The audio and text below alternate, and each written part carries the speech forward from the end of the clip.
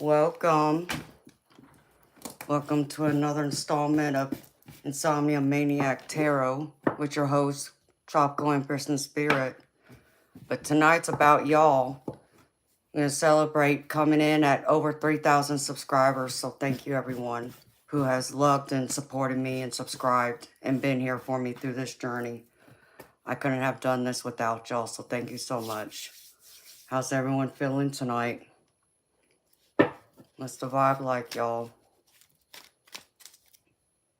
Hi, Courtney. Hi, Christopher. Hi, Darby. Hi, Ange. Hi, Fiona. Hi, Eric. How y'all feeling? Is the vibe good?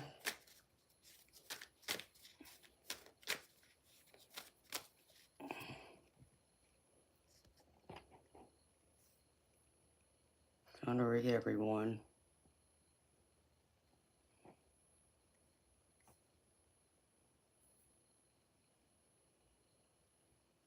Yeah, we're doing great, Fiona. Thank you for asking. Hi, Randy. How you doing, baby? I'm so happy to hear you're feeling better, sweetheart. You just had, what, a bad cold or something? Look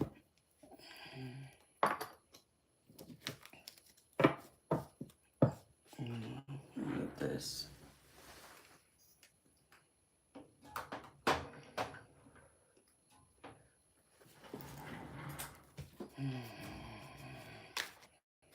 I'm doing good, honey.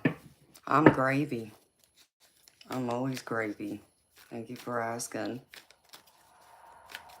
It's good to see you too, Randy. Alright. Let me see. No, Darby. I'm so sorry, honey. Those things are gonna happen, honey. Understand me. Me and mine, we rarely get along. We rarely speak to each other, actually.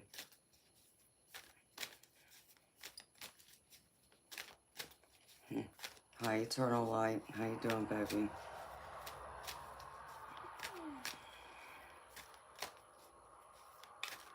Gorgeous spring day in Australia. Wow. That's crazy. It's spring there for y'all and it's fall here for us in the United States.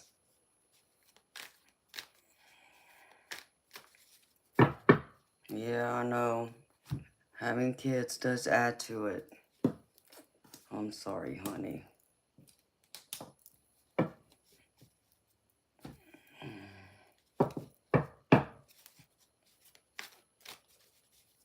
Ray Hassan, didn't your parents teach you to be courteous and say hello first? I don't do zodiacs.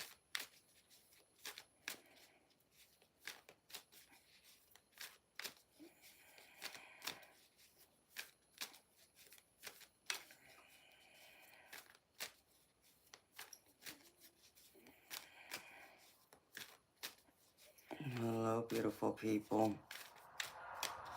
Alright. Let's see. Moved all my cards around. Oh, hello. It's right there in front of you, Amanda.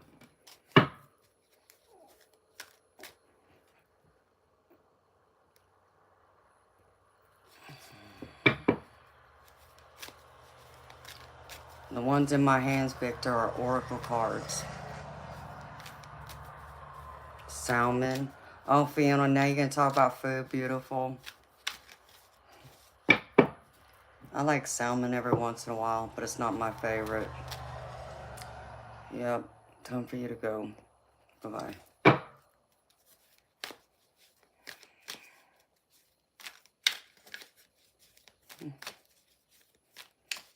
Alright, I'm going to start off with the general collective reading, y'all.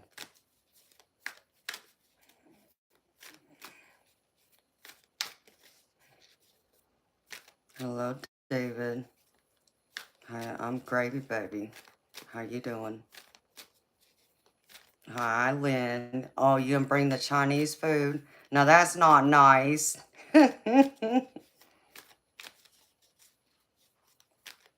Yummy. Okay, beautiful people. I even got dressed up for y'all tonight.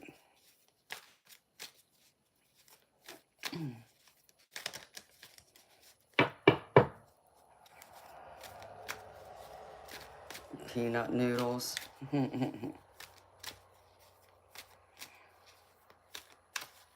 Hi, beautiful Mustang Annie. Yes, I'm having a good day, beautiful. How about you? There's my beautiful, majestic Jess. How you doing, beautiful? Little black dress? No, this is a long one, but it has a slit up the side. I can stand up and show y'all in a minute. I don't know if y'all be able to see it that good or not.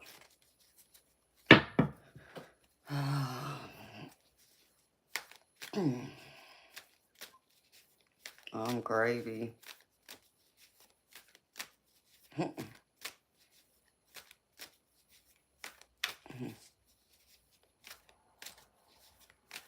Yes, beautiful. I got you at the top, honey. I'm going to do the collective reading first, and then I'll do yours, Courtney. I got you, beautiful. Thank you. Alright, Spirit, show me.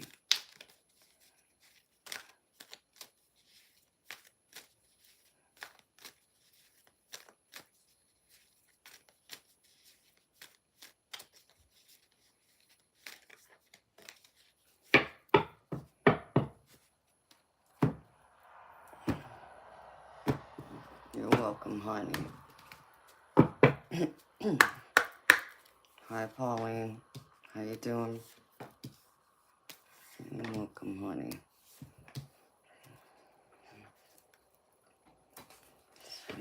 So, let's see. Should have done it the other way. Oh well.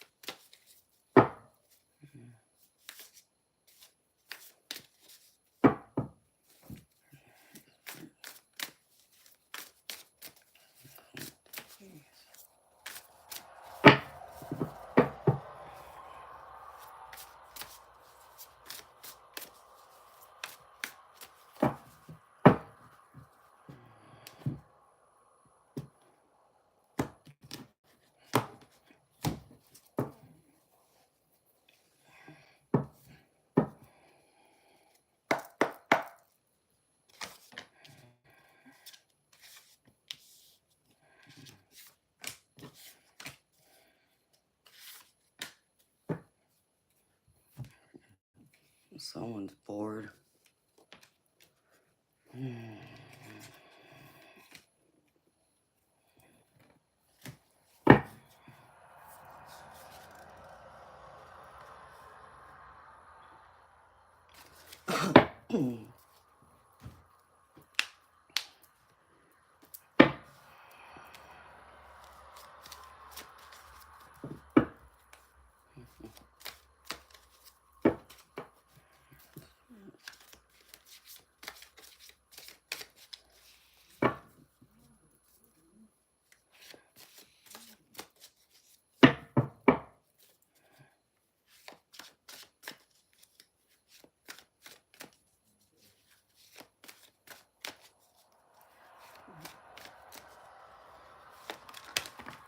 Crap. Spirit.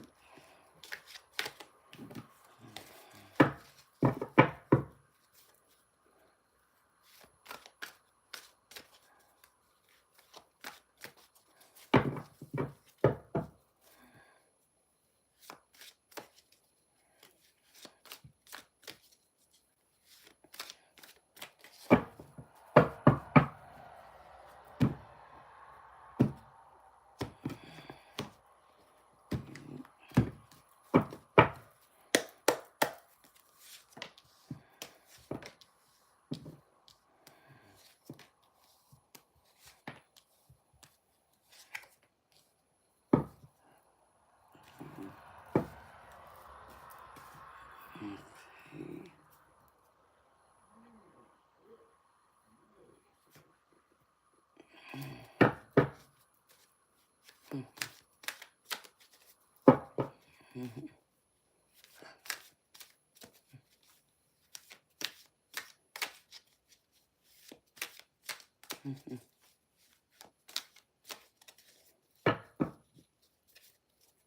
Yuck, Eric, I'm sorry, baby.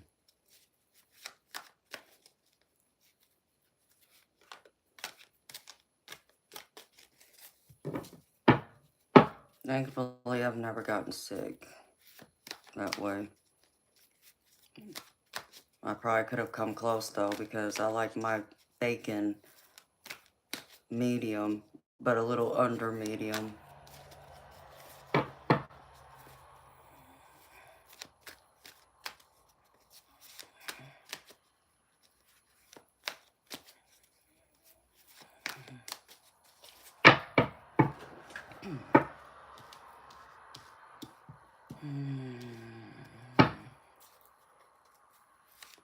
Hi, Bobby. Thank you. That's Teddy. He's my bodyguard. Thanks, Spirit. Let us.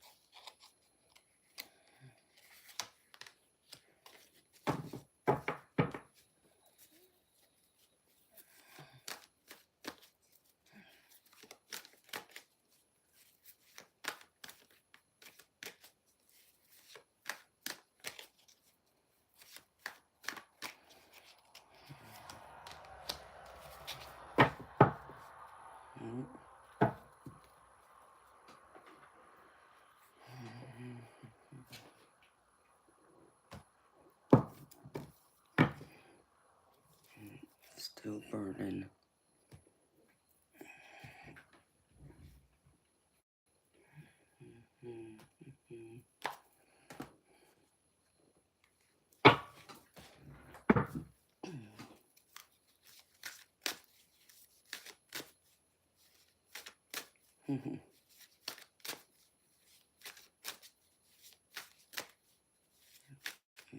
Thank you. My Spirit, show me.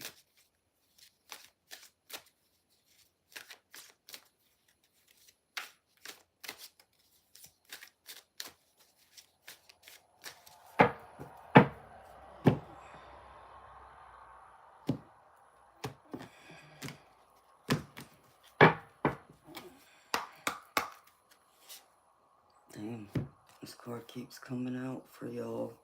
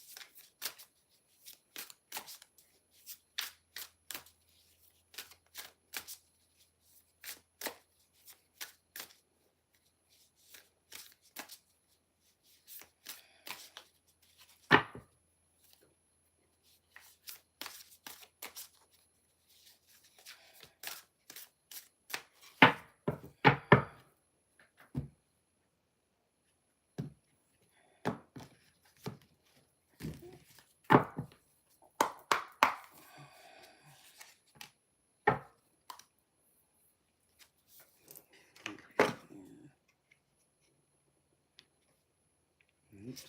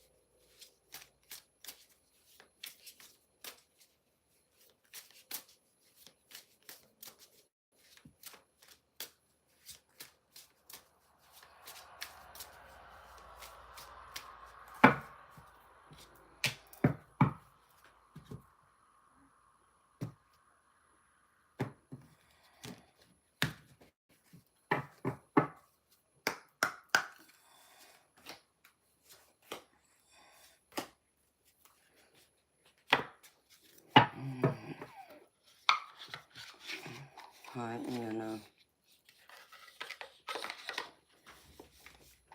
okay, Lynn, you want to see my dress? It goes all the way down to my ankles. It's funny because I've had this dress since I was like 17 years old. I don't know if y'all can see it, but...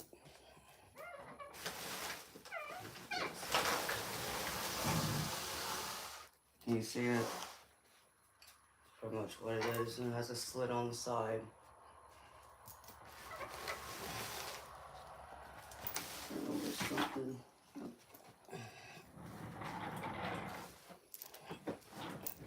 So no, it's not a little black dress, but it's pinstripe, and it's long.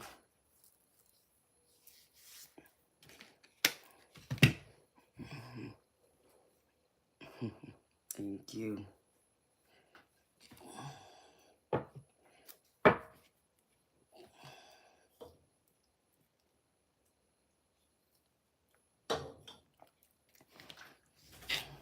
Thank you, y'all. I almost did pull out a different dress, but I decided to put this one on.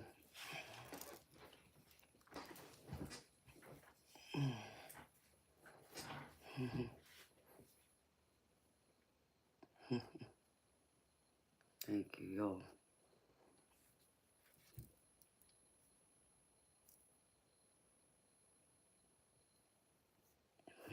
Thank you. All right.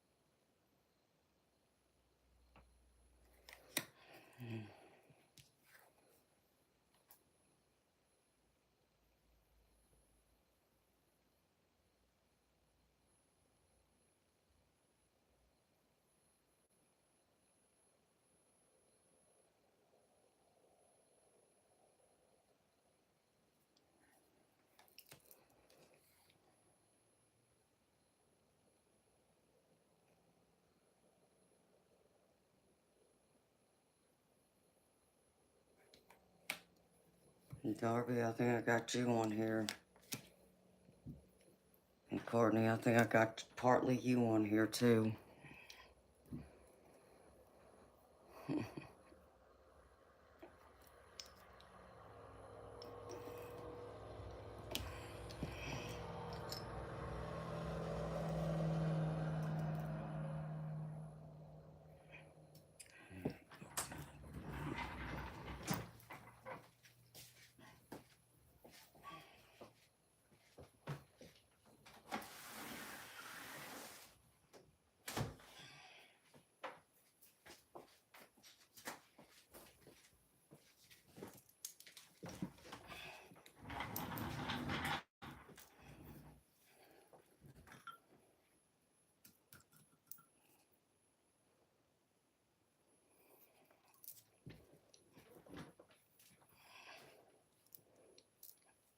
Yeah, I think so. Wait, let's see. Alright, beautiful people. This is a general collective reading. So take what resonates and leave the rest.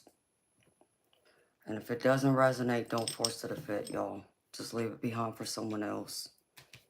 And if nothing resonates, come back to it another day. You feel called to it. It might resonate with you then. Okay, so today I got kindness counts.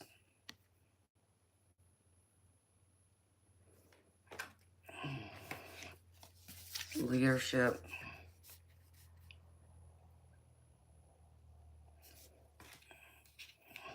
Let's see. Come on, card. Live your bliss.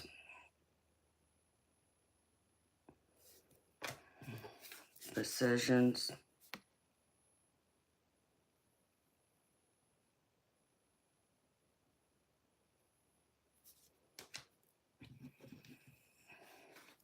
Let's see. Be of service.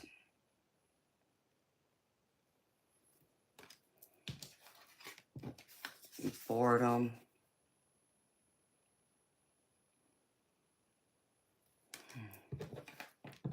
And patience is a virtue.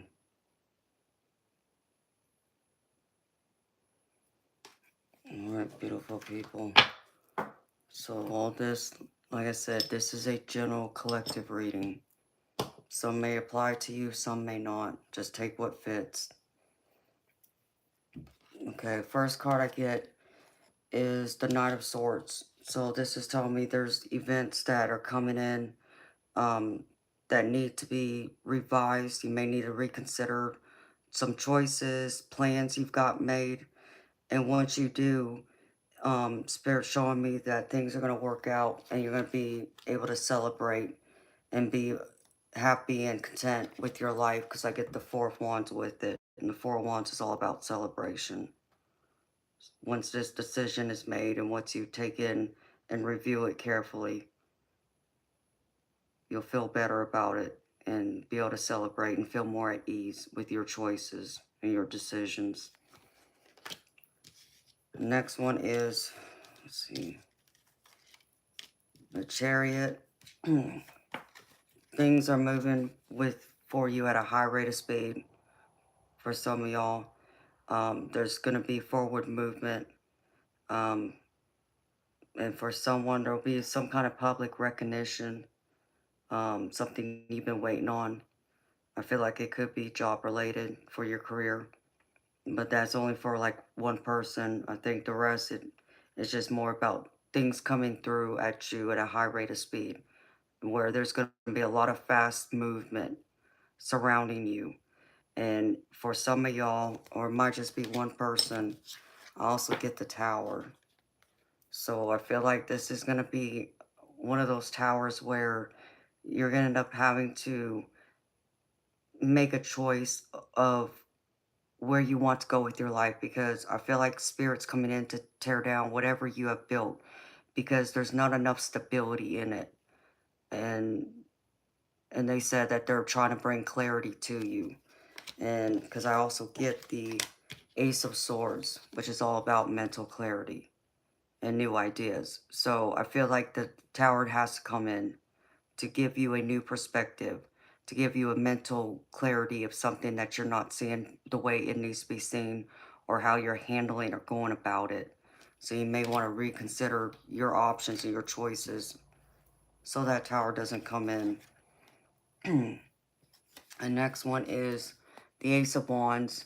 This tells me that for some of y'all, maybe only one person, this is about your opportunity to advance in your career. Like someone's going to offer you a promotion, or you're going to make an advancement somewhere. And I'm coming in behind it with the King of Pentacles, which to me, the way that I'm reading this, this is the company that you're looking at, either you work for, or you're going to be transitioning to, for that new career advancement, that new opportunity. And I feel like it's going to be a good move. That's what this King of Pentacles tells me. So be on the lookout for it, because I know some of y'all were looking for career advancements. And then the next one is the Queen of Wands. And this is all about being in your passion, your creativity, opening yourself up to new possibilities, new ideas, and Spirit wanting you to spread your wings and fly. So, and to stop underestimating yourself. Whatever it is that you are creative, you know, about, or have passions about, Spirit's wanting you to take that leap of faith and spread your wings and stop underestimating yourself, underestimating your abilities, your skills, your talents. Um, and it's also showing me that through this process, you're going to need to be more grounded, because I get the Princess of Cups. This is a card about falling in love, but the way I'm reading this, this is more about you staying more grounded, not getting lost in your emotions, stay more mentally grounded and focused, and allow Spirit to come in and guide you. And then the last one is the Eight of Pentacles, which is all about being skilled at your job, or being skilled at something you're good at, that, you know, maybe it's a trade, or it can even just be, you know, your interests and hobbies. Take it how it fits. With this card, I also get the Lovers. So to me, this is about um, working well together. And, you know, the Lovers card can be, I mean, friends, family, or a romantic relationship. So I feel like there's going to need to be some coming together, even though you may work things out, or you work well together. I feel like there's still a lot of things that need to be discussed in order to make this relationship work and to make it stronger. And I feel like there's a lot you still need to learn here about yourself and about each other in order for this relationship to kind of take its course and go forward without it being getting stuck in the mud, or, you know, getting stuck in the dirt off the ditch somewhere, because you don't want it going off in the ditch. So think about your choices, how you're communicating with them, and try not to be that right fighter. Don't be self-righteous, okay? Instead, you want to think about it like, what can I do here to change this, to make not just me happy, but us happy as a couple? You know, it's when you get into a relationship, it's no longer about just you and them. It's about y'all together. And when you're talking about a romantic relationship, when you talk about friendships and family, it's really kind of a lot of the same things. It may not feel as intimate, but some of the basic foundations of a relationship, that's what you need to do. Think about each other, you know, communicate well, have that respect and trust for one another. Otherwise, you know, friendships and even family members, they can grow apart, and you don't want to see that happen. So there's something that needs to be looked at. Y'all need to work out, talk about, and discuss further to make things work. And I pulled a few oracle cards. The first one is, let's see, where I can go. This is the Goddess deck. So this is Jackie. Gaze at the night sky. The Goddess of the Moon offers you a profound connection to the night sky and the mysteries of the cosmos, synchronized with the divine guidance that comes from stargazing and connecting with the celestial realm. Jackie reminds you to find harmony between your earthly existence and the infinite cosmic dance.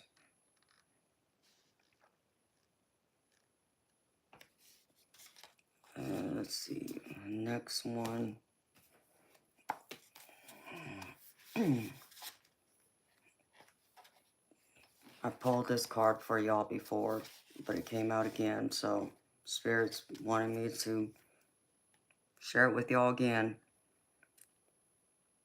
Emergence of protection. The need for protection implies the existence of a threat that must be guarded against. Can you feel, however, that you are not the only one looking out for you? We inherently know that our lives are brief and we will experience highs and lows before we return to spirit. When we call upon higher forces, it makes it safer and easier to move through this world. As you progress on your journey, trust in divine protection. Unnecessary harm will not come to you if you follow the prompt signs and nudges along the way. Shield your energy by setting healthy boundaries. In this way, you teach others how to treat you respectfully, as well as underscore your own self-respect. On the rare occasion that someone crosses your clear boundaries, you will be able to respond effortlessly and dispassionately because you know yourself so well. You're doing the inner work to know who you are. You know your boundaries and broadcast them. Now trust that the mission you are on comes with divine direction and divine protection.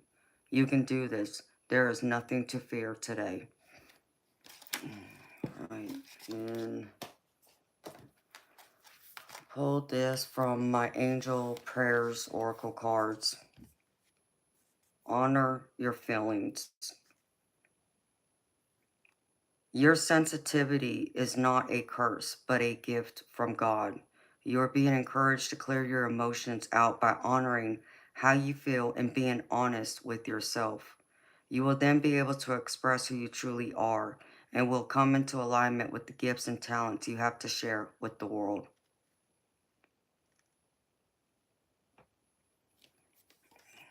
And then I pulled a few cards from my messages from the universe. First one is, if you are feeling stuck in any area of your life, whether it is in a relationship, a job, or just a situation, ask yourself, what is stopping me from leaving? Yes, leaving is scary, but sometimes it is the right step to take. Be brave. We are right beside you.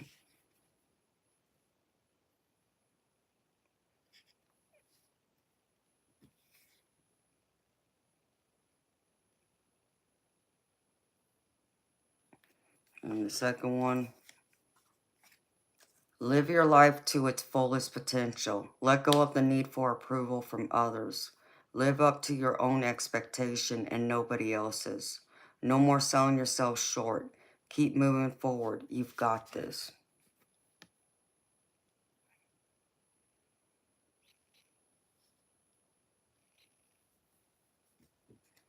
And the last one. In relationships, the biggest thing you must look for is consistency. Every time you forgive someone who is not being consistent with you, you're giving them permission to hurt you again. You deserve better.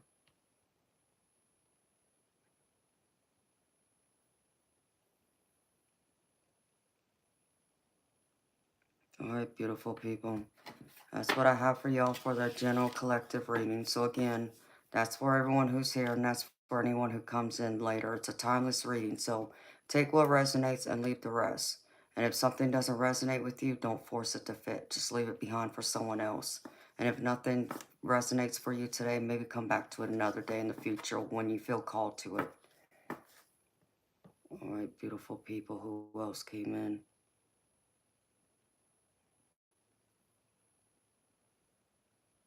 Hi, John O'Brien. Thank you, baby. There's that card again. What, the emergence of protection card? Is that the one you're talking about?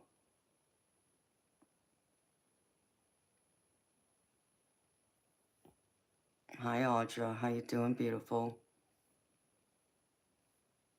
Hi, Cheryl. Hi, John.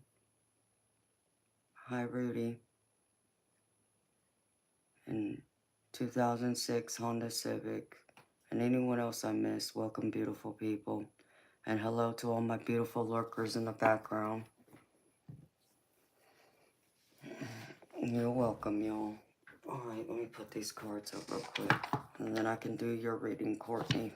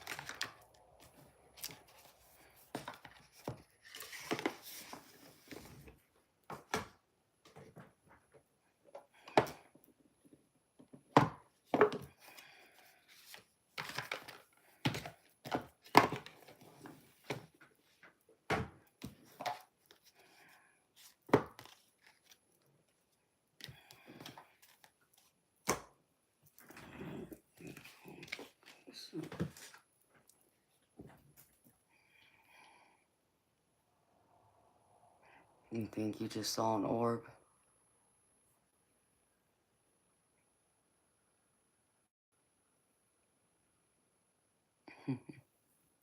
You're welcome, honey.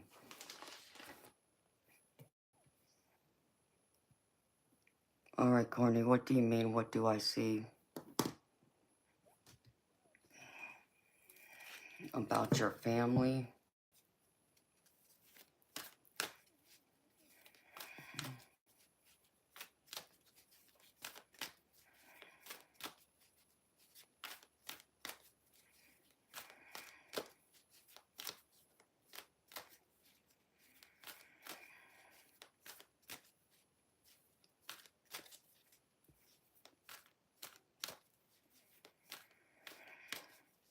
Okay. Hi, handsome Jeff. How you doing, baby?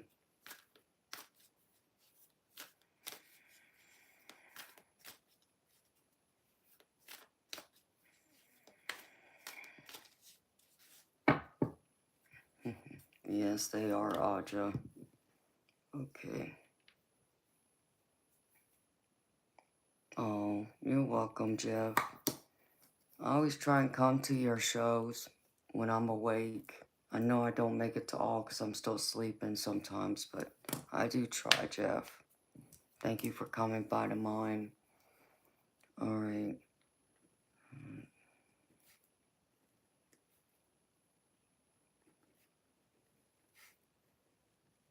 Reconnecting.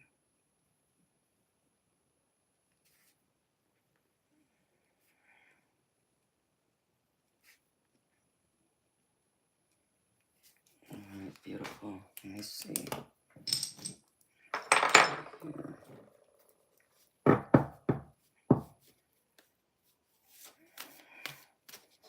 Here. Man, hopefully the clown car crashed. That's what I'm hoping for.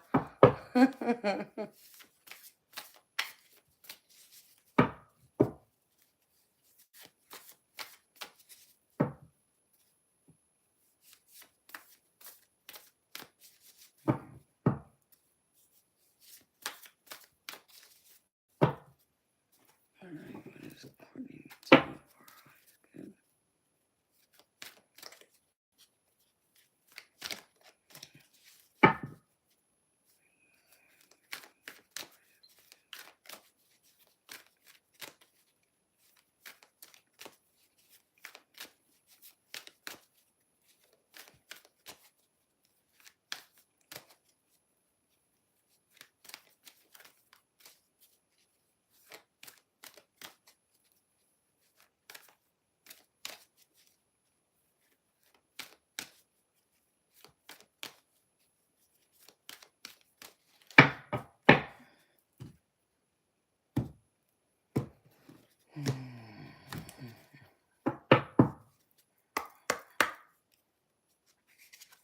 Yeah, I know, right, Courtney? You ever seen that movie, Wrong Turn? Maybe they got lost in that movie. I'm bad, I know.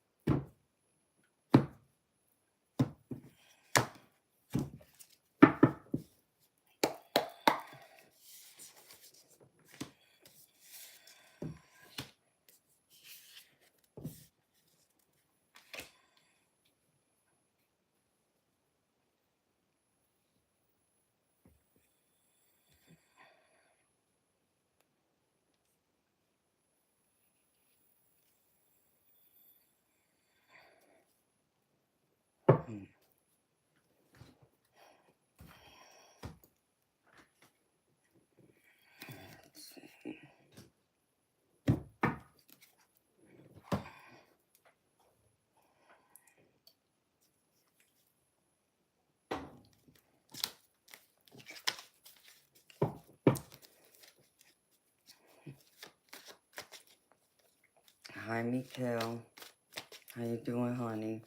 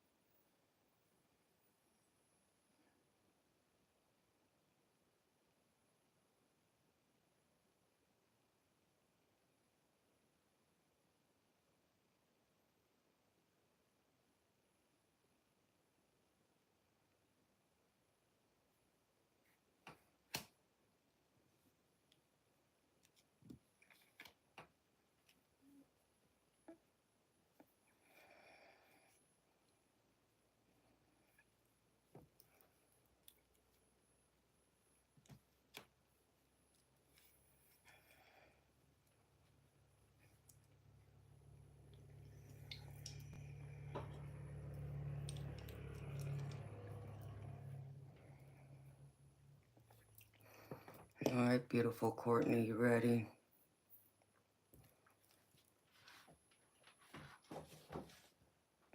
So we're going.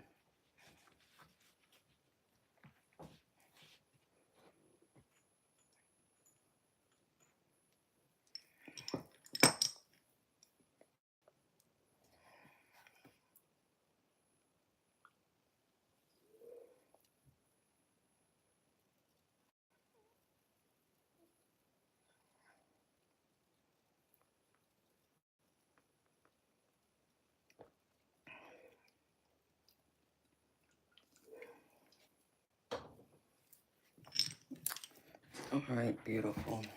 All right. You know how I do my reading, so I don't have to explain. First one, be yourself. Always be yourself, Courtney. Don't try and be someone else. Be yourself with them. Be yourself around anyone and everyone. And be your true self with yourself. The Spirit's saying you still got to show yourself more self-love. Like, I still feel like sometimes, Courtney, you take on those doubts and you allow those doubts to creep in. And you got to still focus on trying to push those doubts out about yourself. And, you know, like I've said before, there's times where we all got flaws. And yeah, there's some that we wish we didn't have and we wish we can get rid of, or we work on trying to change it into something different. And in the end, that's all you really can do, beautiful, is change it to something better than what it was, or you accept it. But don't think that by having those flaws, having those doubts, changes who you are as a person and actually gives you your uniqueness. And, you know, the person that people get to know you by, that's the person that we all love, not someone else that you're trying to be or think you're lacking or you're not good enough. So make sure you show yourself that extra self-love. The next one is thoughts create your reality. So again, here's thoughts coming on. You know, Spirit's wanting to remind you to not get in your head, get in your way, thinking that, you know, you're not going to get anywhere, or you're not going to be that kind of person that anyone would look to and want to have in their life or be a part of their family. You know, you're wrong. So just focus on the good times with them and put that into motion. When you think of wanting to spend time with them, wanting to connect with them, think of those positive times, those happy times. And if you keep thinking of that and then putting action towards it, it will come to fruition for you. And the next one is community. And so I feel like for you, this is all about your family, both, you know, family and friends, but, you know, even, you know, your entire community come together, is what I just heard. And they want to remind you that, you know, being part of that community means you are here for a reason, and to not forget that. Be that person, you know, be there, be present, be helpful, you know, be the happy, you know, quirky comedian that we all love and know you as.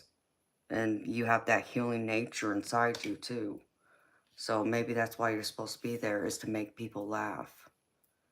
Because in the end, love is your energy. And Spirit wants to remind you of that. With your love being your energy, it gives you freedom. You know, freedom to be who you are, freedom to express yourself, freedom to live the life you want, freedom to do the things you want to do and conquer in your life. Love brings all kinds of wonderful, positive things towards you instead of, you know, having those negative thoughts that goes away from you. So be in that freedom mode and that love energy, and everything's going to be just fine. I feel like there's a lot of success coming for you because based on what the cards I've gotten, I'm seeing success here, sweetheart. So the first card is, this is like your recent past, is the Four of Cups, which for you, this tells me this is more like, not that you're not interested in connecting with them, because I know you are, but you're not satisfied with how things have been going. Like there's still a part of you that still feels like there should be more going on, more interaction, more time spent together, something along those lines.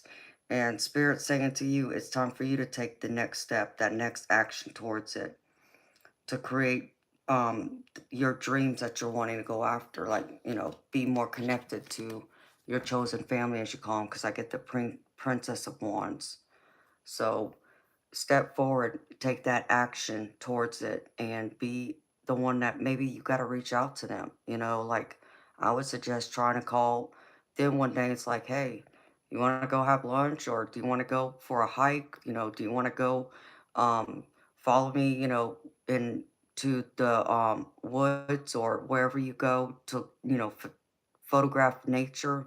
Invite them along. Invite them into your world, sweetheart. Because I think if you do more of that, they'll be willing to come through and be there and want to spend time with you. Um, the next card I get is the Sun card. And this is all about success, happy outcomes. So I feel like, this is, going into the future. This is you coming out in happiness. And then I even get the Justice card with it. And, yeah, justice, talks about fairness and balance, but justice can also involve a legal matter, which for you, this would be that because it's about the adoption papers. So I feel like it's going to happen.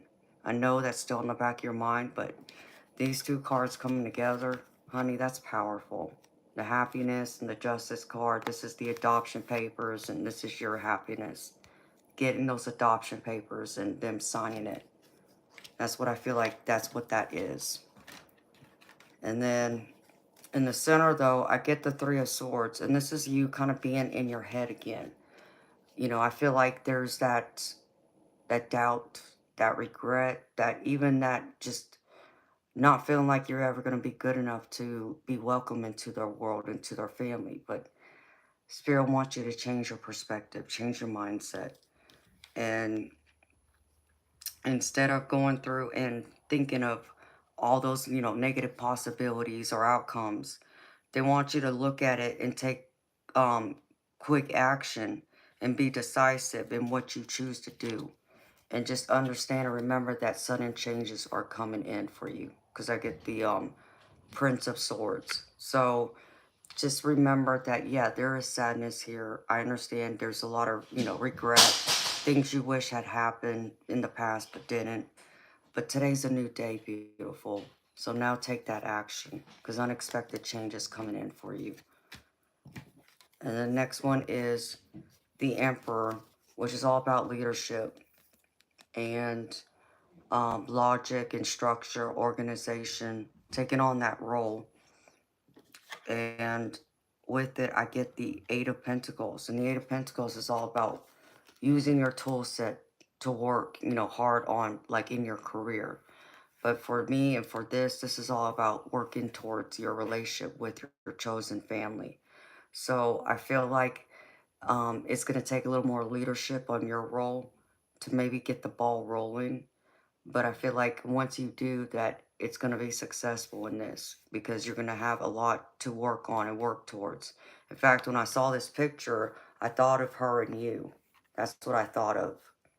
So I feel like there's going to be more time for y'all to come together and that you showing that you really want this, like putting in that decisive action and showing her and the rest of her family that you really want to be a member of this family. Yeah, you're not blood, but blood doesn't matter. Family is who you choose, not the family that's, tied to you by blood. And to me, that makes it more special because they don't have to choose you and you don't have to choose them. But because of what y'all have in common, y'all are choosing each other. And I feel like she's going to choose you just as much as you're choosing her and the rest of her family.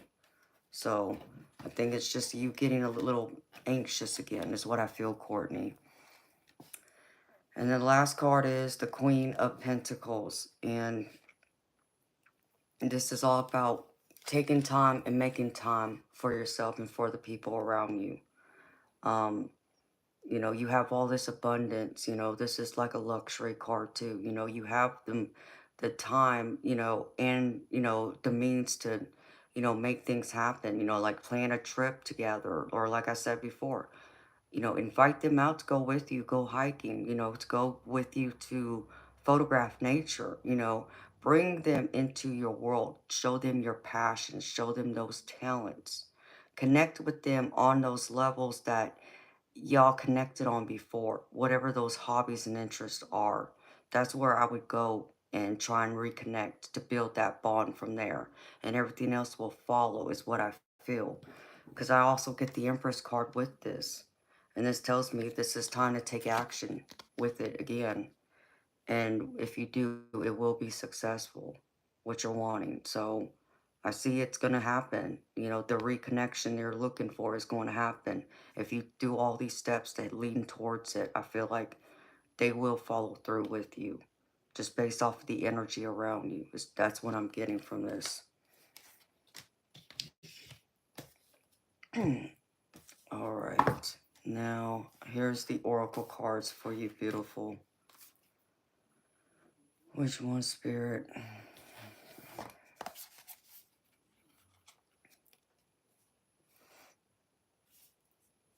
All right. First one is the power of purpose.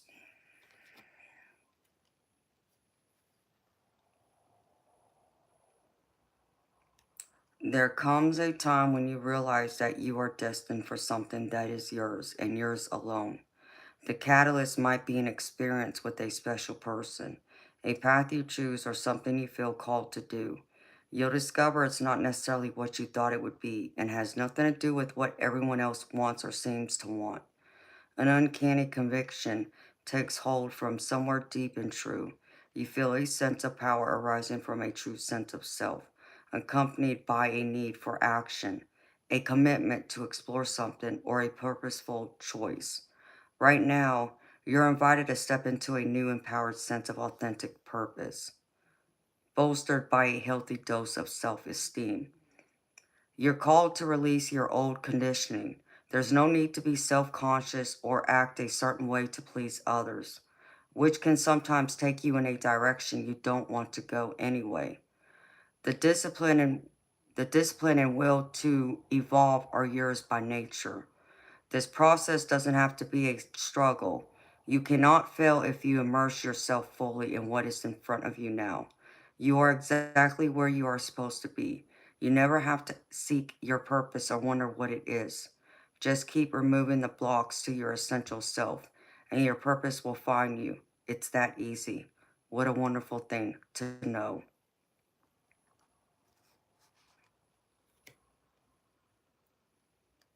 All right, that's the first one. And let's see. I pulled this card for you before, Courtney, but it's another confirmation that you're going to be successful. Prosperity, abundance, and success. This card heralds a time of great prosperity opening up for you. Abundant blessings may come in many forms and for many reasons.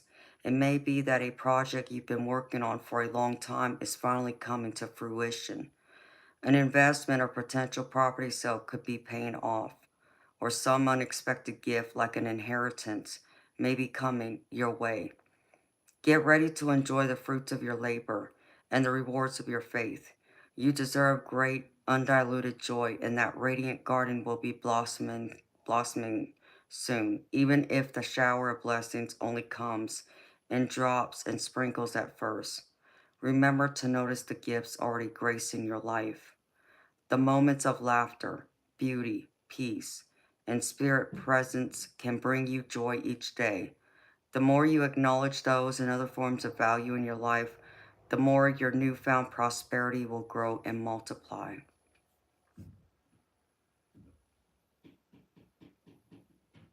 So I feel like, again, Courtney, this is talking about your success, what you're going after and what you're wanting.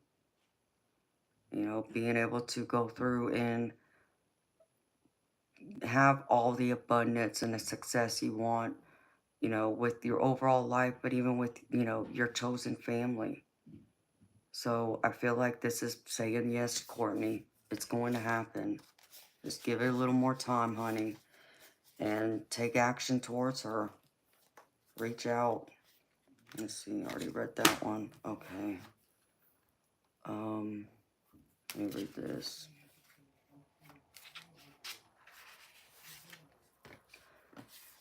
Here's the other one from my Resurrection Oracle. Welcome to your life. The dream state. Unwind your mind. Here is a place where all things are possible.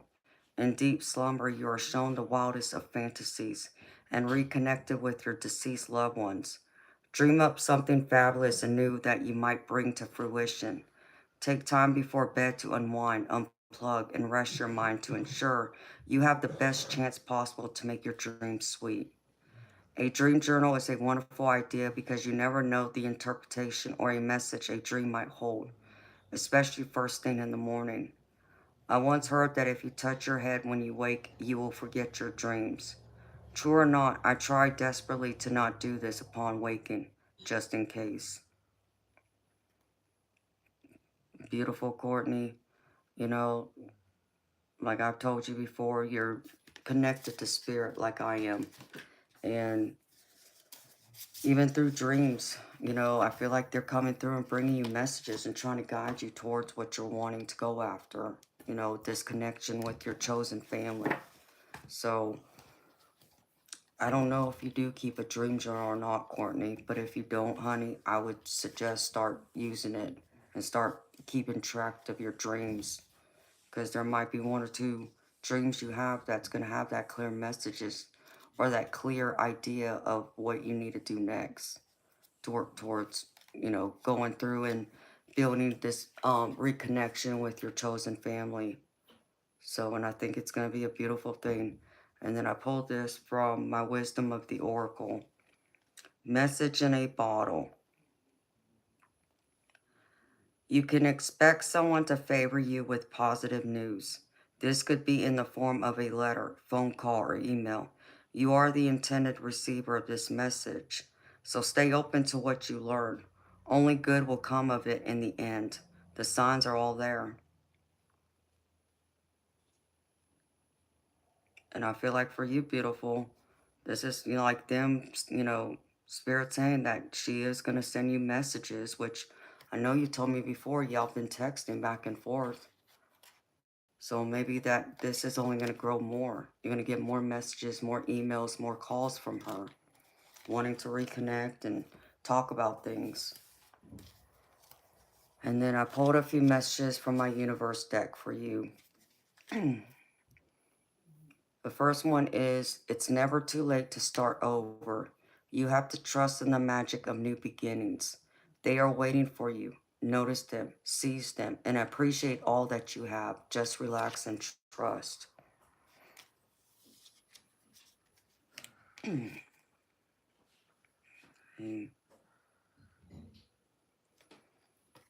relationships, the biggest thing you must look for is consistency.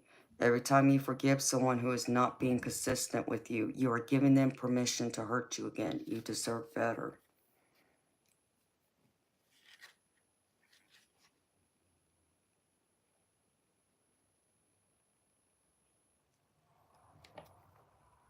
Yeah, I really like this first message right here. And I like this one too that I'm fixing to read. Live your life to its fullest potential. Let go of the need for approval from others. Live up to your own expectations and nobody else's.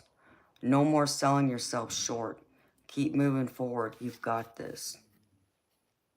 And I love this for you, Courtney. This one it really resonates with me for you.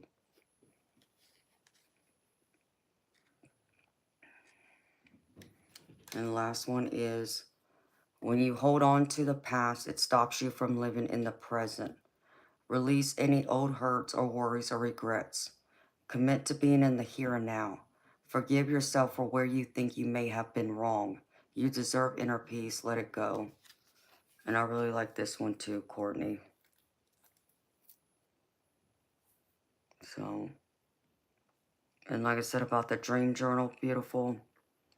You know, I don't know how well you remember your dreams, but I will, you know, if you do, write it down, sweetheart. Because, you know, sometimes even when we have dreams, see, dreams can be our fears and our, you know, subconscious coming to the conscious mind, you know, trying to remind us of something. Um, but it's even our fears, our worries playing out. But other times it's actually um, our loved ones coming to visit us and to share some messages with us from the other side. Or it can be our spirit guides giving us advice. We just may not recognize them as our spirit guides, but you'll see, you know, people in your dream, you're like, when you wake up, you're like, who the hell is that? I don't know who that person is. And more than likely, it's one of your spirit guides that you just didn't know, you were unaware of. Or it even could be a great ancestor that you didn't know in this life. So get a dream journal, write your dreams down, and just keep track of it, sweetheart. Because I feel like there's messages coming in for you through your dreams.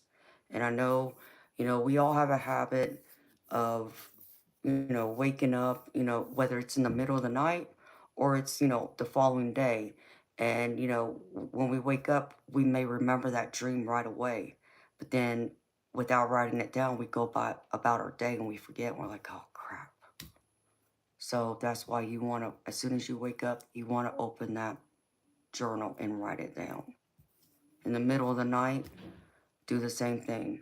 You know, instead of turning over and saying, oh, I'll write it in the morning, pull out that book and write it down real quick. So keep the journal right next to your bed with a pen so you can just grab it real quick and write it down. And I think it will help you greatly. And you may find over time there will be some messages in there that you may have not considered them messages before, but and they may not resonate for you then, but they might resonate for you later down the road. So, but overall, beautiful. I love that reading for you. I mean, I feel that connection. You know, I know how much you love this woman. I know how much her friendship means to you. And I know how much you want, you know, this connection to be grounded and solid again, you know. And I know you have those fears though that she's going to reject you or she's going to walk out of your life again or she's not going to follow through on the adoption. And beautiful, I'm not getting that. And I know it's some of your worries and your fears playing out, your anxiety again, but I'm not getting that, Courtney. I really think she genuinely cares about you. I just think it's a matter of you stopping yourself from getting your own way. Like I said, just pick up that phone. You know, I don't know how close they are to you. Pick up that phone and say, listen, I plan on going to the park or wherever on this day. Would you like to come out and spend the day with me as I photograph nature? Invite her to those things that you feel like, you know, y'all connected on before or you feel like she would enjoy with you. And that's how I would start that. And what's the worst she can do? Say no? Yeah, she can. But just because she says no today doesn't mean she's going to keep saying no down the road. You know, it just may be that day. She may be busy and she can't do it. But okay, try another time. You know, or go and pick out a day. Maybe just call her up, Courtney, and say, listen, you know, I don't know. You know, I was thinking about doing this in a couple weeks. I don't know what your plans are, but, you know, if I were to plan this out on this day, would you be free and would you be interested in coming out with me? Make those kinds of plans, honey, and see what she says. That's you reaching out. And that's you, like, taking control. Like that one card right here. Where'd it go? The one I always talk about. Um, like, thoughts create your reality. Now put those thoughts into action. Beautiful. And reach out to her, you know. Like I said, okay, she may not be able to come tomorrow or the next day because, you know, people sometimes plan ahead of time, but think of like a few weeks out or something and just see what she says. And if she says yes, great. If she says no, I'm sorry, but she might even come back and say, well, no, I can't do it on this day, but what about this day? And there you go. You know, it's just you a fear of rejection. And I get that, Courtney. But I think it's going to be okay, beautiful. You just got to take that risk. Take that chance, honey. You're so welcome, honey. I hope that reading resonated with you, and I hope those messages help give you some peace and comfort and love and validation. So thank you for trusting me to read for you again, beautiful. Thank you for being here. All right, let me put these cards up.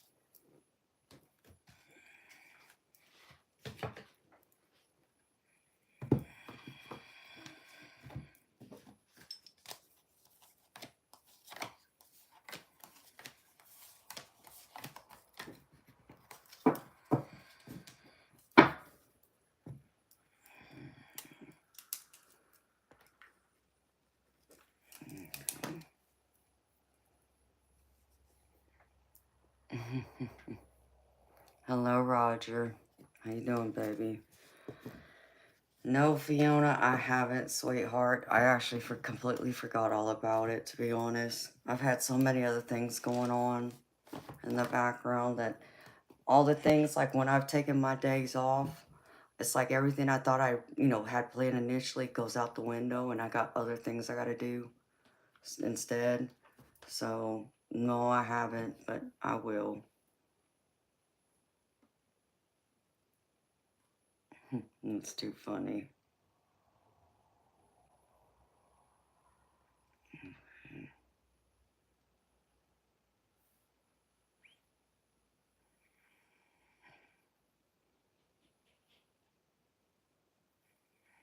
Let's see.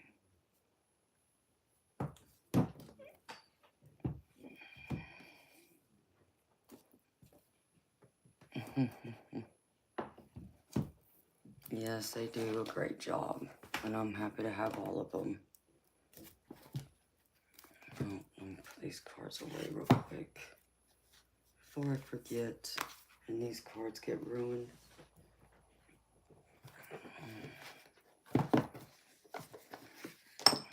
Y'all ready to play a game? I'm doing good, Roger. I'm gravy. I'm so gravy. I got some biscuits and sausage and some ham to go with my gravy. What about you, baby? Is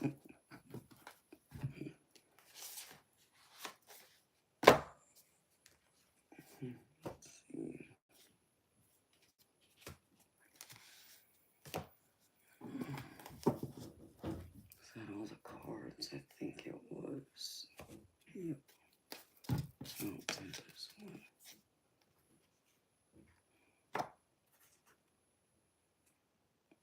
I need to get me some kind of shelf or something. Let's put these cards on.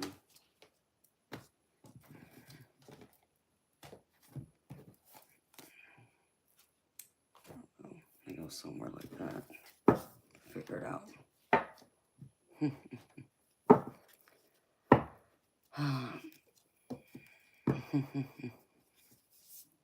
Hi, Sarah. I'm doing good, honey. Thank you. How you doing?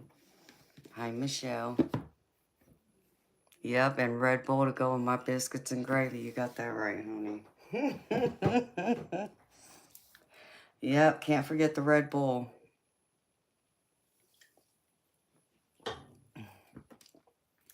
Absolutely. I want to do something.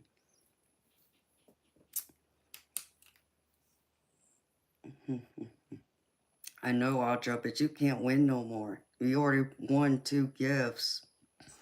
You won 2 prizes, so you and Ange got to sit out.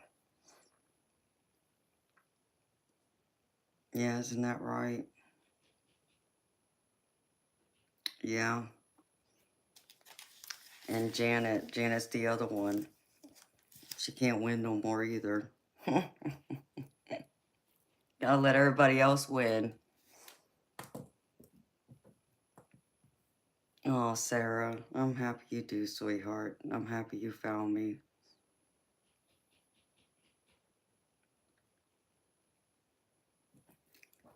Let's see.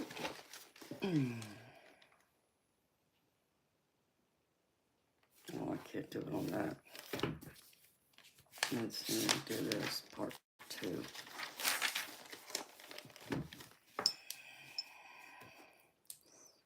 You would have given it away anyway. Let's see. 3K. Let me write this down.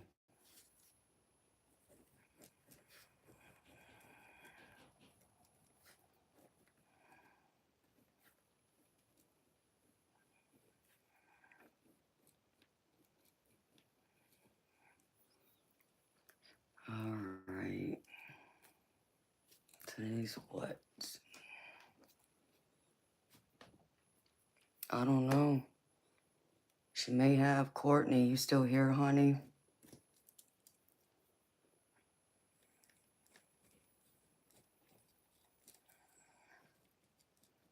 Hopefully she didn't leave.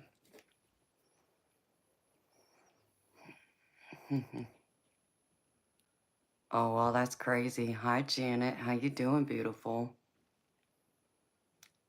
3.33. Now, isn't that something?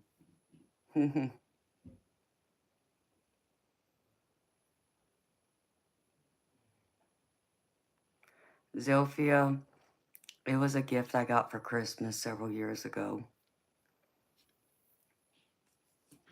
I got the teddy bear and I got a diamond necklace that year for Christmas.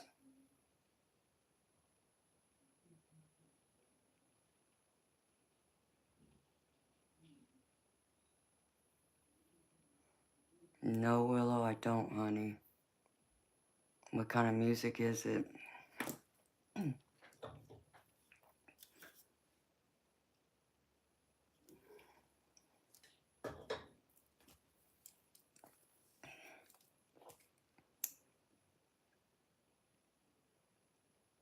Okay. Because already...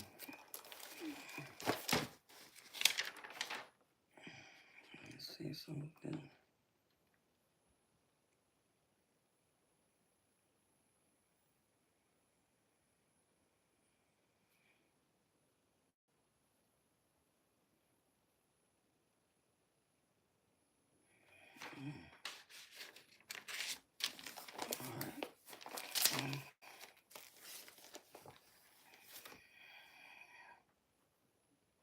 Okay. Oh, thank you for all the emojis. Hi, Sponge Brain. I'm doing good, baby. How you doing, honey? It was like soul music. I don't know, Willow. Have you tried like typing like that line into Google and just put that one line in there and type lyrics and see what pops up? That's what I would try and do.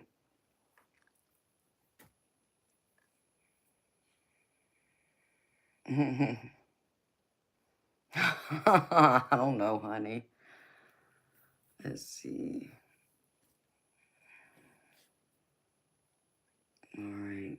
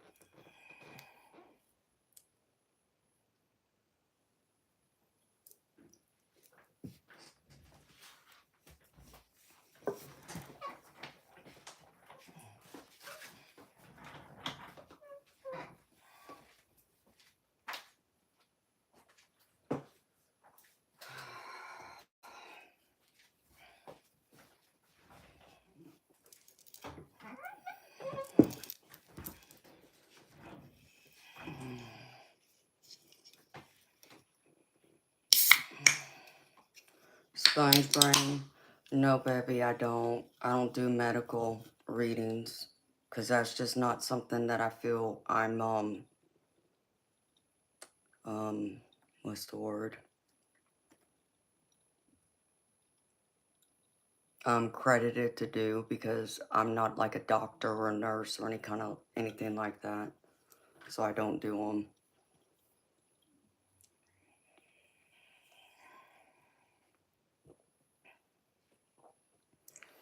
Hi, Judith. I'm doing good, beautiful. How you doing?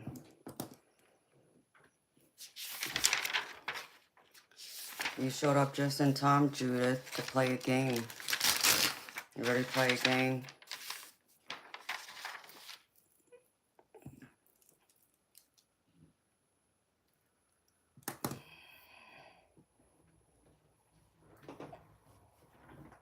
Since our little celebration got interrupted last Saturday, I decided to pick it up and do it the rest of it tonight. So I'm gonna do half of the prizes the first half of tonight, and then I'll wait until sometime later in the early morning to do the second half.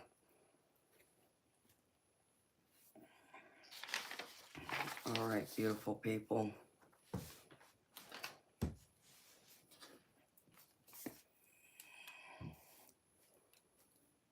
So this is how we played the game last time. I'm gonna give y'all a number, like what to pick from.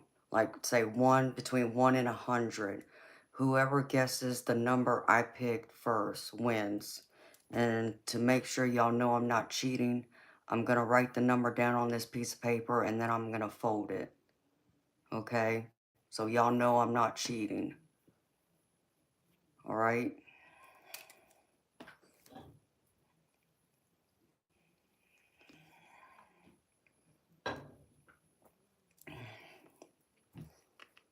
So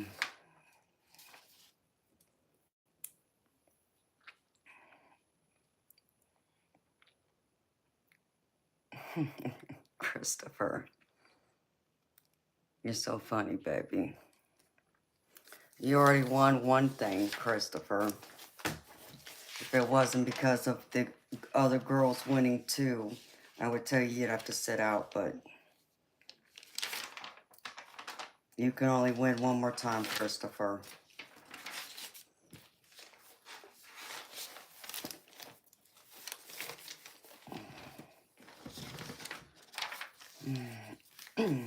Okay.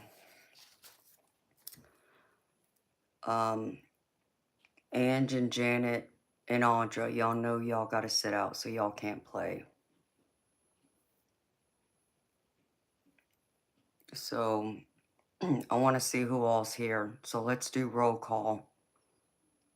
Tell me y'all are here.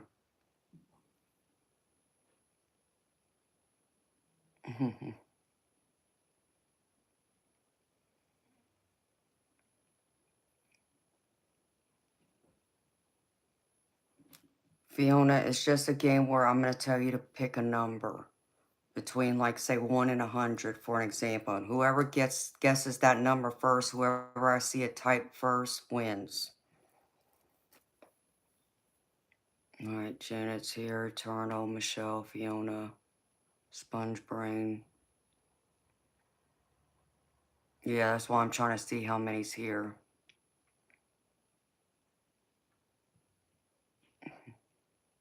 Judith's here.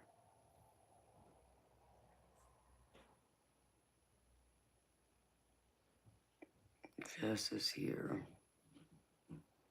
All right, hi Kenneth. Hi Daniel.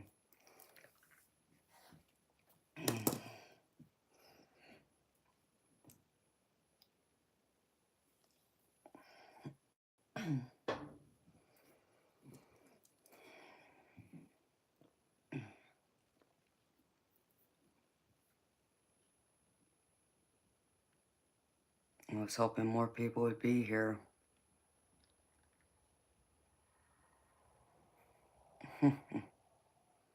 Yes, Timothy, I drink with my pinky up. It's a habit.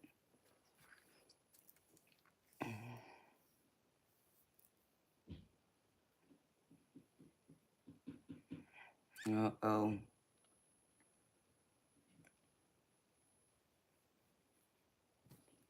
You can post it as many times you want, Fiona. It's whoever can guess the number first. Alright, Christopher, so it's time. Jess and Ange, are y'all here?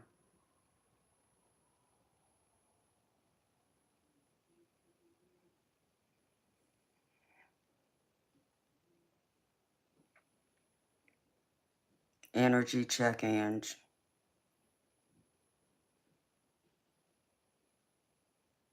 Do I need to go through and strengthen it already? Eternal light.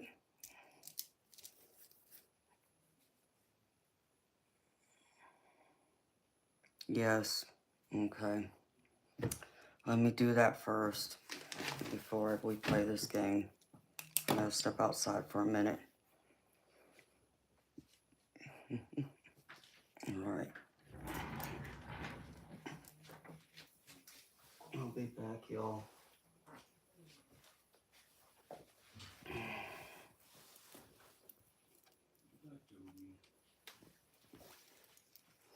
We'll go ahead and grab your ice cream bar, honey.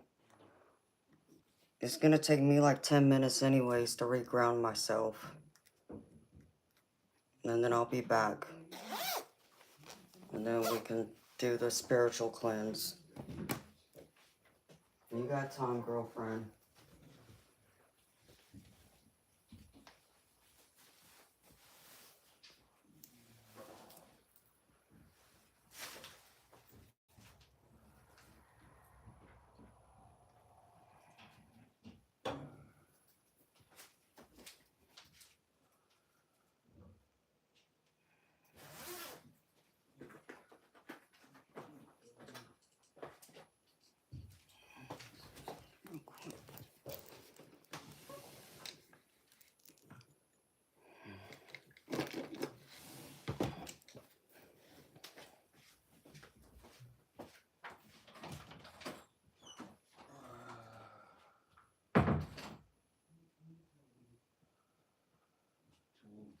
Investigate the little ones.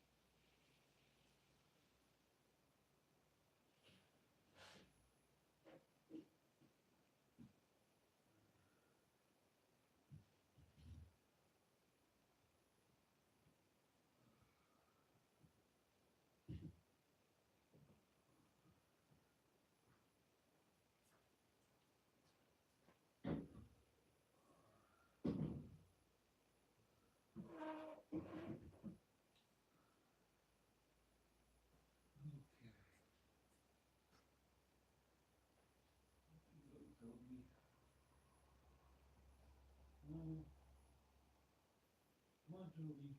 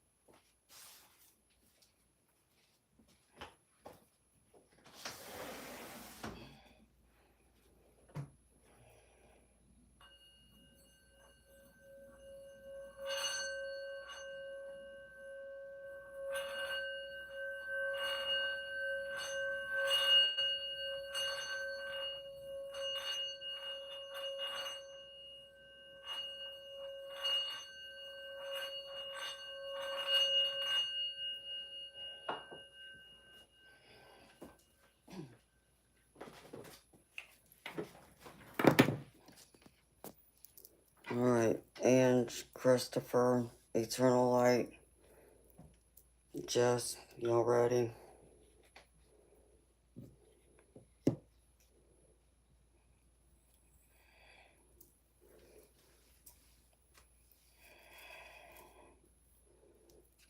Alright, Judith.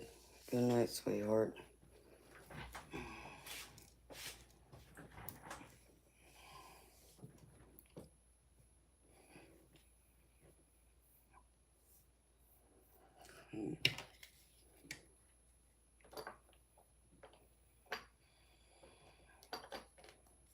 Hi, Johnny Depp.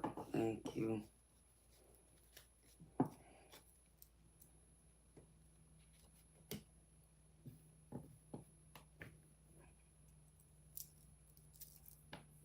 Eternal Light, Ange.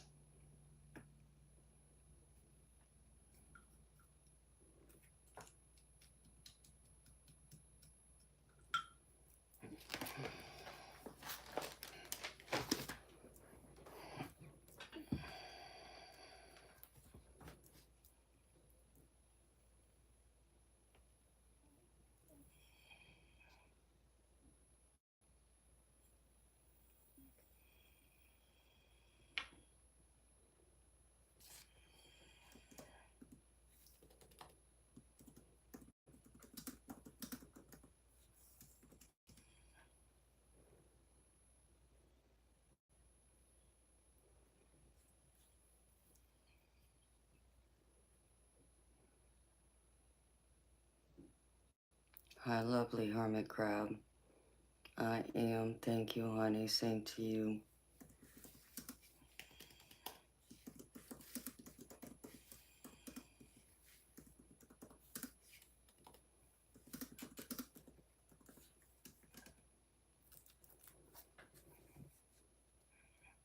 Idelu, thank you. It's very sweet.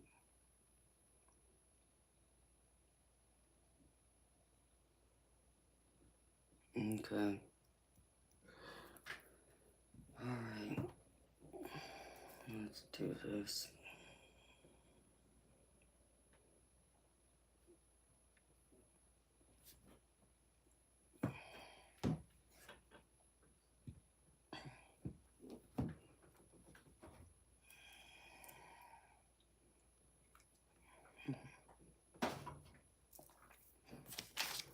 Alright.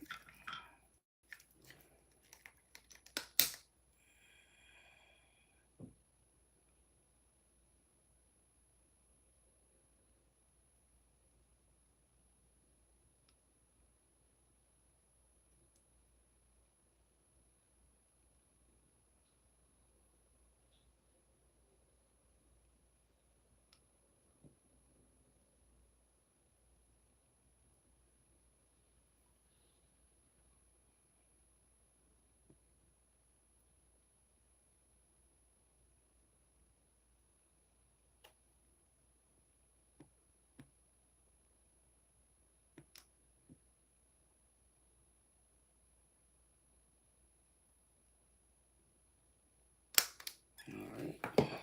So, to my archangels, Metatron, Michael, Gabriel, and Raphael, I humbly ask for your service. I humbly ask that you step forward. You stand with me. You shield me, protect me, using your wings as my holy shield of protection, love, and light. Stand before me and come in and remove all evil and negative entities and energies in my sacred space. Remove all evil and negative entities and energies out of my sacred space, out of my cards, out of my stream. Remove all evil and negative entities and energies out of my sacred space. Remove all evil and negative entities and energies out of my sacred space. Remove all evil and negative entities and energies out of my sacred space. Remove all evil and negative entities and energies out of my sacred space.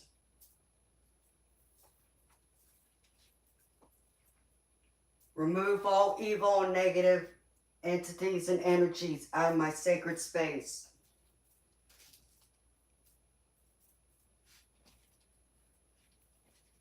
Remove all evil and negative entities and energies out of my sacred space.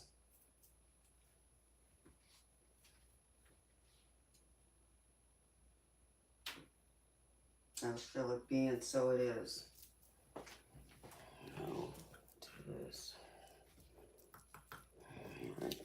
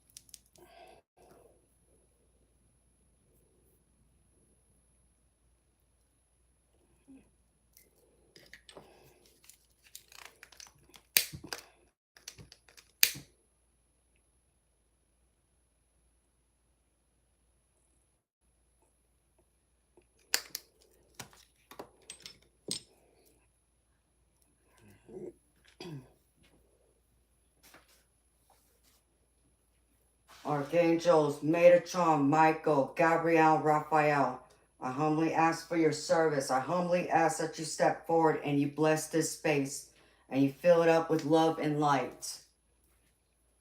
Bless this space and fill it up with love and light. Bless this space, fill it up with love and light.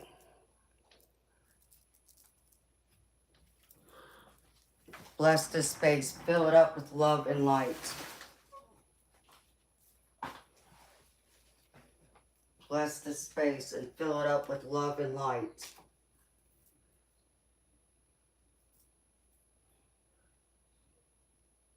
Bless this space and fill it up with love and light.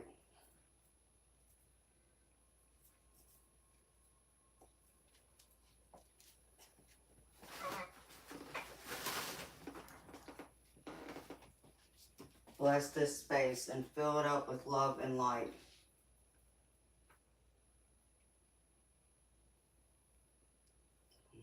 Keep breathing. Bless this space, fill it up with love and light.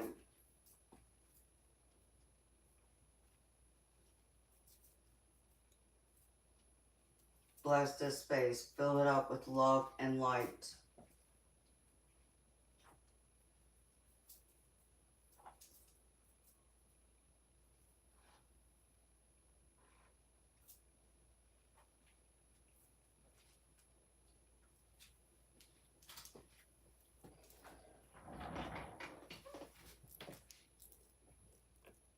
Bless and protect this stream.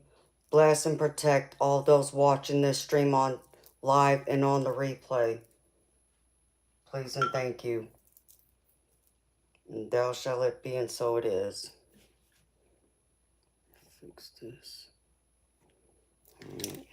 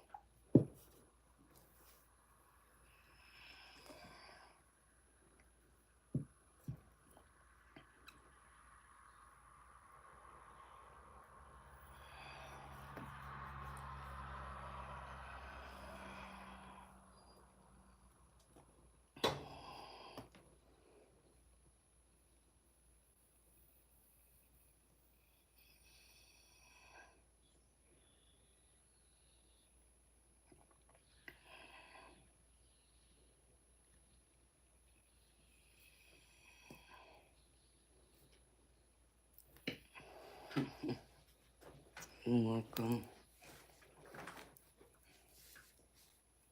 Thank you for all the heart emojis. Beedaloo, you've never seen a spiritual cleanse before? That's something that everyone who practices should actually use.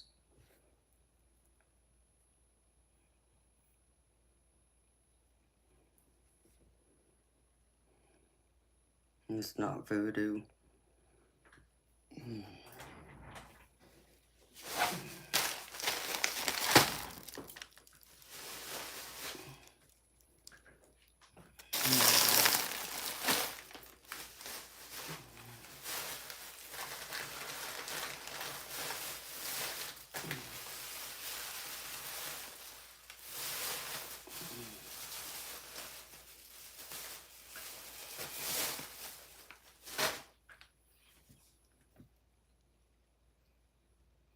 People who practice spirituality, like people who are psychic, people who read cards, which I'm both a psychic reader and a card reader. It is for love and protection.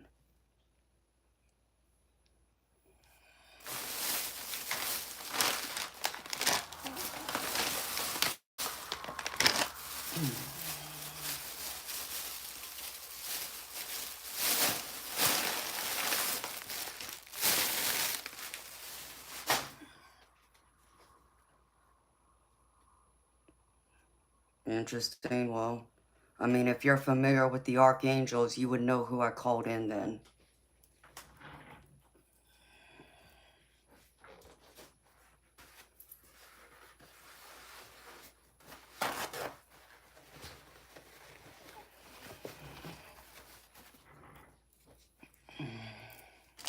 Alright, careful people.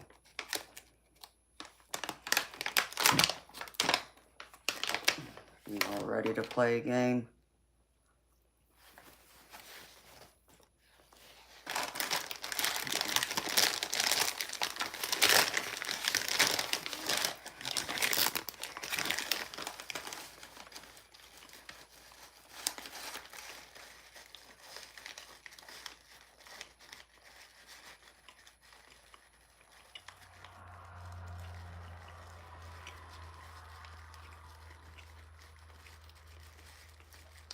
Hi, Peter. I'm doing good here, honey. How you doing?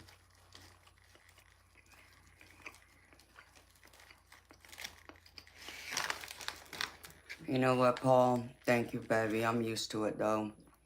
People want to come in here, cause trouble, and call it voodoo, call it witchcraft, call it all these different things when it's not.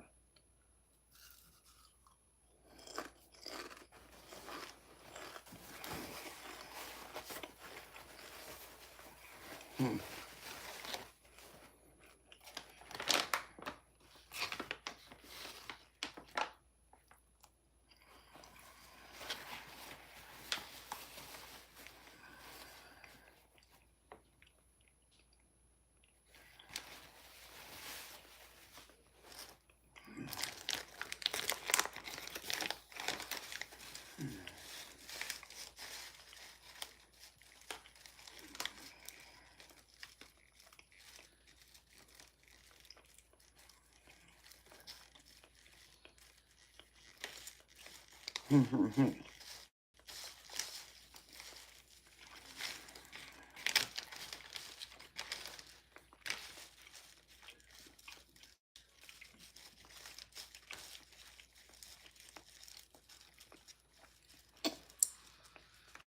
know what? There's different kinds of spiritual practices. There's not just one kind. So when you talk about voodoo, you're talking about dealing with dark magic. That's not what I do.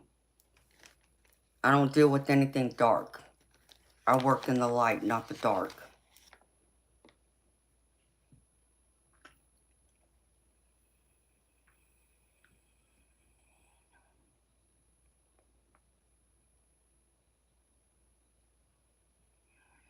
Exactly, Paul.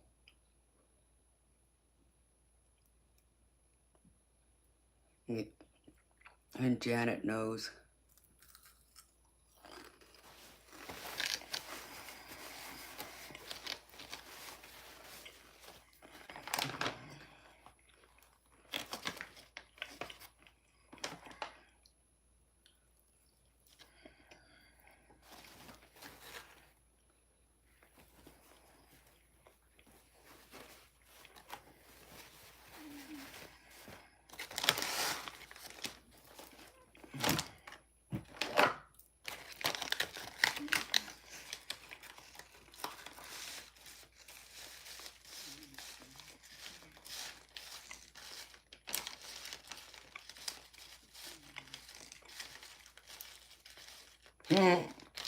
I like that, Janet.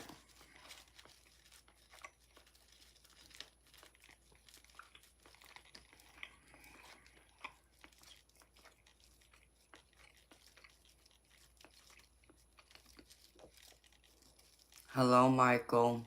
Hi, Susan. How y'all doing?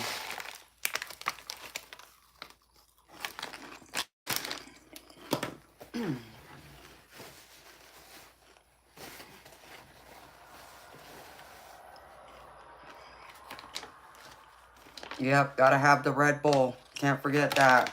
That's the most important part.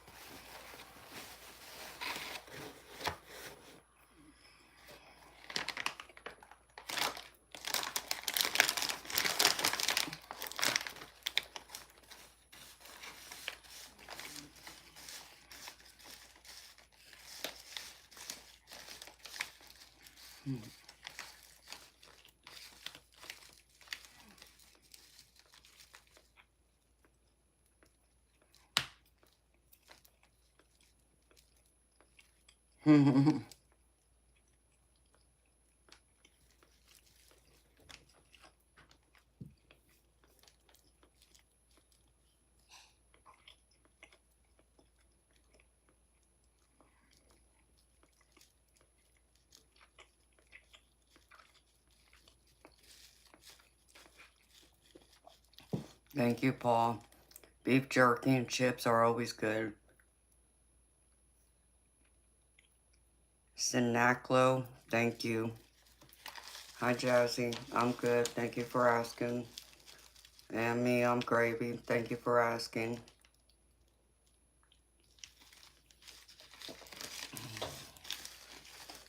Okay.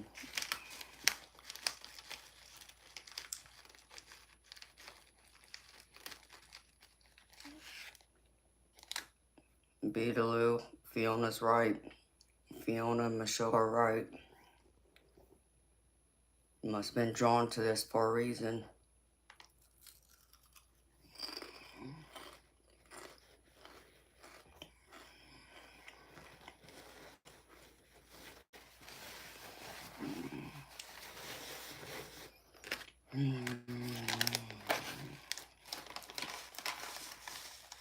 That's right.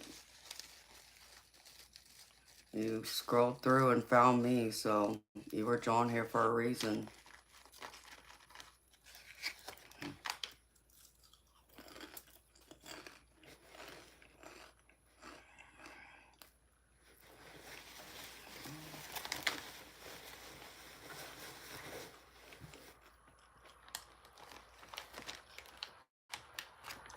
Did Eternal Light ever come back?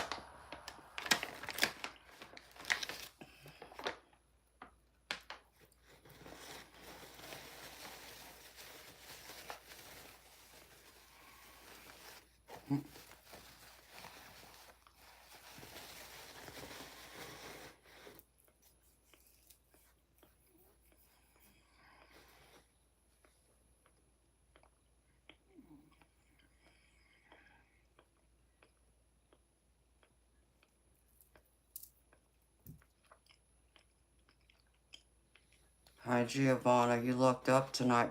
What do you mean, honey?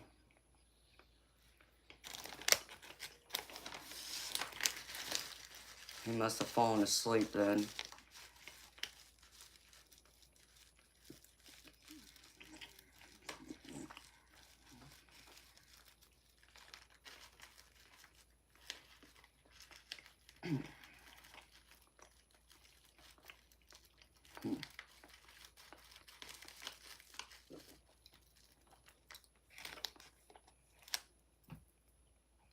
What do you mean you looked up, Giovanna? I don't know what that means, honey.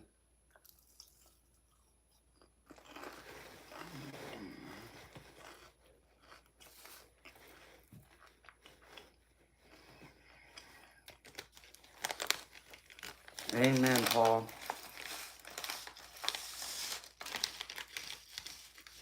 That's right. Freedom to choose all spiritual beliefs and religions. That's what I love about the United States.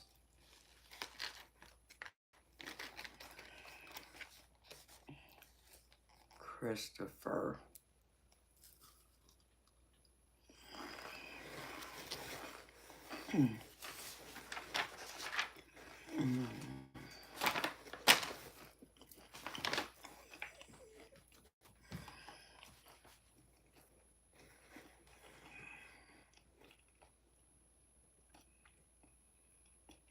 Let's see something.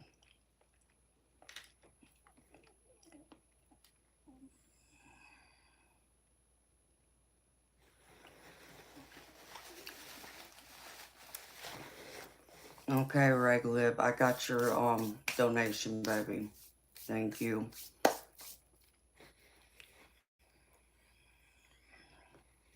Hello, Gavin.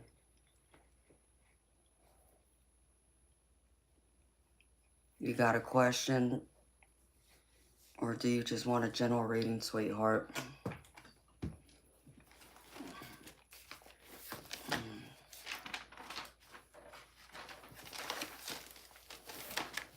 Hi, Mora.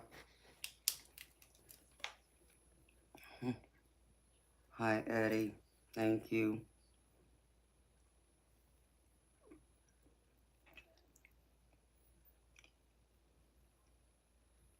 Reggie Lib, do you just want a do you want a general reading, or do you have a question, honey? Gavin Patrick, I'm not talking to you, baby.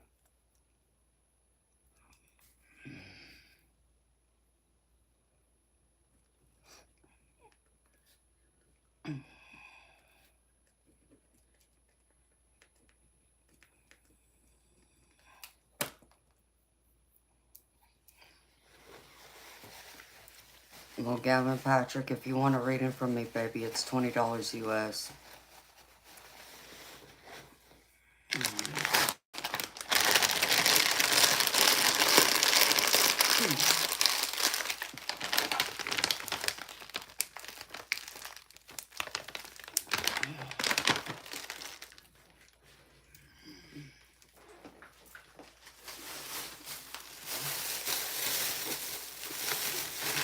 How you doing, Maura?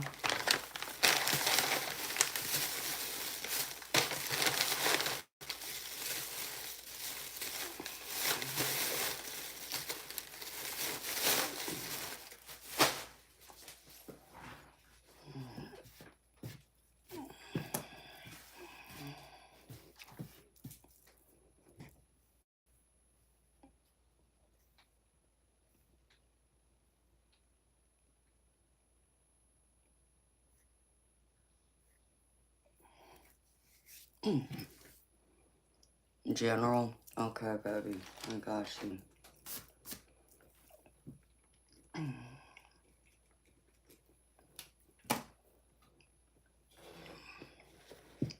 I'm Gravy, Maura. How you doing, honey?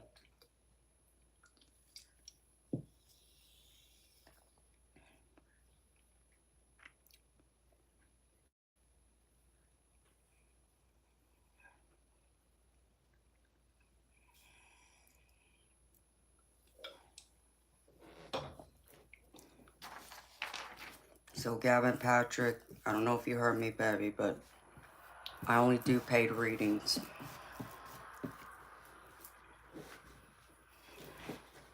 Well, I'm happy you dropped by, honey.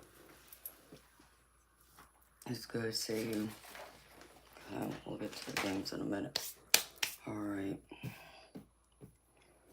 Let's see what Spirit has to say to you, baby.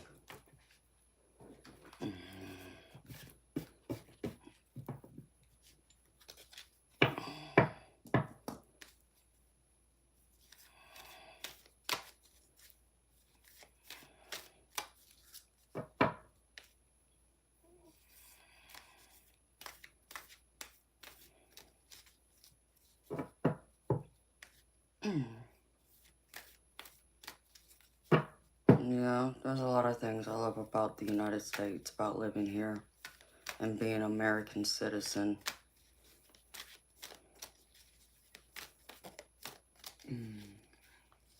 Alright.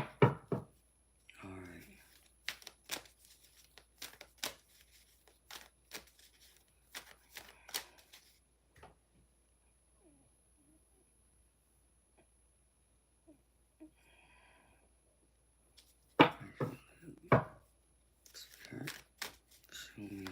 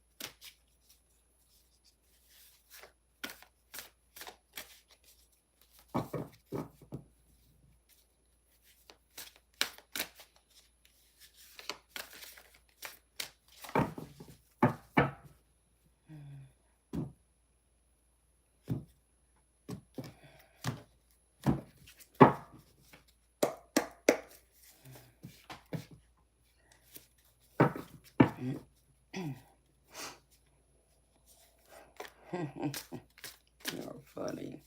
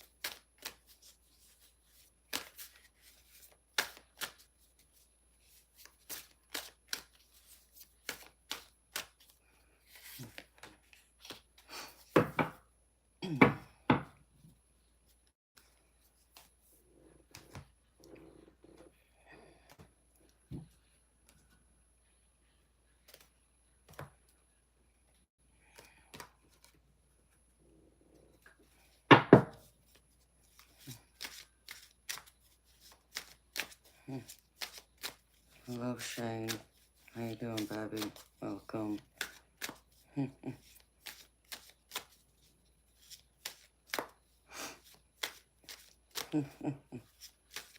Y'all try to dress up Teddy.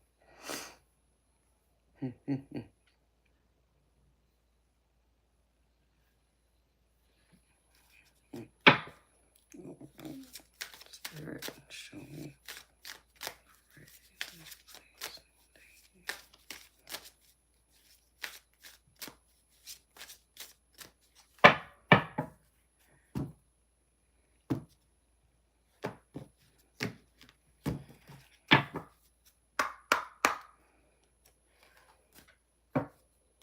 Ooh.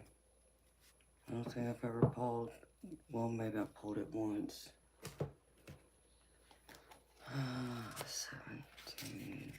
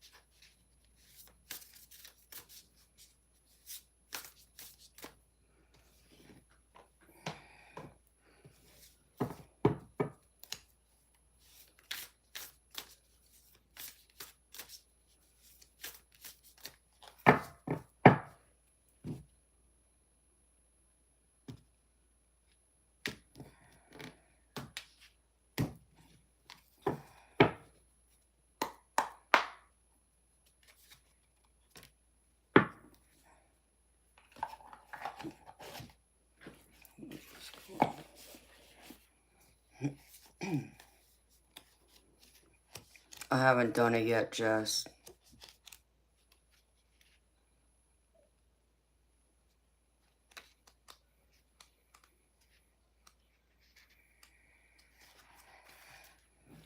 I'm gonna do this paid reading and then we can play.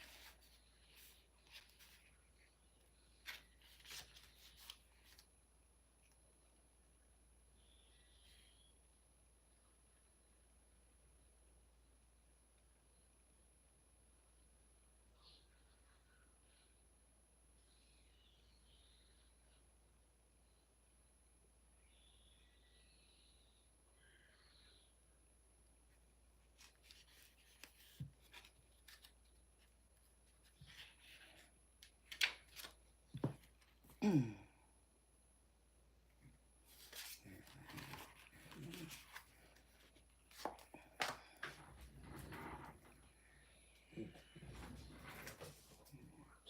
to pull. Where did that bloody deck go to?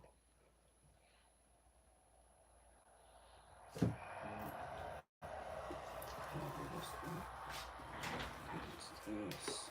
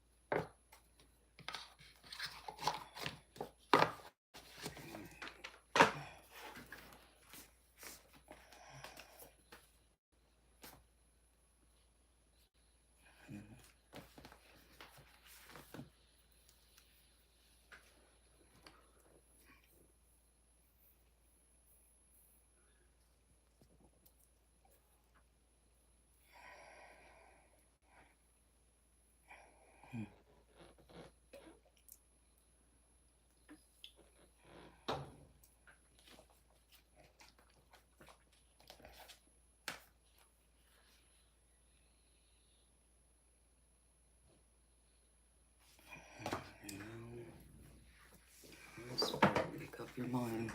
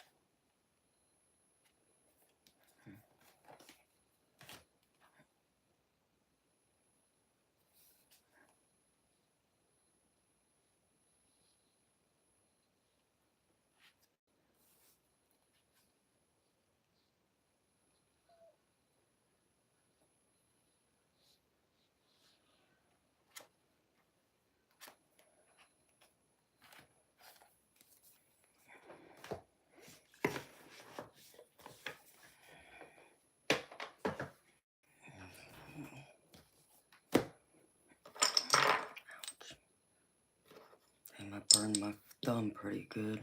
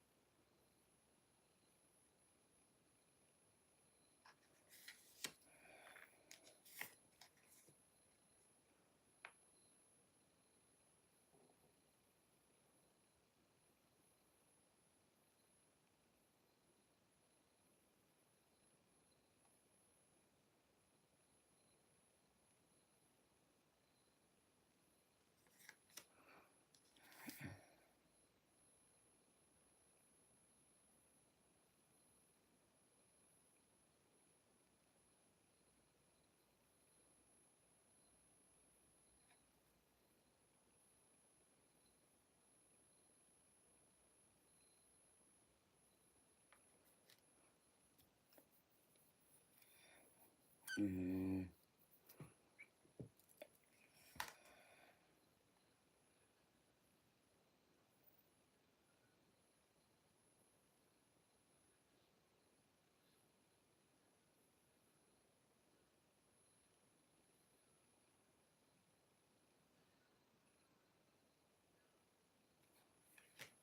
What's a common theme in this reading for you, Reggie Lib?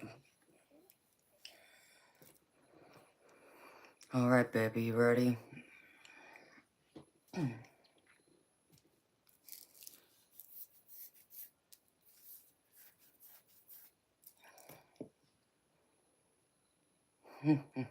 Crisper, you're so funny. You ready, Reggie Lib?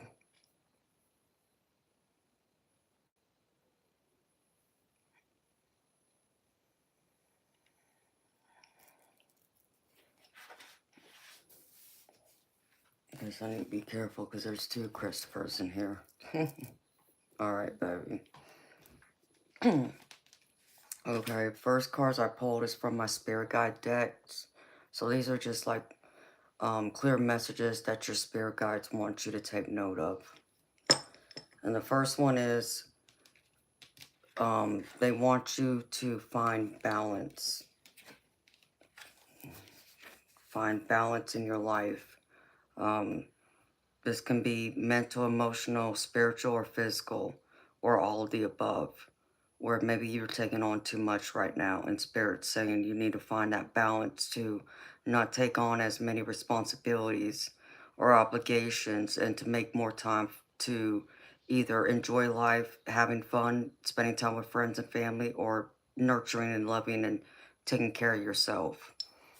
But the other message they want to make clear is take responsibility for your actions. So I know sometimes it's hard for us to admit we're wrong, make mistakes, or take accountability, but that's how we grow and mature over time and evolve, is taking accountability and taking responsibility for our actions or even inactions. And then the next one is, let me pull this up. Opposition. So I feel like for you, baby, this is either you opposing yourself or you going through and being opposed by others. Place it how it fits. And all I can tell you is baby, stop fighting with people. You know, most people are not worth going up against and arguing or making, making them understand your point of view or the way you think or the way you live your life. You know, you get caught off in and get caught up in negative energy, and you don't want to bring yourself down like that. Just let those people go. There's no reason to convince people that you care or you love them or vice versa if they're not willing to listen. And then Spirit wants you to know you need to remember to choose love over fear. Always choose love over fear.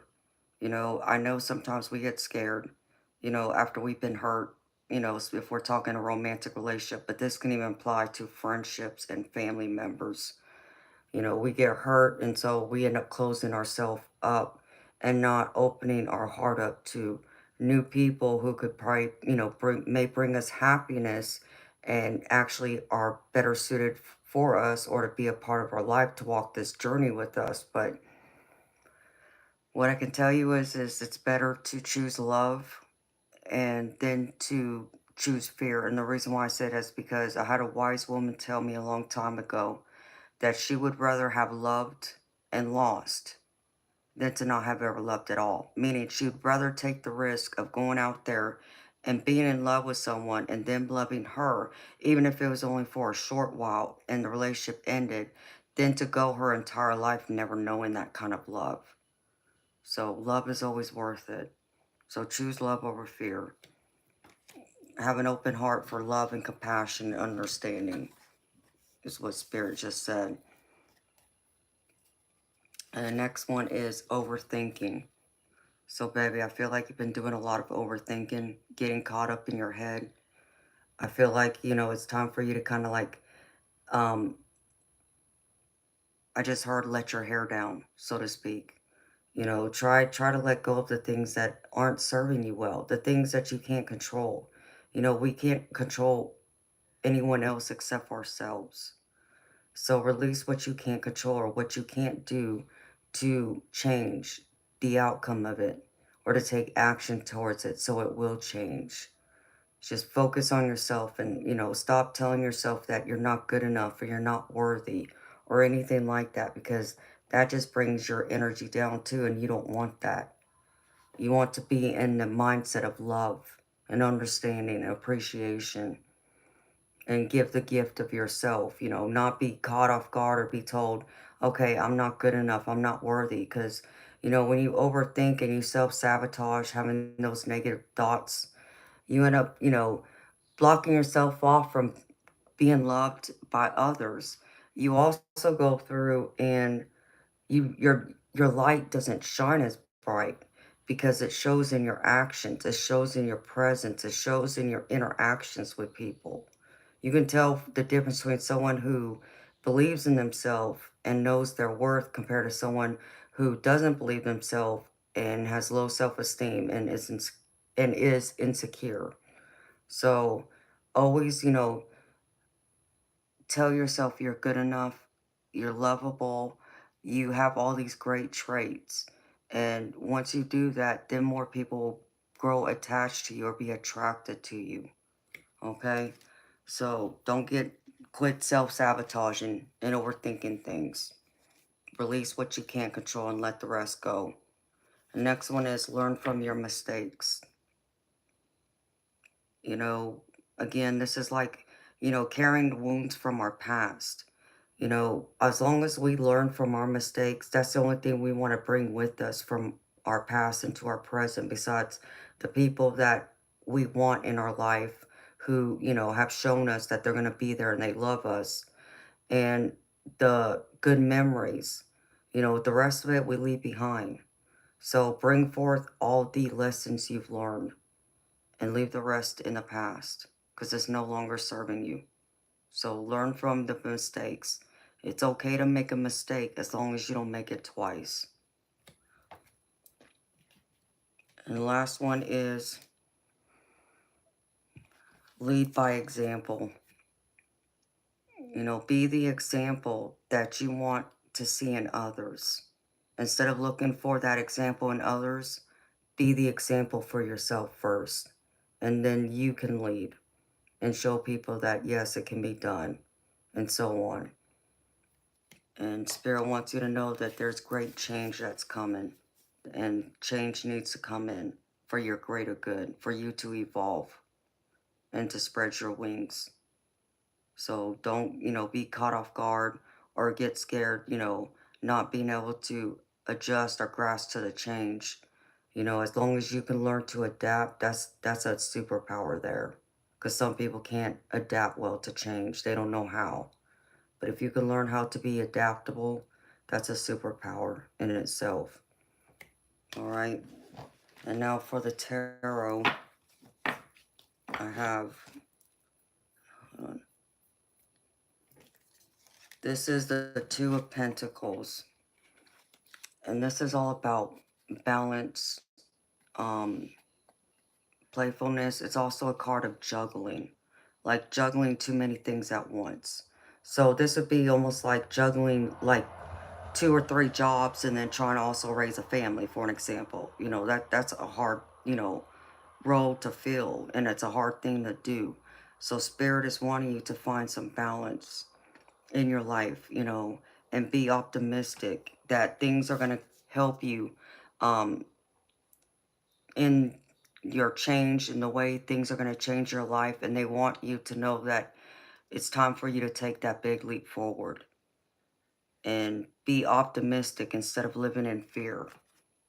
All right, there's a reason to hope, because I get the Star card here. So this Two of Pentacles is telling me it's time for you to kind of, take charge instead of focusing too much on trying to juggle and make everything, work at once. It's time for you to find that balance and let go of some of the things that aren't serving you well.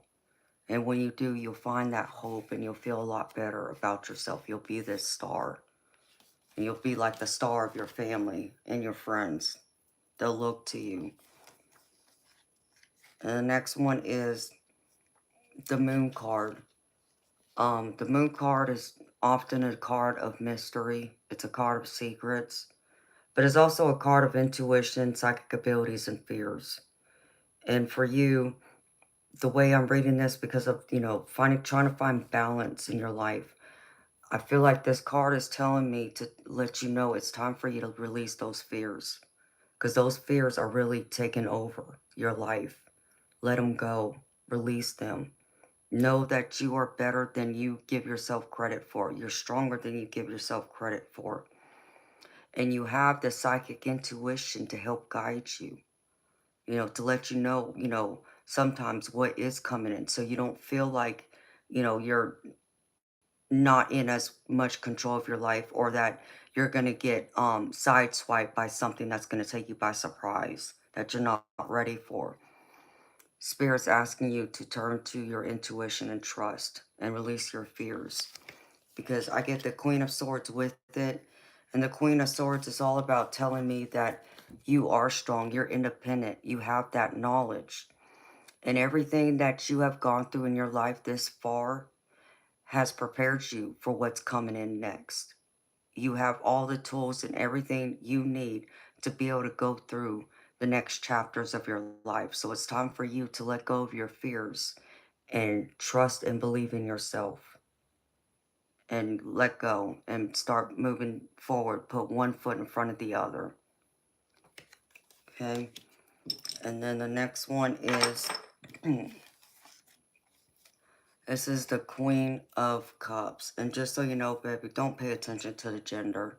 Even though I'm being shown like queens here, this is just like you showing me more of your feminine energy than the masculine energy, okay? Um, this again is about um having someone come in a relationship developing stronger, but it's also a card of intuition. And with it, I get the Two of Cups, or the Two of Pentacles again. So I feel like there's someone in your life. This can be a friend, a family member, or a romantic partner who's like battling, trying to fight to get your attention or get that time with you.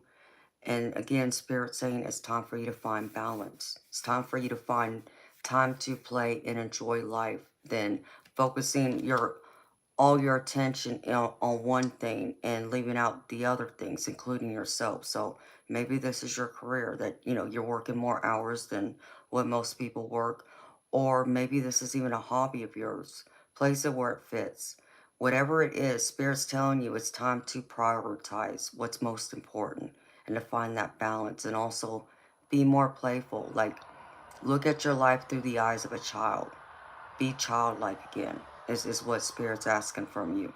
And that's okay, in moderation, to be, act like a child, to have fun. That's what, living like a child again is all about, having fun, enjoying life.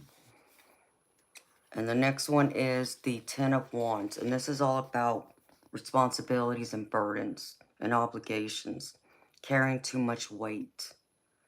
It's time for you to lay down some of that weight, baby. Lay down some of those responsibilities and obligations, especially the ones that don't belong to you.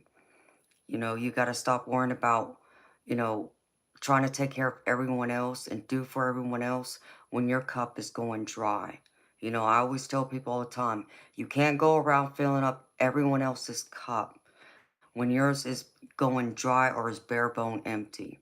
You got to fill up and love and nurture yourself first. Fill that cup back up. Once you do, and once it's overflowing, then you can give back to others again and be there and help them. But you got to also get out of your way, because I could tell that all of this is hanging over your head day in and day out, because I get you in the Nine of Swords. And this is all about not sleeping well. This is all about being under a lot of stress, being overwhelmed, having a lot of anxiety, and those fears building up. You just, overthinking every little thing. And it's like a card to me of self-sabotage too. Like I said earlier, you can't control everything. You can't control what everyone else does, and you can't control what goes on in the world. The only thing you can control is yourself. And whatever it is, the problems, obligations, whatever they are, okay, do what you can to make it happen or change the outcome.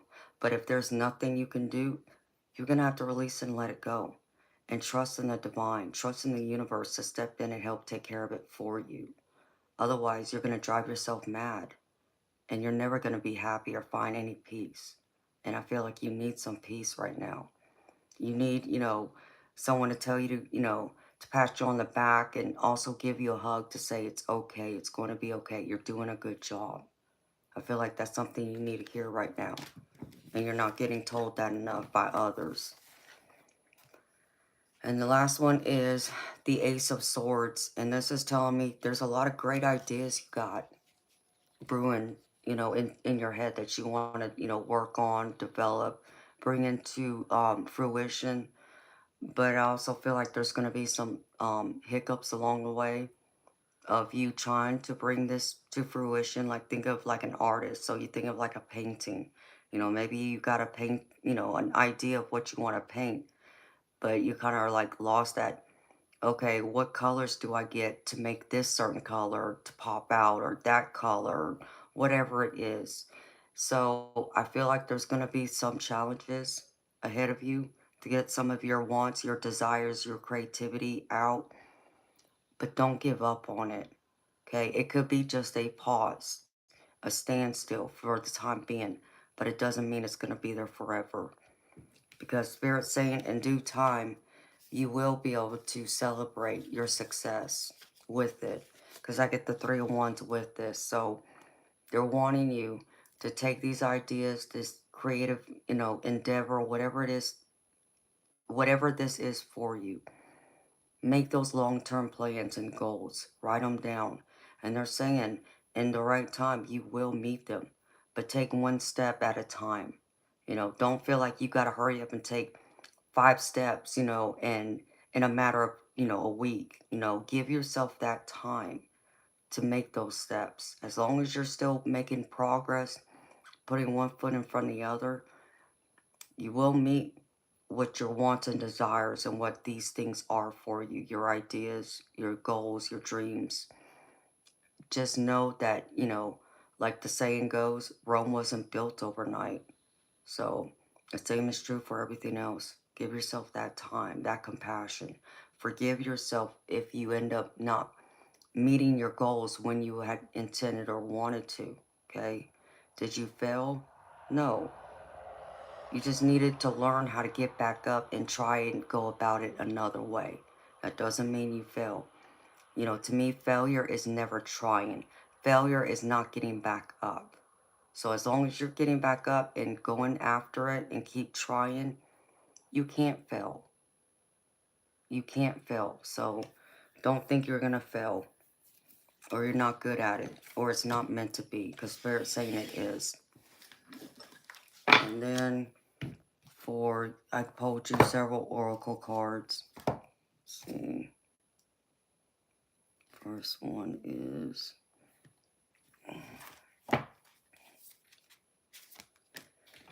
this is, let's see, from my Healing Spirits Oracle. It says your soul will find those you are meant to experience life with. You are never alone in this world or the universe itself. Even if you feel that you are waiting for another person to come into your life to complete you, the wise old spirit sages are reminding you that the human journey is short and impermanent compared with your spirit life. When you find contentment in yourself, a light will shine in the universe, and it will be noticed by those who are naturally attracted to you. Be at peace with yourself now, and the right connections will join you soon. Remember, on your personal journey through each life, many individuals will cross your path, some good for you and others bringing difficulties for you to overcome. This part of your journey is about lessons, not right or wrong.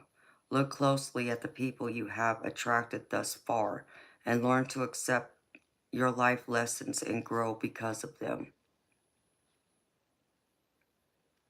So know that you will find the people who are meant to be in your life. And the ones who aren't, Spirit will find a way to remove them from your life. The next one is, let me go.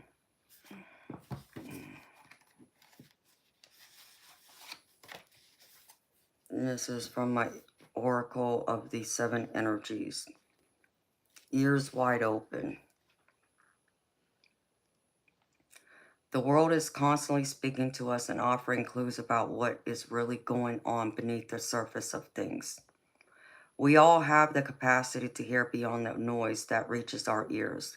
The challenge is when we feel misunderstood and unheard. When we feel insignificant, it isn't easy to over-explain ourselves in an attempt to get acknowledged. Now is the time to let all that go. Offer your attention as the great gift it is. It's time to stop multitasking, checking your phone, thinking of what you're going to say next, and doing all the other things that keep you from connecting fully. Whenever we are in a state of chaos and distraction, paying attention to only some of what is being said, we lose the ability to pick up on everything, including that which is not being said. Deep listening is the way in which we immerse ourselves in the truth of the world. In this way, with ears wide open, we also open our hearts and minds to understand more than what is conveyed through words alone. Opportunities arise from the subtle cues we miss when we are not 100% present. Purposeful, open listening is an act of true respect and intimacy. When you are in this space of receptivity, letting go of the need to be heard or to be right, you become expansive and alert to meaningful potential. Right now, keep your ears wide open, and you will find more than you were searching for. So always be open to listening and paying attention to the noises, to things people say around us and the things people do around us. You know, sometimes it's not just about when people talk to us who are looking for advice. Sometimes it's not always just about giving advice. Sometimes it's just purely about us listening. It's not that our loved ones need us to tell them what they should do. It's just that they need an ear to talk to, someone that cares and listens, someone they can vent to, not someone to fix their problem, so to speak. So always be willing to keep your ears open to listening. and receiving information. Because when you least expect it, you might hear something that you never thought of before that might give you that creative idea to where you have like an epiphany and a light bulb goes off suddenly. And you get the answer you've been searching for. And sometimes that's how spirit works too. Let's see. Okay. And the next one is Green Terra. Healing light. Wellness unfolding. Know that healing is a journey.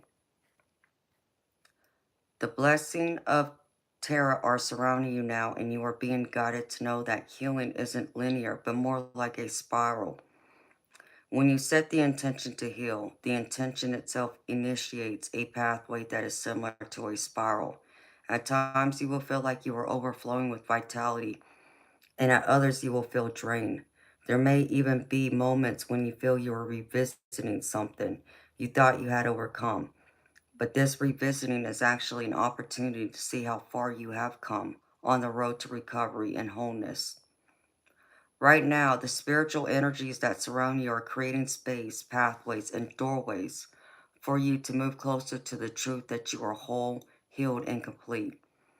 Don't let fears or limitations get between you and the miracles that you have experienced and the miracles that are yet to happen.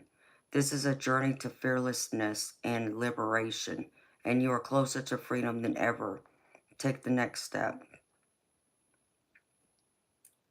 Reggie Lib, I just feel like, if you're going through that healing journey, baby, this is that card right now that's saying to continue that journey.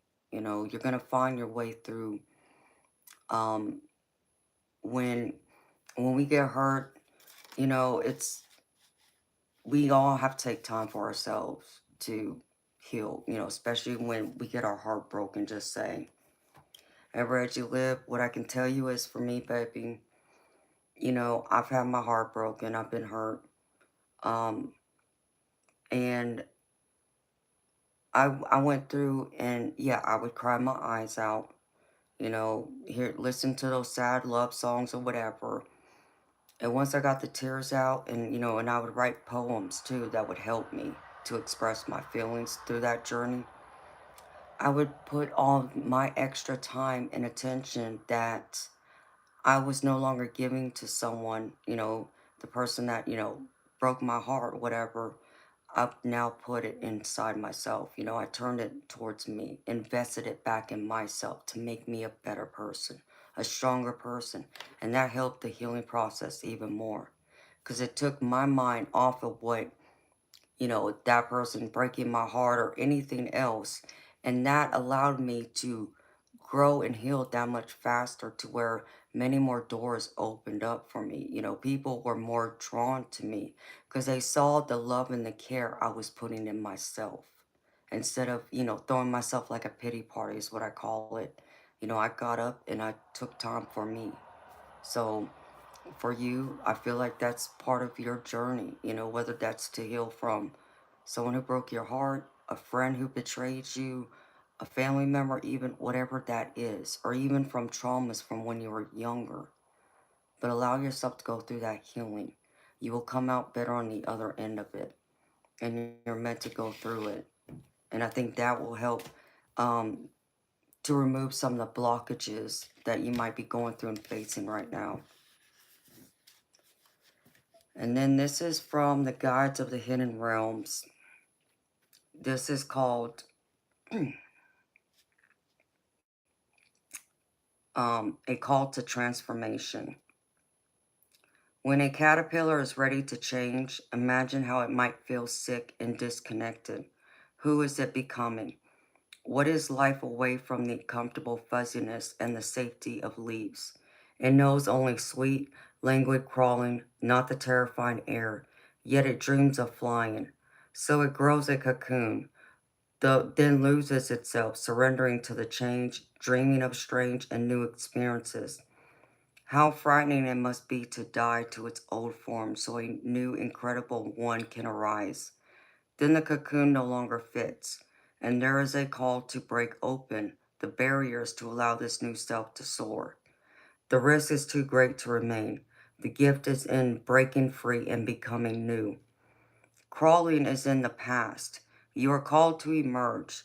Spread your glorious wings and fly. You were the caterpillar, now you are the butterfly. You were born to change, to leave your comfort zone, to evolve. Surrender to the process and trust that changes are for the highest good. Become who you were destined to be. You already know how to fly. This is your time. Revel in this. So I feel like this is your call to take on new life, take on the world, like I said, Reggie Live, whatever healing you need to go through it, and then allow yourself in itself, that will transform you like the cocoon, and you will come out a more beautiful butterfly than you were before. So don't feel like you can't, be better, or you can't transform your life, or that what you have going on isn't worth it, because it is. You're worth it, and you need to remember that, Reggie Live. Don't forget that, you know, we all have our life path we must face and go through. And through those cycles, it helps us to transform into someone better, someone new, and someone that maybe we never thought we would be, or what, others thought we couldn't be, but we can be, and we are.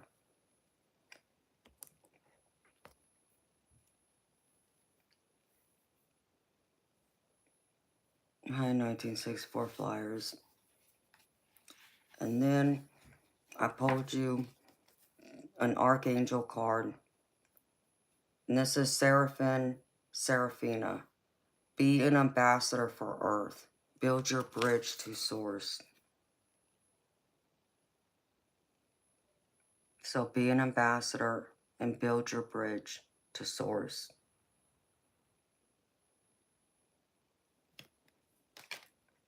And then I pulled a few messages from the universe deck. And the first one is, if you find yourself constantly seeing reoccurring numbers or words, it is a sign that you are being supported, cared for, and divinely protected by the universe. Beautiful things are about to happen.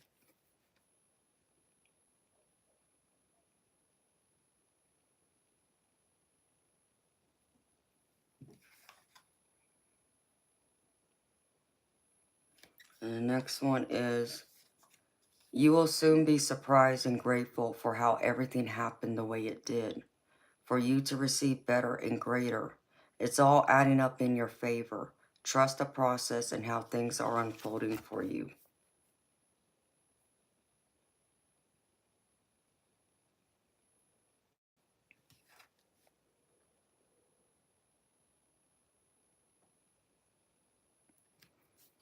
And the last one is, this is your validation that things are finally beginning to work out for you.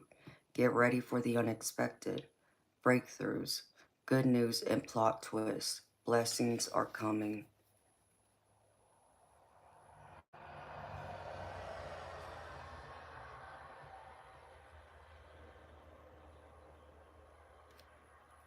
And this is what I have for you, Reggie Lib. I hope this reading resonated for you. I hope there was messages in here that really spoke to you to help you answer the questions you may have had, and to help provide you guidance on your path to the next steps. And I hope it also brought you some comfort and peace with some of the messages that came through as well. So thank you for trusting me to read for you, baby. Okay, I need to close this window.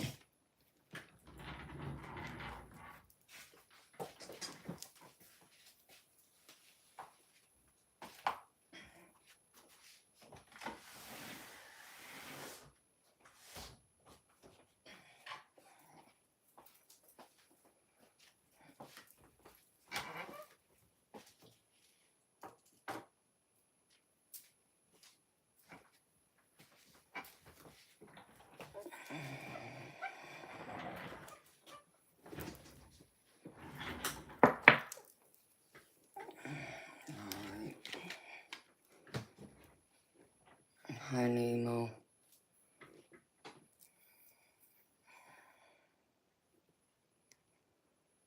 No, I'm so glad to hear that, Reggie, and you're so welcome, baby.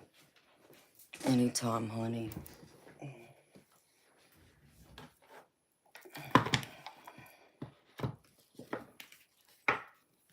Hi, Nemo. Hi, J. Pacho.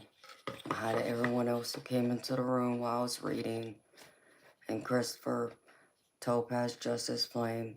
It's alright, baby. Thank you. I appreciate you, baby. I saw it. I was gonna say something, but I was like, nope.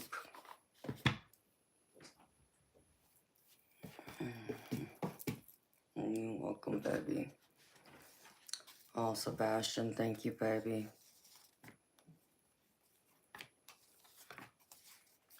You're so sweet and good to me, baby, so thank you.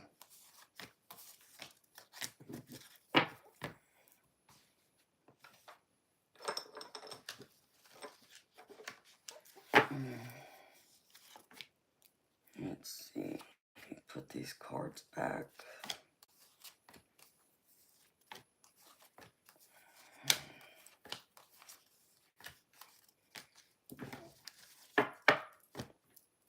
Well,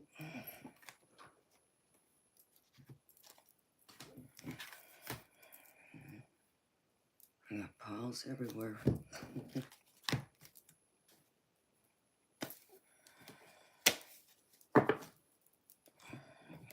There, here, here. There.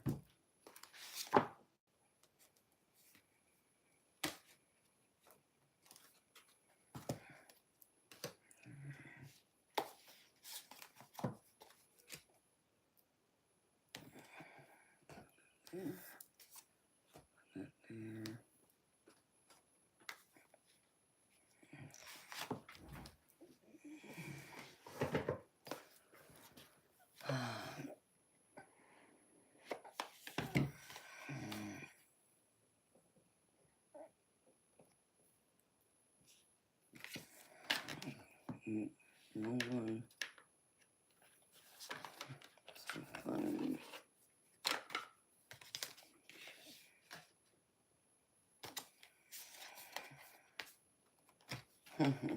You're collecting heads.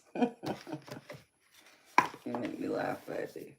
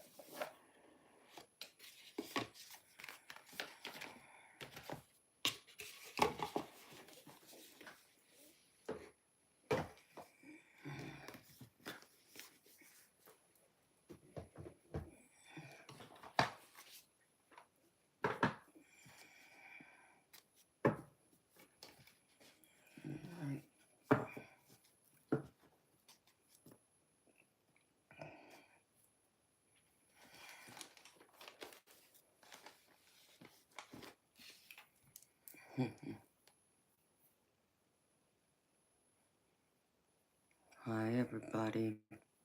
How y'all doing?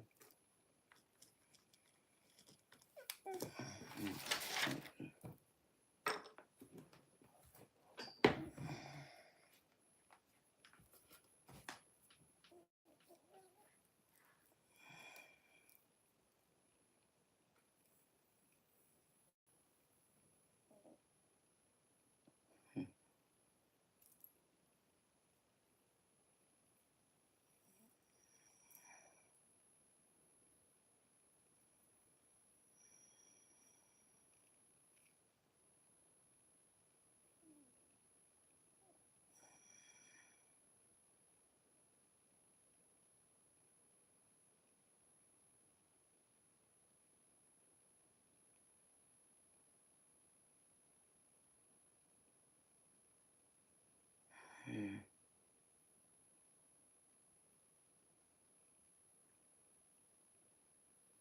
Hmm.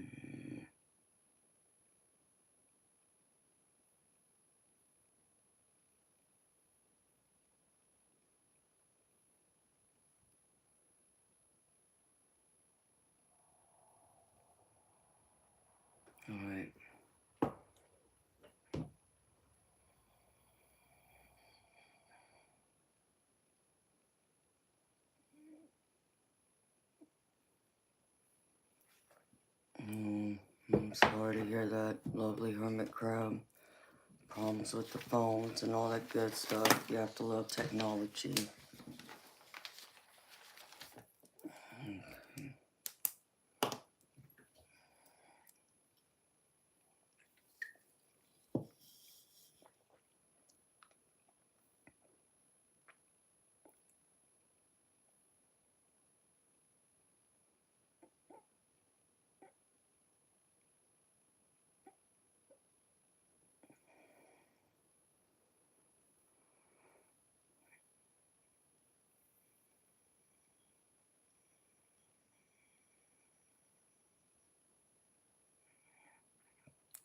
Chords of gratitude.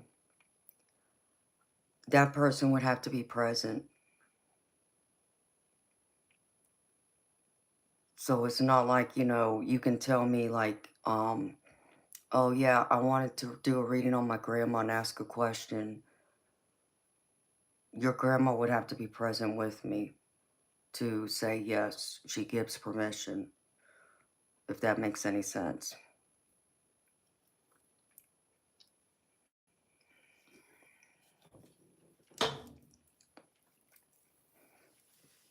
Or just can't go reading into other people's energies because it's wrong. When I wasn't given permission, there's a consequence for that, and I'm just not willing to do it. It's wrong. It's about boundaries, and it's also about privacy. Because like an example of that would be like, like a well, I'll just use me as an example. Let's just say if I wanted to go through and find out if my sibling's spouse was cheating on them. That's wrong. Okay? I can't go read on my sibling's spouse's energy because they didn't give it. But let's just say that my sibling came to me and wanted to read on their spouse's energy. I can't do that.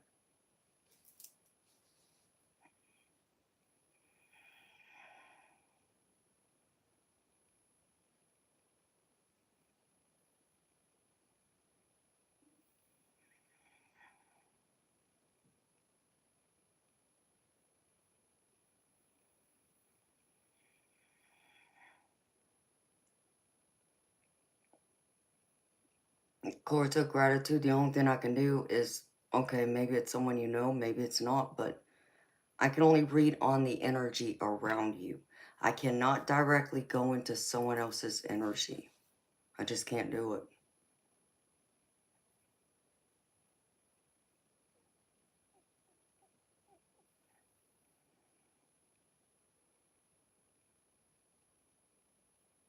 And thank you, Sebastian.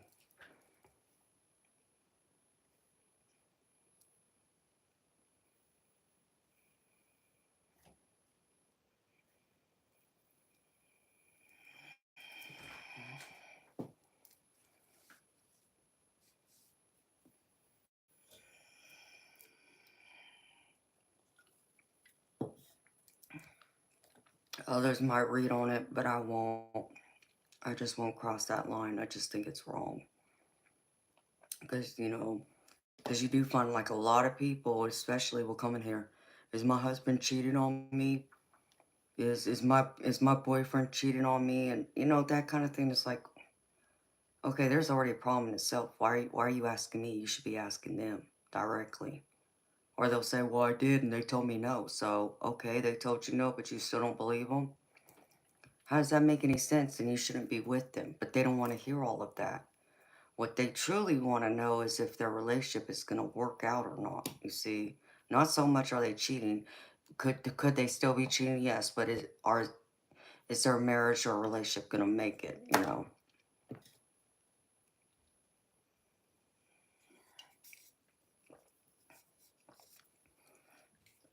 It's just low vibrational energy too. So, but I really need someone else's permission.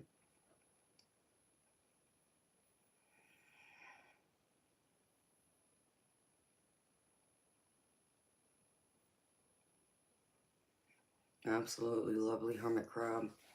Hold on, y'all. I gotta use the bathroom. Be right back. Let me go check on my cats real quick because I hear them climbing the walls over there.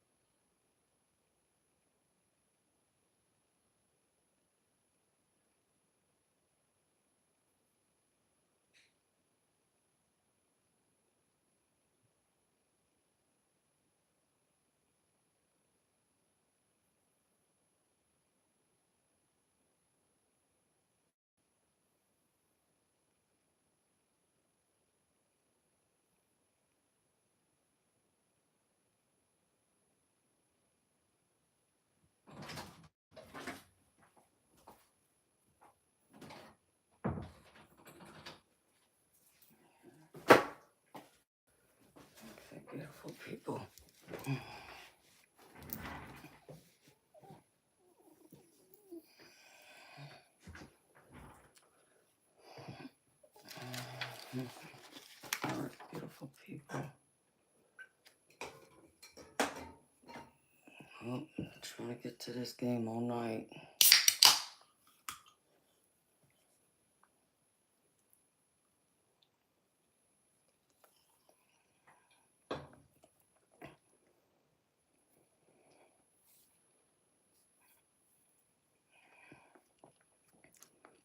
Thank you. All right. Y'all ready to play a game?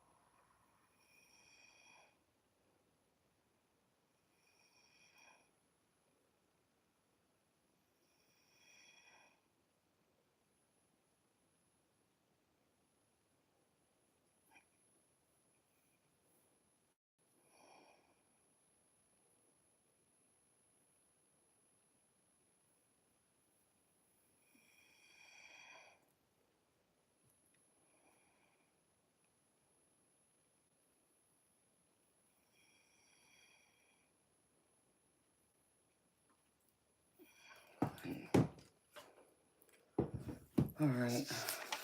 Y'all ready to play a game now?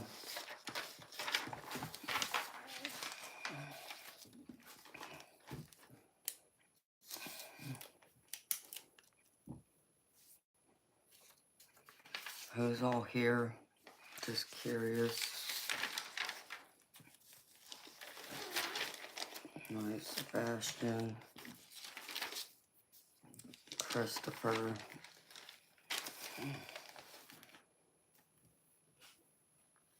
Lovely Hermit Crab, are you here? Hi, Enigmatic World, a new perspective.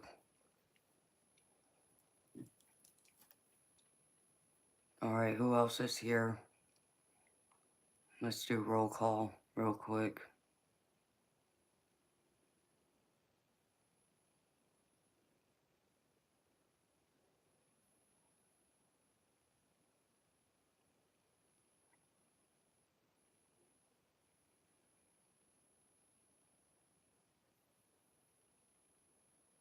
Jess, are you here? Eternal Light, are you here?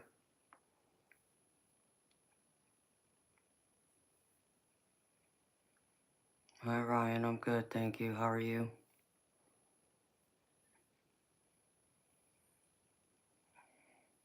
Hi, Martin, how you doing, baby? It's good seeing you again.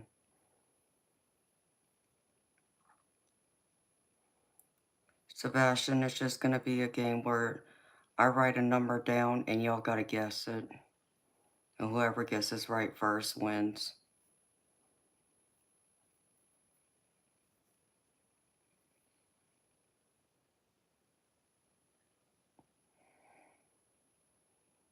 People don't use their brain, I swear.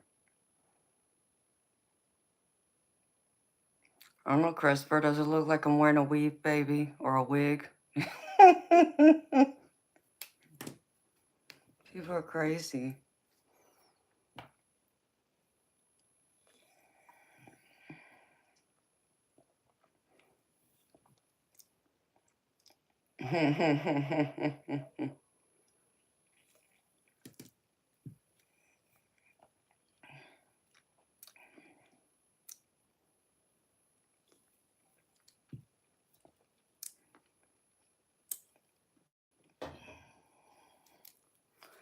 I mean, Ryan, don't you think that's a little rude and inconsiderate? Oh, they can't handle me, Christopher. I think we know that. Most people wish that all this hair would come in a bag instead of it grow out of my head. Here. You want me to prove it's rare hair? I'll comb my hair for you real quick. So you can tell it's real and it's not just woven in or it's not a wig. This is all real, baby. And the fact that you can see my hairline at the top of my head would tell you it's all real. So, next question. People are crazy.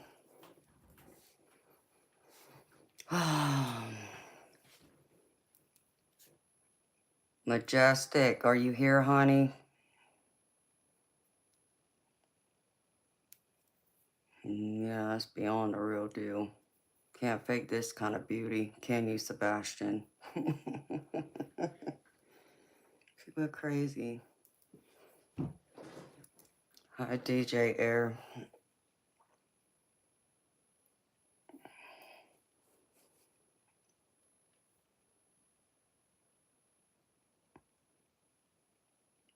I'm still trying to make sense of why anybody would think my hair is fake. I mean, okay, maybe for some people it's too healthy looking to be real, but then you look at my scalp, I mean, what that would tell you all you need to know. I don't know, Christopher. I used to get people that would ask me all the time out in public. I mean, then they would literally come up to me and be like, "Is your hair real?" What?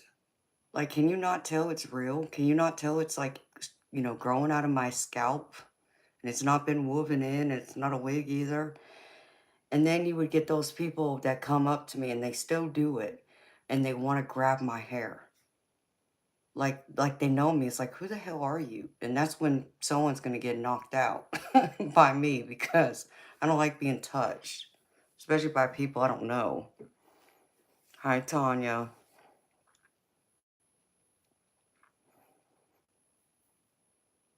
No, I'm dead serious, Sebastian. I get people all the time. They walk by me and they start doing like this. And it's like, what the hell are you doing? Okay, that's my hair. Okay, that's like considered part of my body, Yeah, they want to try me. That Cali girl's gonna come out.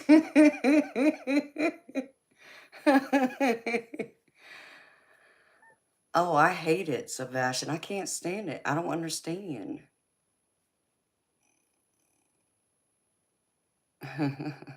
Thank you, main event. It's crazy. I need to rearrange something. I mean, come on. Oh my goodness. And then I comb that side, I gotta comb this side now.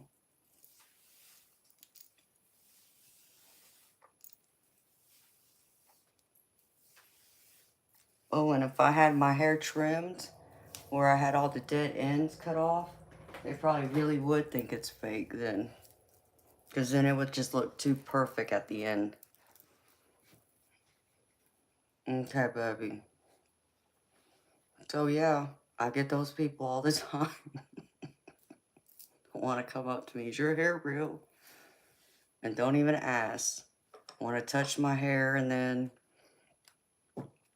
sometimes it'll start into, okay, Martin, I got your donation, baby.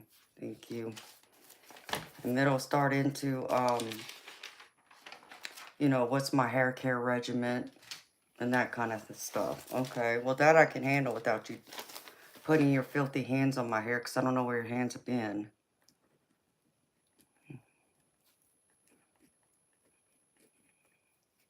All right, baby.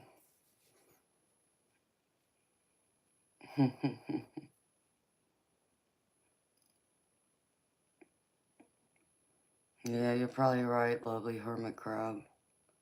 I don't get it. Don't get it.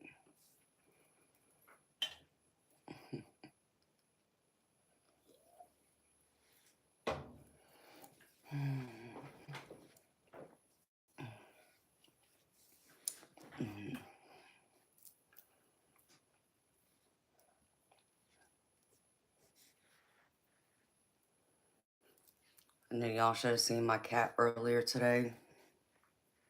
I was laying in the bed, and he hops up on the bed and goes and lays like right on my head and lays right on my hair and starts chewing on it. And then like within like a minute or two, he lays down and takes a nap on my hair. It is too funny. He cracks me up. It's like he thinks my hair is like some kind of play toy for him, like a feather or something. I guess so, lovely.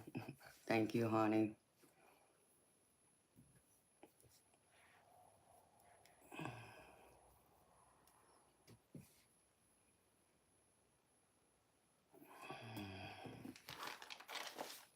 Let's see.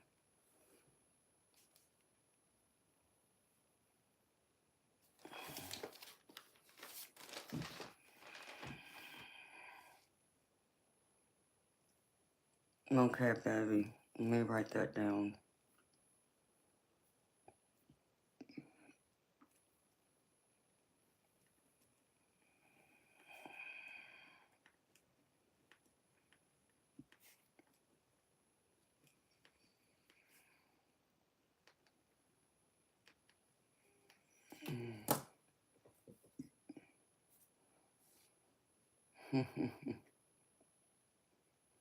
Yeah, that's what he likes to do.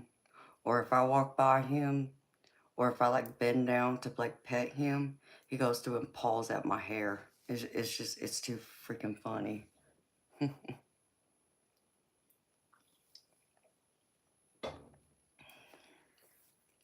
So every now and then, I'll play with him with it, you know, and I'll pick it up and use like a ponytail and I'll do this with him, you know, knock him in his face, and then he starts playing with it, and that's when you see all the teeth coming out. Trying to bite my hair is too funny.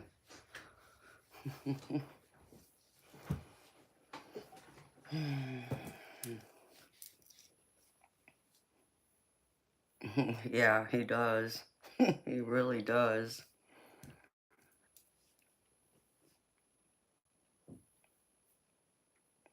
So how y'all doing tonight?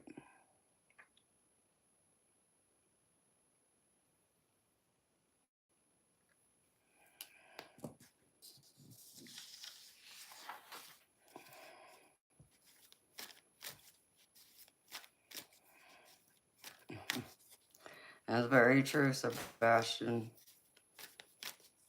But he's not like a kitten anymore. He's like he's over a year old.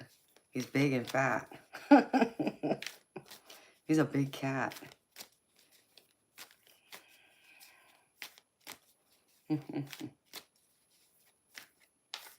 Oh, I'm happy you're enjoying the channel, honey. It means the world to me. Yep. And then it's like, you know, I know he wants to go outside so badly because I found him as a stray. So he was used to like running wild in the woods, but that's when I lived in the mountains. And now, since I don't live in the mountains, I live in more of a, it's not heavily populated, it's cow country, but there's still a few neighborhoods. I'm just afraid he won't know his surroundings anymore, and he'll get lost and he won't come back home. Oh, well, thank you, lovely hermit crab. I appreciate you, honey.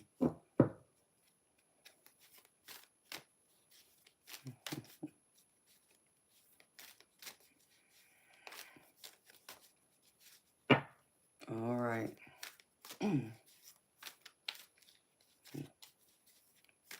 We'll play a few times, and then I'll get to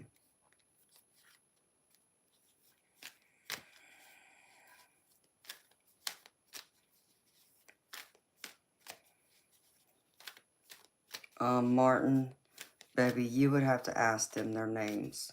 You would have to sit quietly and talk to them, baby, and just try and like empty out your mind.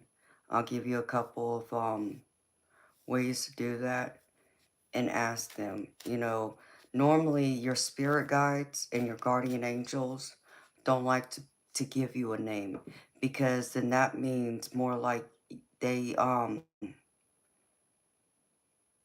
like, let's just say you had like 5 spirit guides. Instead of all 5 spirit guides jumping in at once to help you, you're selecting which one you want to help you.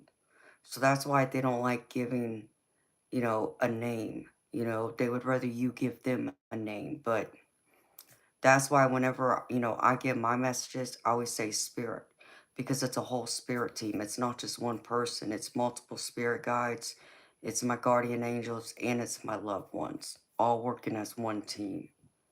So, even though I get one message for you, it could have come from my mama. And then let's just say I were to give a message to Sebastian. That could have come from my spirit guide, who's a Native American chief, you see? So I identify them that way. But when I talk to my spirit team, I always say spirit. I don't directly say who. The only people that I might have a direct message to is like my passed over loved ones, and that's it. Does that make sense? Okay, baby.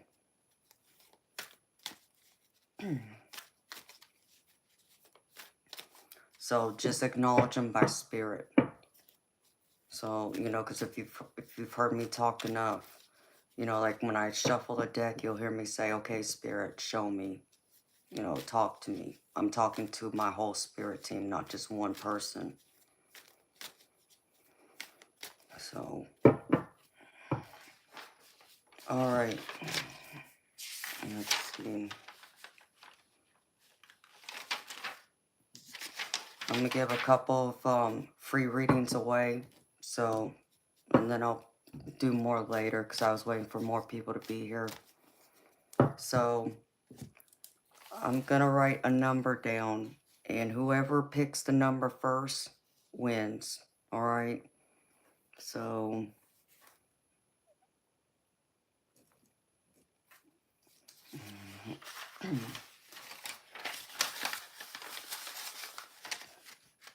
we haven't started yet.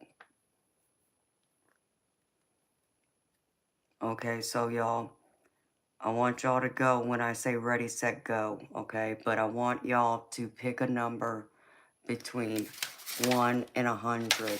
And I got the number written down here so y'all know I'm not cheating, okay? So whoever, y'all can guess as many times y'all want. Whoever gets the number first wins.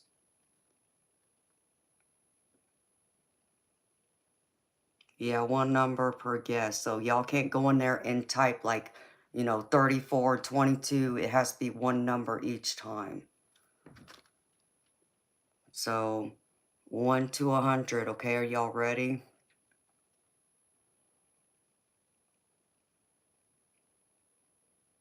We ain't started yet. Y'all cheaters. Ready? Set. Go. Go, start typing. 1 to 100. Keep going. Keep going. Keep guessing. I'll tell you when whoever gets it first. Keep going. Keep going. Keep going. Keep going.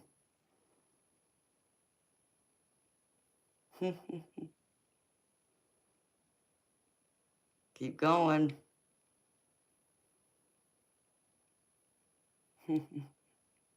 Keep going.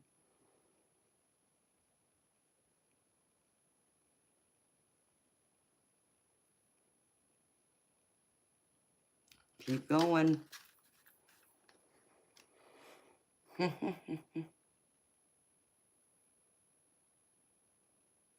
Keep going. Oh, Reggie Lib got it. Okay, Reggie Lib got it. It was 67.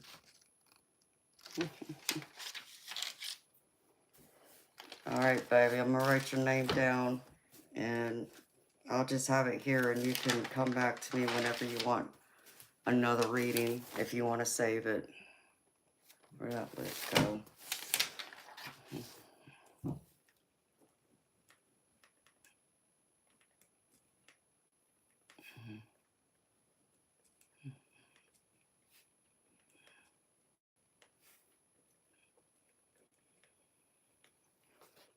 All right. Congratulations, Reggie. The 67 lovely hermit is what it was.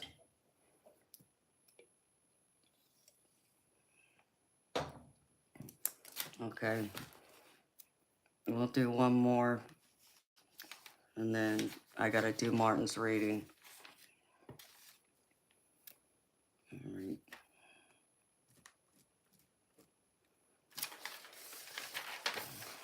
Okay.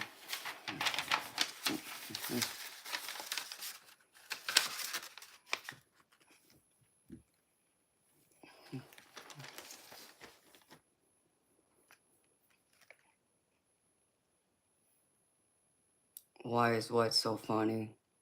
Christopher Tobas Justice. Yeah, Reggie, you can donate it to somebody if you want, baby.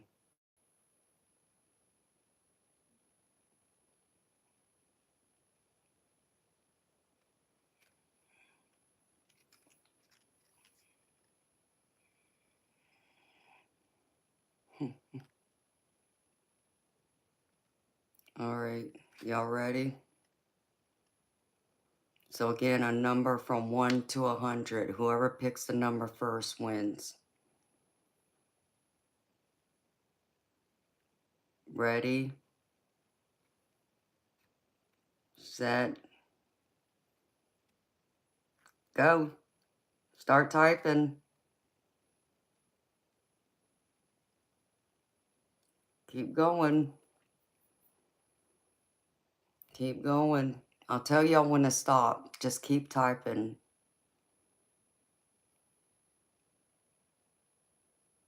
Keep going.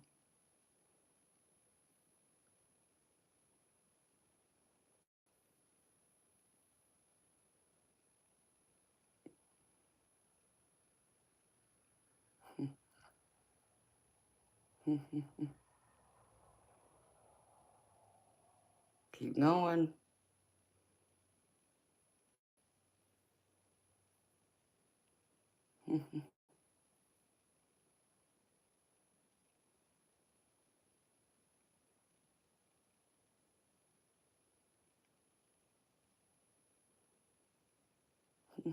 Keep going.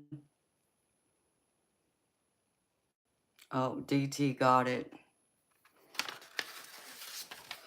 44. Congratulations, DT.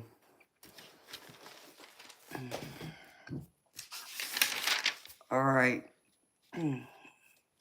Reggie, is there someone you want to donate it to? Is there someone you have in mind, baby?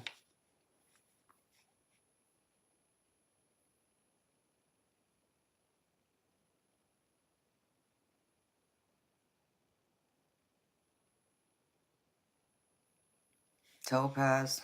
Okay. I can give it to him, baby. All right.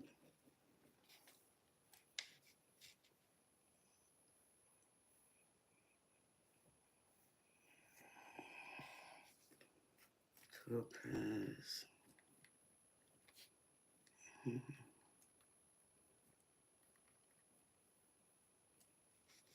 All right. You're welcome, honey. Thank you. That's very sweet of you. We'll play more later.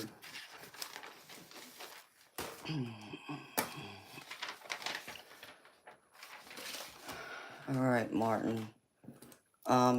Okay, Martin, you said that you want to know which direction to go in. Like, do you have like a direction in mind, baby, or what?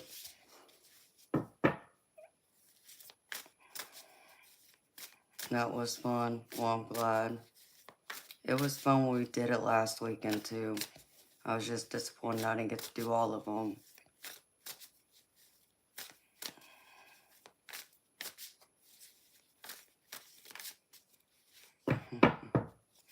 Welcome.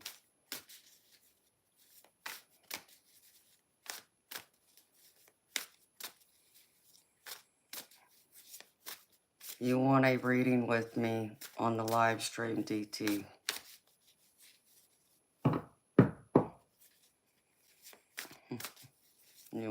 Welcome, lovely hermit crab. I thought it'd be fun.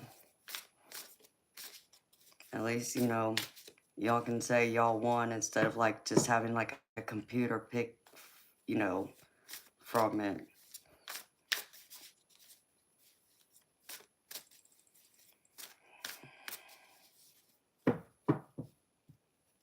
Okay, so the real question you want to know, Martin, is it time for you to go out there and meet someone new? Oh, I'm glad, Christopher. I'm happy you're smiling, baby.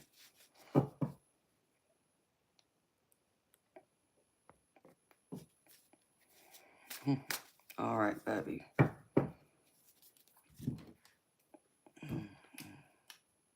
Is it time for you to find love again?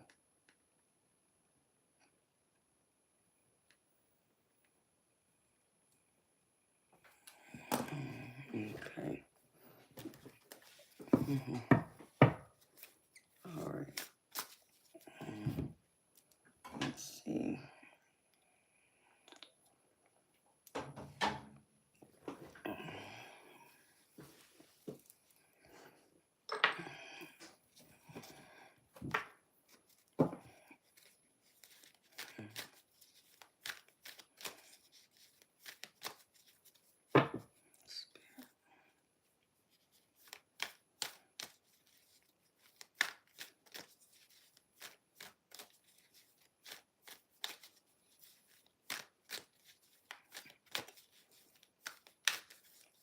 DT, do you want to do your reading tonight or do you want to save it for another time, baby?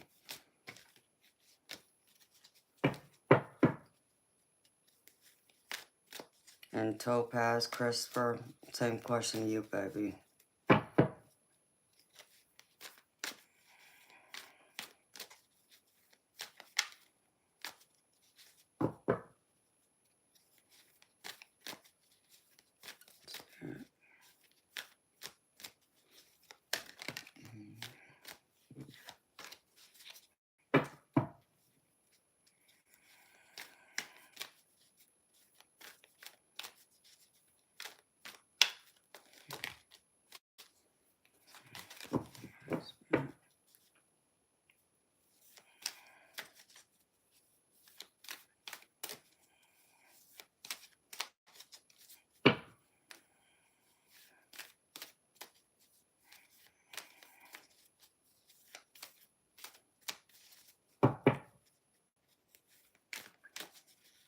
I think all my mods went to sleep, Christopher, except for you.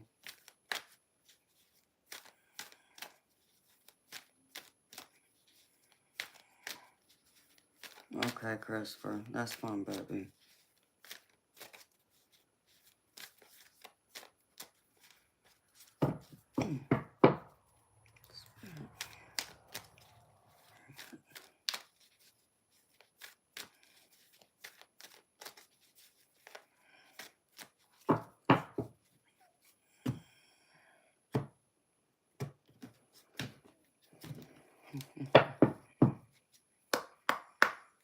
I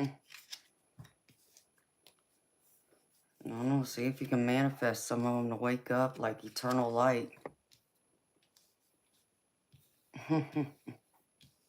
Like the eternal light fell asleep last night, now he ain't here tonight either. Like he fell asleep again.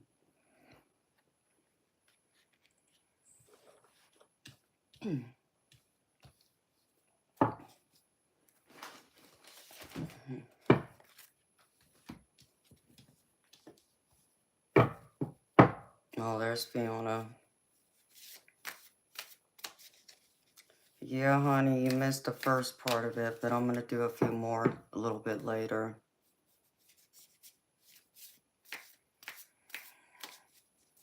You should stick to food.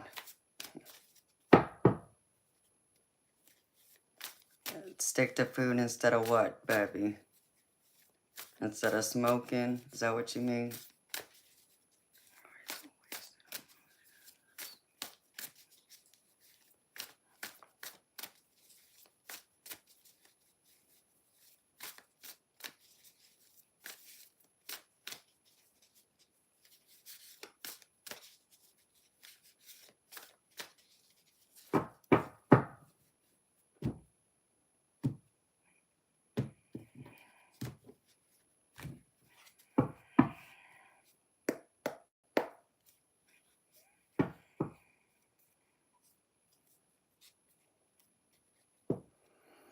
Yes, Fiona, that's fine, honey.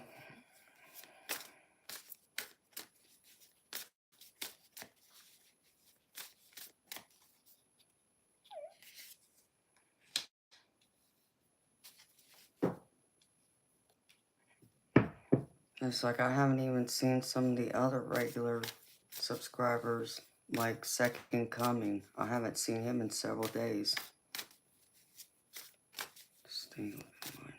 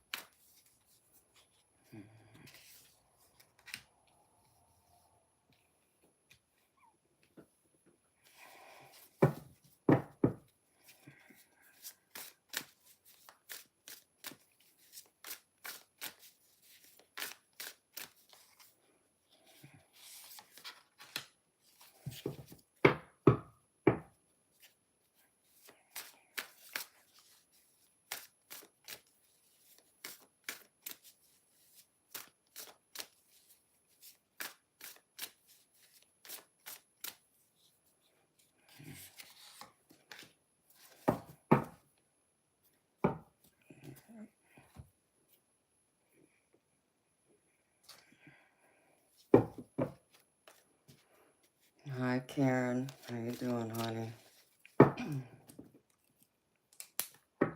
Let's see.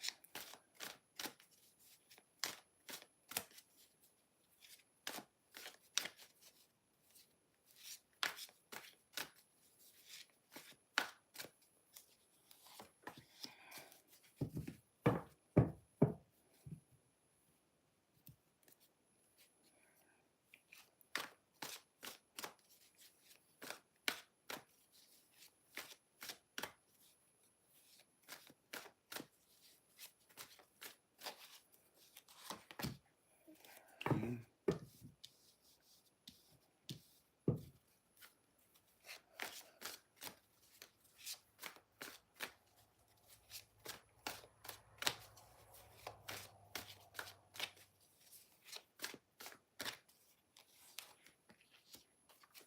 Mm.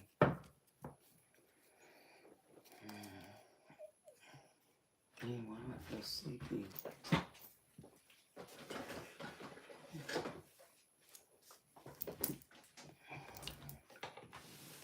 Coffee, sugar high. Yeah, that's what mine is. They are, Fiona. One of them is white and they got blue eyes, and I want to keep him so badly.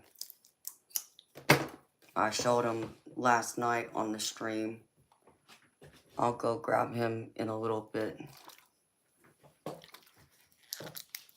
So they're getting big. Christopher saw him last night.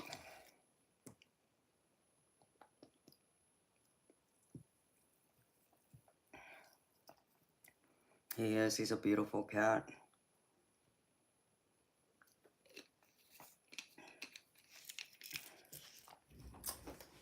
I could keep any of them, he would be the one I would want to keep.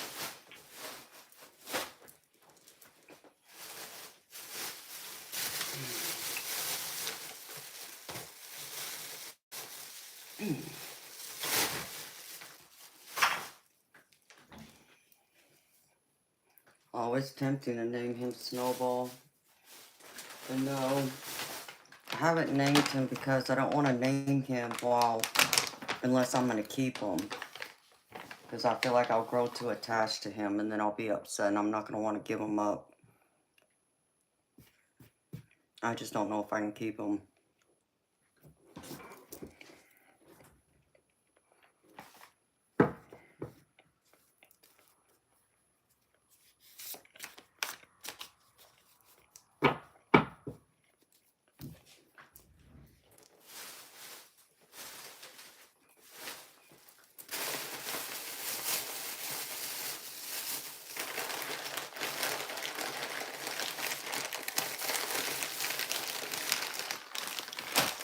I'm trying to munch and do this at the same time. Hi, Leanne. I'm good, honey. How you doing? Hello, James Jones Bay. How you doing, baby? Welcome.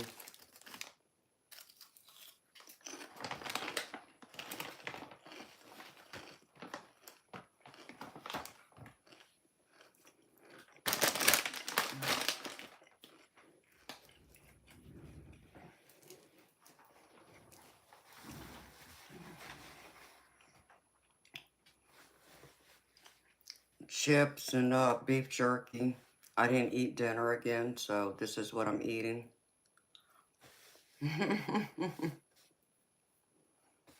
Mm-hmm.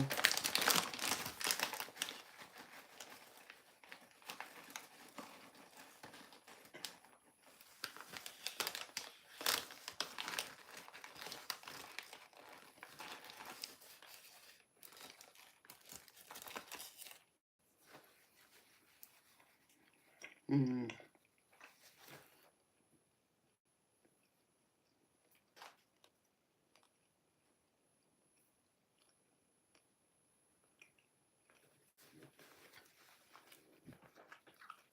Yes, you're right, lovely hermit crab. And I already have 2 cats now, so I don't know if I can take on a kitten too at the same time.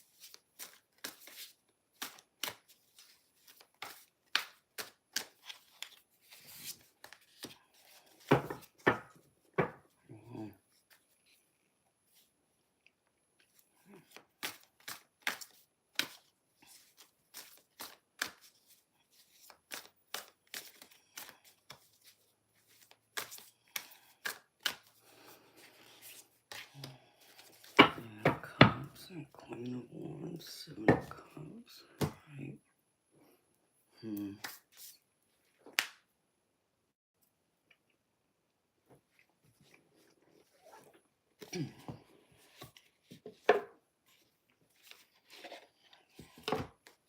4. I got 4 lovely hermit crab that need a home, if you count the white one.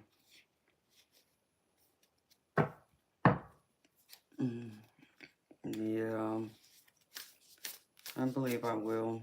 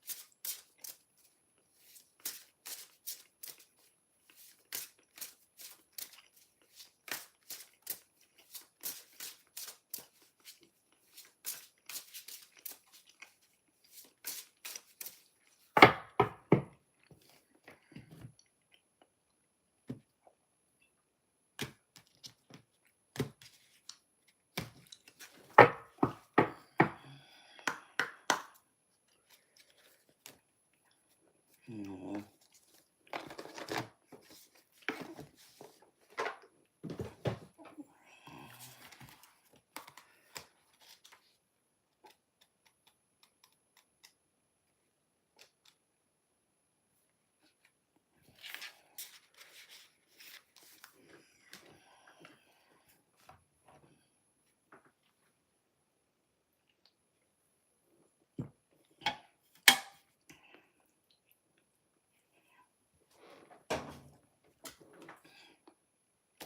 There's one. I think it's this one. And if it's not, it's this one.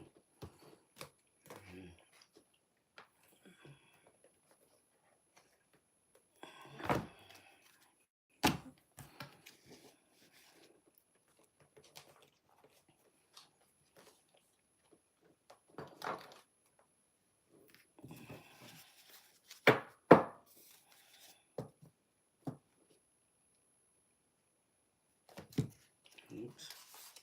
Move this one up.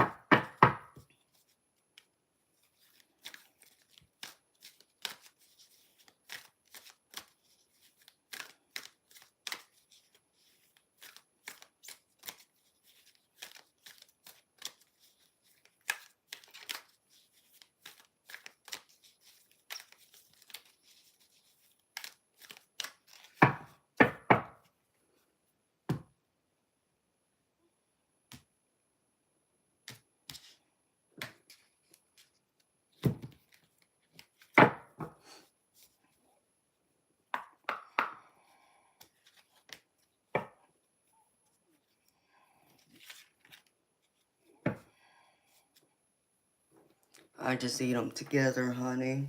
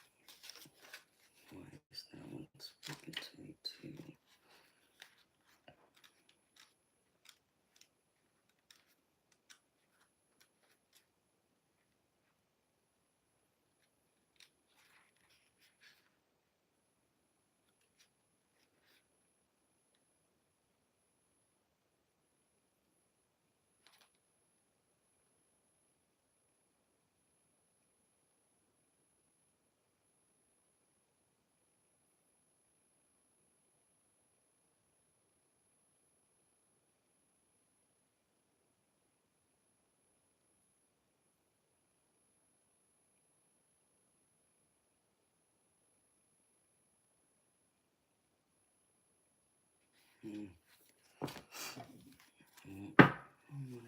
see.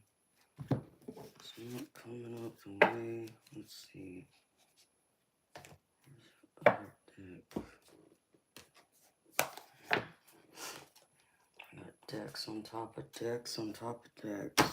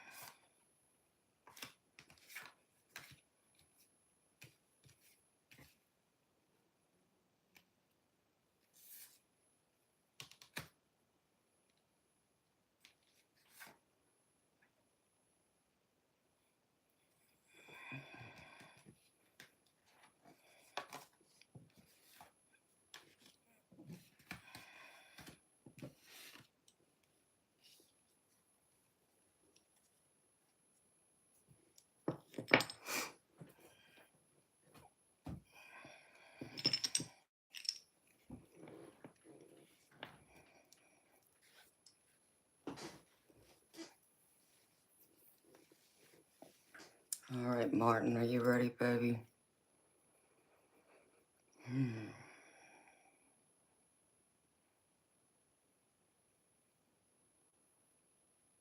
What movie y'all talking about?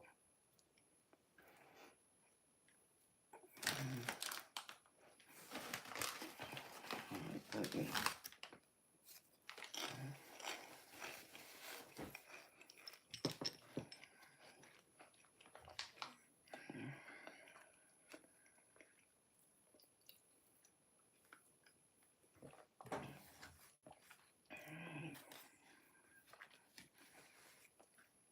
All right, first card, so it's my spirit guide messages, which is just messages from your spirit guides, baby, that are clear messages. The first one is worry is a wasted emotion. So your spirit team wants you to stop worrying about, things that you can't control or the people around you can't control. At the end of the day, the only person you can control is yourself and your actions, and the rest you got to release to the universe. And if there's something that's weighing on you, spirit's asking you to let go, release it. There's nothing you can do within your own control to change it, let it go, because they're trying to help clear the way for you to make things easier for you. All right. And the next one is stay open-minded to receiving. Stay open-minded to people, stay open-minded to different perspectives, thoughts, ideas. Even the way, you may, do something, you may suddenly find there's a different, better way of doing things. Because Spirit wants you to be open to receiving. It's just a general message I'm getting here, because they want to remind you that you still have a purpose here in this world, a purpose to still fulfill. In order for you to meet that purpose, you got to stay open-minded. So just keep your eyes open, keep your mind open. Don't be closed off to anything or anyone, be open to endless possibilities. You're only limited by the thoughts and blockages you set forth yourself, not what, Spirit has for you or wants for you. And then the next one is they want to remind you you're never alone. You are never alone. And I know you and I have talked about this before, I know sometimes it may feel like we're alone, especially when we don't have someone physically next to us that can be there, to love and comfort us.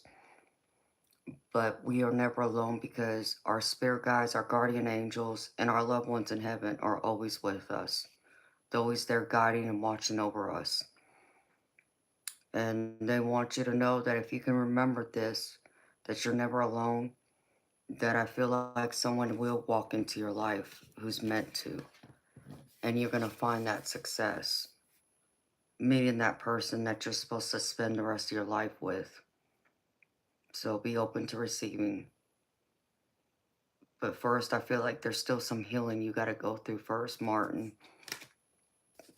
Because first, I get the Knight of Wands, which is telling me that there's something that's going to come at you out of nowhere that's going to need your attention. It's going to need your immediate action to work on, fix, find a solution, problem solve, put this how it fits. And Spirit is saying that whatever it is, maybe it's people having disagreements with you about something that you want to do and they're not listening, or others are trying to change your point of view to do something differently. Spirit saying be open to listening to it all. But at the end of the day, just know that whatever decisions you make, don't ever feel like you're not doing enough or it's not going to be fair, because Spirit's saying it's going to be fair and balanced. You're not going to have to worry, that you didn't do enough or it's not fair, because Spirit's saying it is fair, even if it doesn't seem like it's fair. It'll be fair and just. And this is your more like your present energy. And I see your beloved in here. This is the Empress, and she's all about abundance. She's all about, having everything at her disposal to use. She's like your mother or grandmother who's, already, gotten a career, gone to college, got a degree, got a career, got married, settled down, had a family of her own. And now she's set, for life. She has, plenty of money in the bank. She has her house, her material possessions, her family, all those things. And that's kind of like the energy I feel you're in right now. And with it, I see that here's, you and your beloved, I see, which is the Two of Cups. This is what I call like the soulmate card or the twin flame card, is what many tarot readers refer to it as. But with this card, it's also a card that can be a relationship with yourself. So I feel like for you, this is you trying to find love with yourself to kind of come to that um, road where, accepting right now that you are, where you're at. You're still got some healing to do, being without your beloved and learning to love yourself and nurture yourself. And I feel like right now, Spirit's wanting you to spend a little more time learning to love yourself and discovering the new things about you, what makes you you now, today, instead of like what you did yesterday or a year ago. And through this time right now, I feel like they're wanting you to really be disciplined and be honest with yourself, because I get the King of Swords, and this is all about having your head over heart and finding mental clarity to do what makes sense to you right now. Do you feel like you're ready to get involved or meet someone new? Or do you still feel like you still got to go through a little more healing first to put yourself out there to meet someone new? Now, does that mean you can't go out there and still meet someone, but it only be like a friendship to start off with? Yeah, and I think that would be a good thing for you. Truthfully, Martin, I think it's good to have friends. Um, Even of the opposite sex, even if you're not ready to pursue a relationship, but go out there and meet more people, so you don't feel like you're alone or um, you don't have anyone to talk to. That's not a good place to be, baby. You got to spend more time with other people, because right now I get you in the Nine of Swords, and this is like just that fear, having your worst fears taken over. Like you feel like, what's keeping you awake at night, or feeling like, you can't focus throughout your day. If I feel like this is the card that's saying, if you're not careful, these thoughts, these worries that, aren't real, but they're real to you, you're going to end up manifesting them. And you don't want to do that, sweetheart. So, whatever worries or fears you're having, try your best to work on them so they don't take over your life or your mind. Because otherwise, you'll end up finding that you start gradually acting out like as if it's already happened.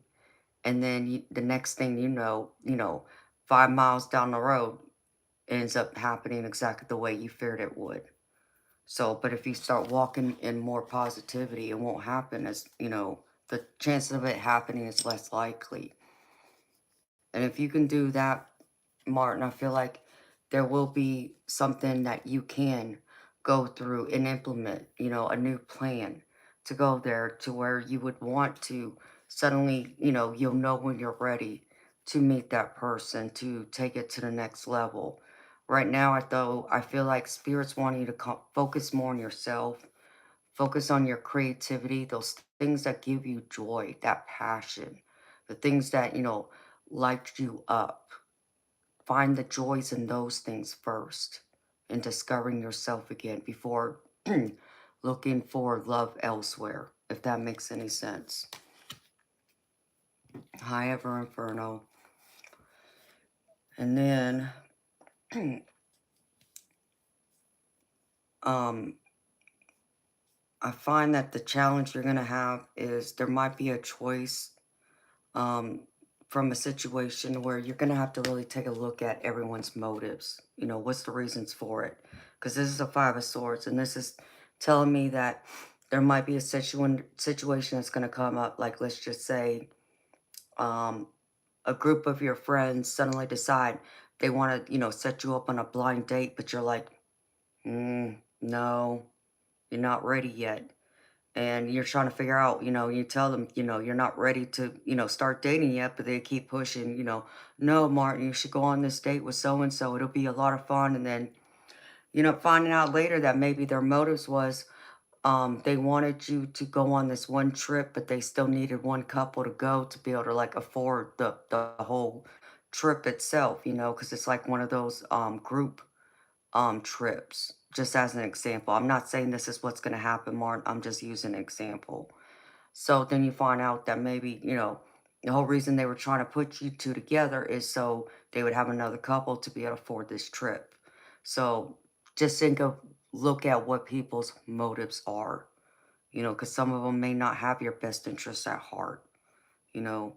Like I said, it's good to go out there and meet people, but, just understand that if people are pushing you, and you're not ready, you're like, yeah, that would be good down the road, but right now I still need some time to figure things out for me and kind of live for me and do what I want to do. Then I would be like, well, I would ask them, why are you pushing me to go ahead and meet someone? I'm still grieving Ruth. I'm still trying to adjust to life without her, that kind of thing. You'll know when it's right for you, Martin. Not don't allow other people to tell you when it's right for you. You decide when it's right for you. So if you feel like you can take that step now, go ahead. But if not, there's no rush. And that's what I feel like I'm getting. There's no rush to find someone if you're not ready yet.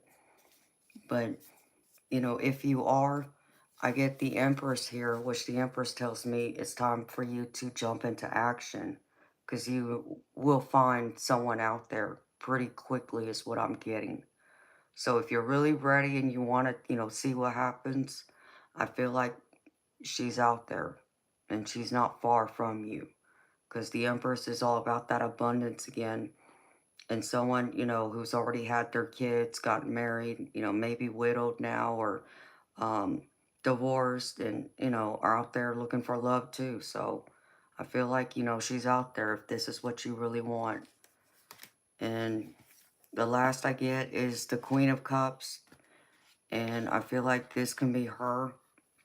Um, this can be a relationship that could develop into something more long term. Um, because I get the Queen of Cups, and this is more of someone who's empathetic, who is kind natured, who's nurturing, who puts others before themselves. That when they meet people, they truly love for that person and not for themselves. They're not like that selfish type of person. They give more of themselves than what they sometimes receive. So I feel like, whoever this person is, she would be good for you if this is the type of person you're looking for. And with it, I get the Queen of Wands, which I feel like this is you. This is just you showing yourself to me in more of your feminine energy because each one of us has both divine masculine and divine feminine. So I feel like you're more in your divine feminine energy right now. And this is spirit saying, don't underestimate yourself. Don't underestimate your potential of being able to, meet new people, make new friends, even find new love, that you have a lot to offer. You have a lot of passion, determination, a lot of charisma, um, a lot of character, those traits that a woman would want. So I feel like almost like this would almost be like a match. If it was the King of Cups, it would be a sure match. But the way it's coming across to me, I still feel like it would be good for you. Even if it's just something that develops into like a close friendship. But I feel like it'd be someone that would be worth, you know, meeting up with if you do meet her. And yeah, start it off slow, Martin. Don't rush it, baby. Just allow things to gradually flow. When you feel like it's time or you want to pursue it or they want to pursue it, make sure y'all both are on the same page though. and that y'all's wants and needs are being met too. You know, you don't want to find someone that you need to fix their broken heart and vice versa, if that makes any sense. You know, when you meet someone, you want to know that their heart is pretty healed and they're ready to give their heart to you and vice versa. And it's not just half there, if that makes any sense.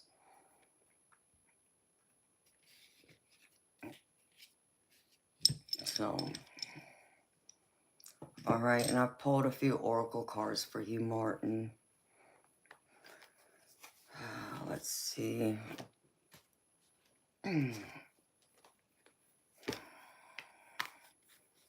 This one is from my Resurrection Welcome to Your Life Oracle, and it's Inner Child. Healing is difficult. Your inner child has been tucked away neatly inside for protection. Sometimes childhood trauma forces a child to grow up too quickly because you come face to face with adult situations that your young self is not equipped to deal with and rightly should not have to deal with. This is an unfortunate fact of life and death, a total fight or flight for the child you were and still are somewhere inside. These events can be hard to revisit, but that child is searching for healing. Write your inner child a note or give your inner child an affirmation, letting them know this event was not their fault.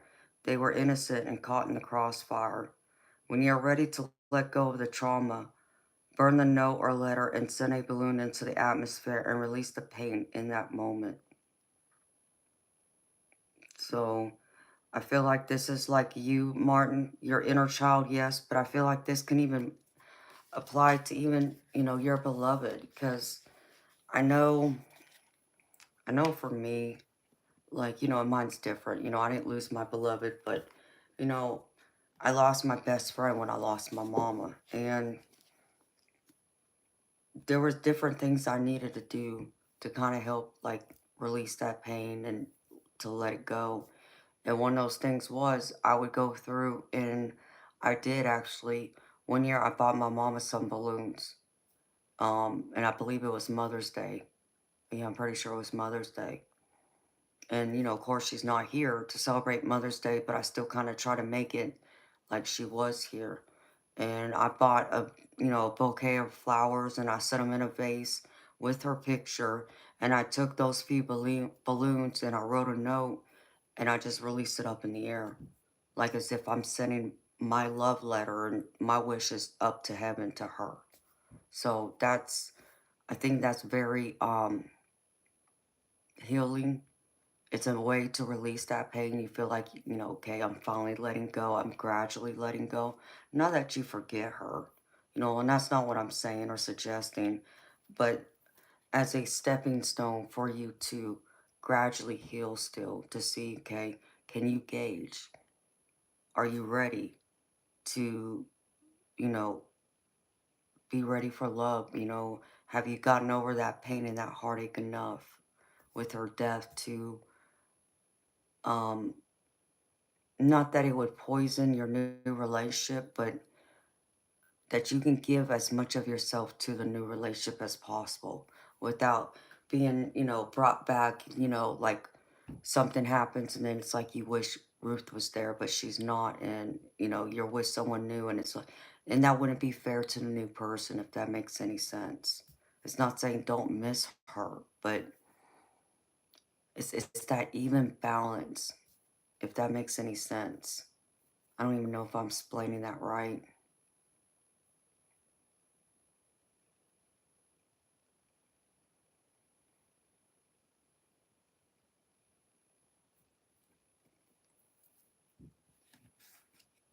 Y'all are funny. Okay, let's see.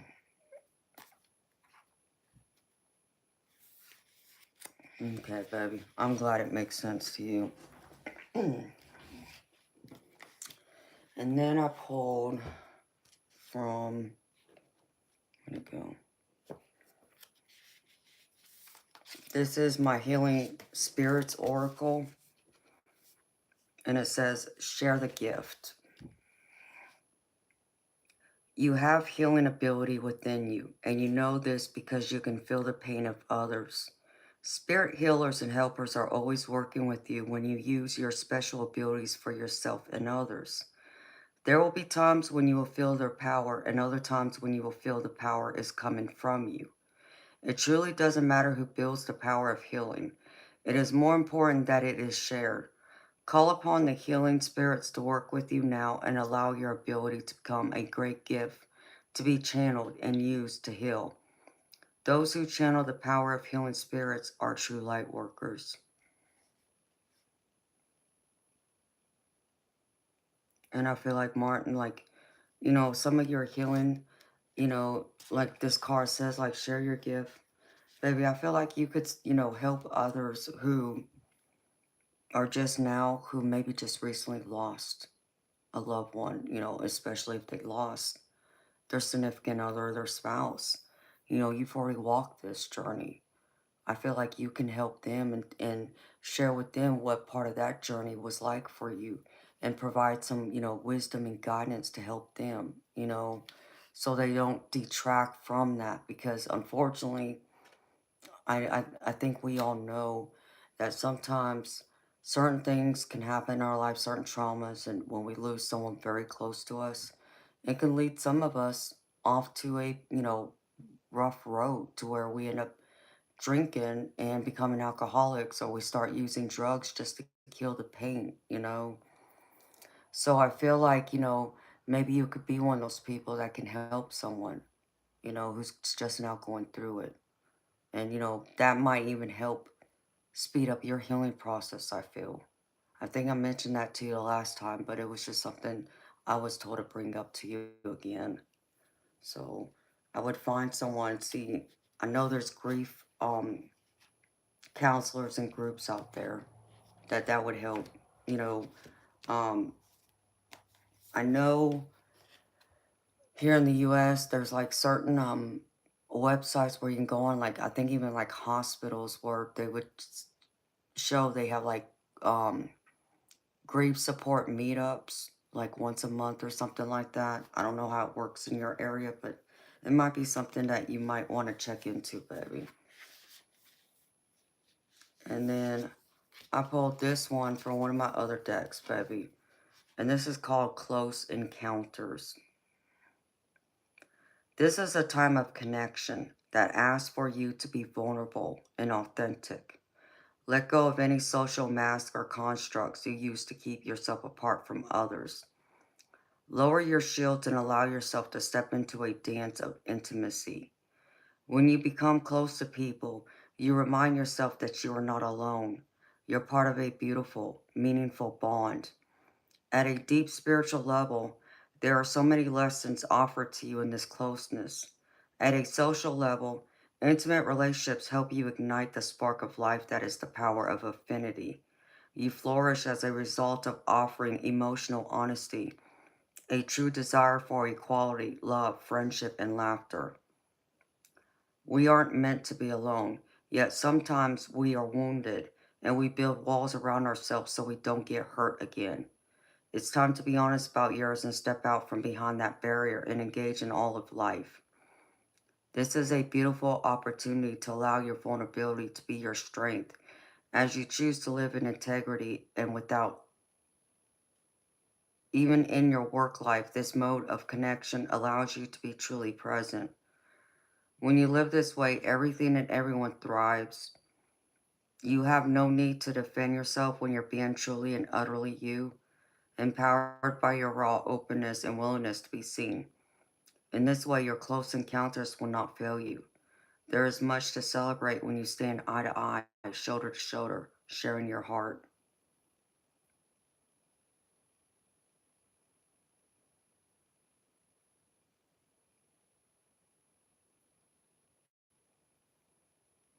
Oh, well, Martin, that's beautiful.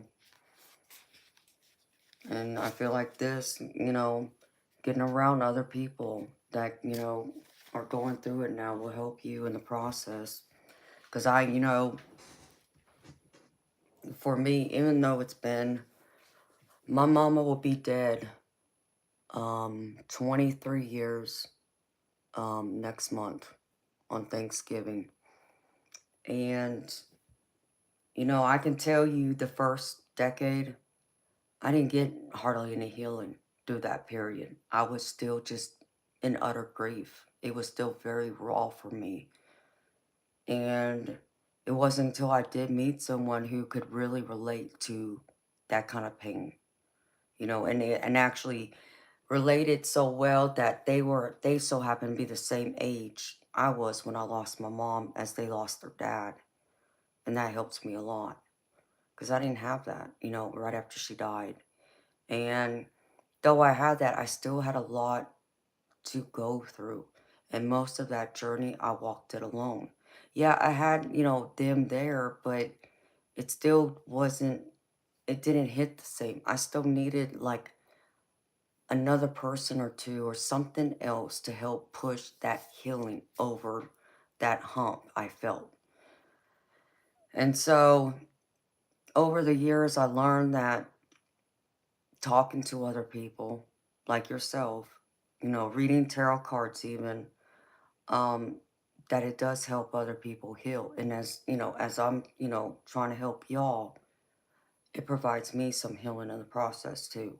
That there's times that even I forget the lessons I learned and I'm the one who lived it. And I have to go back and remind myself, it's like, oh yeah, Amanda, hello. So it's like a light bulb goes off. But I do get some sort of healing too out of helping y'all heal. And I think that's beautiful, just to be able to have this interaction, to share, our life experiences with each other and to be able to, help each other, lean on each other, provide that support, those words of comfort, wisdom, everything. I think it's very helpful and very healing. So I think that's what you can do for someone else.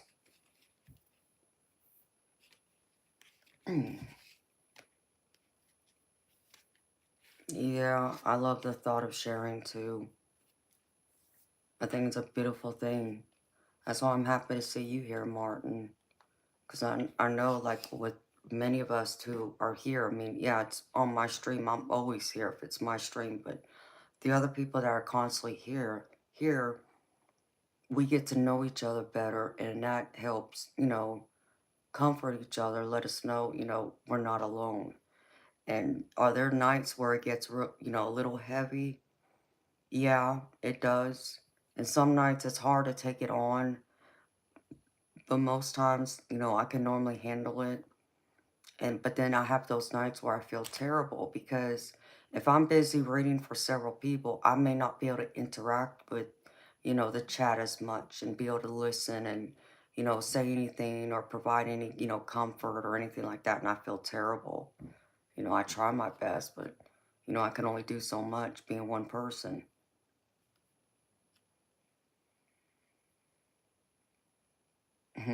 Yeah, Jess, I do. I very much do. Because I don't know how the hell I got through it all. But I did, thankfully. Thankfully, I didn't turn to drugs and alcohol to help me, like so many have, But I got through it. And, I can only thank, the heavens. I can only thank my spirit guides and my guardian angels and my loved ones for being there to help keep me on that solid ground so I didn't, fall and take a nosedive, do something that I wouldn't have otherwise done because I'm in so much pain and I'm still healing the loss, and still figuring out how to walk through this life, on my own, not having, my mama there or my dad or daddy there, It was a lot, but yeah, that's it. Yes, it is. All right. And then, Martin, I got this other card. This is, let's see, Angel of Strength. Personal power and inner strength. This amazing angel brings the news that this is a time of increasing power for you. It's not the time to be passive or submissive, but to speak your truth and take action on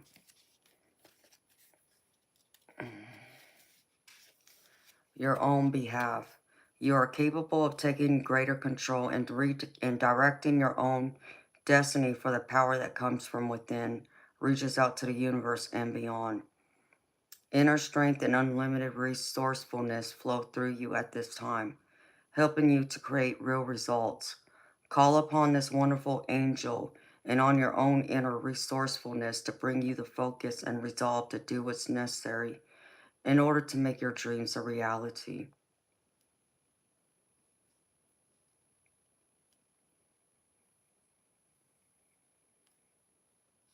So know that you have an angel of strength with you that can help you towards the next steps, whether that's love or something else for you, Martin. And then I got these last few messages for you. The first one is things are going to be turned in your favor. People that were against you all of a sudden will be for you. Ideas, creativity, promotion, contracts are going to come into your hands.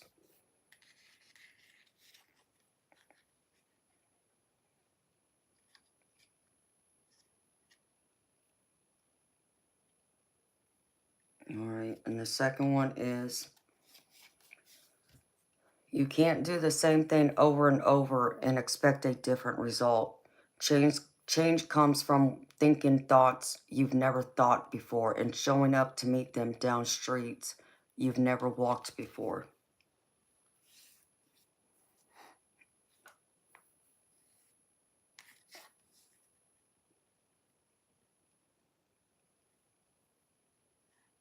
And the last one is prioritize self-healing right now. Put your needs above others for once. It's time to focus on you. Self-healing takes time and a lot of self-love. Remember, open wounds don't heal into scars overnight. Take the time you need in order to feel happier and healthier within yourself. There is no rush.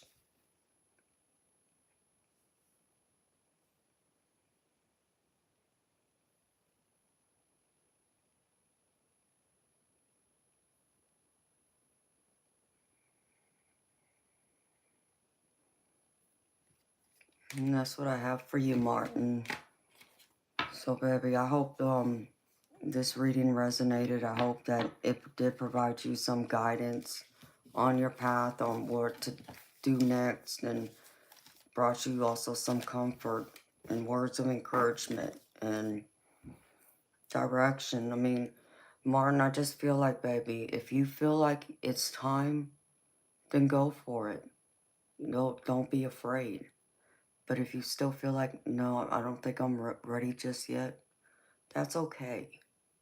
It's okay. You know, we all heal at our own speed, in our own timing. You know, some people might be able to go out there, you know, a couple years after and be able to start dating again. Others might take several years. Like my daddy, after my mama died, he waited, oh man, I think it was three. No, wait. How old was my brother? I think he waited almost 4 years, 3.5, 4 years before he went out there to find love again. Because he said it took him that long to get over my mama, her death.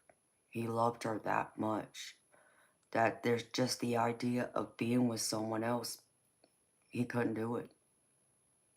So, like I said again, baby, don't allow other people to tell you what you should be doing with your life. Only you can decide that for yourself. Does your heart feel ready?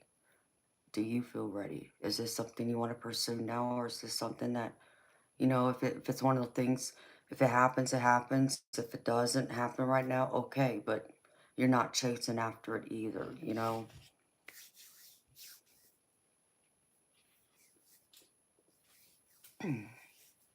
Oh, you're so welcome, Martin. Thank you again for trusting me to read for you again, baby.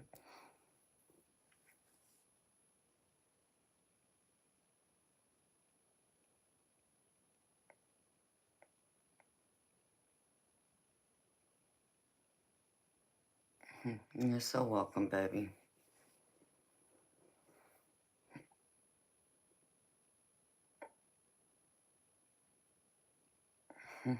I know you fell asleep on me again, eternal light.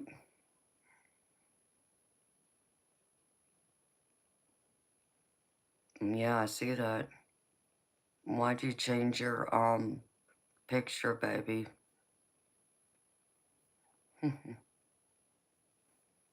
Well, thank you. Put this back.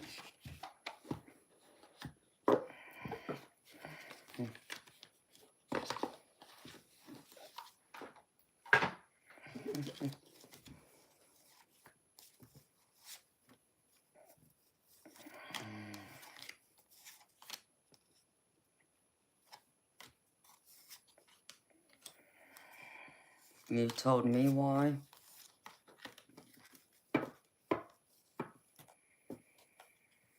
Oh, okay, I got you, baby. Yeah, okay, I understand.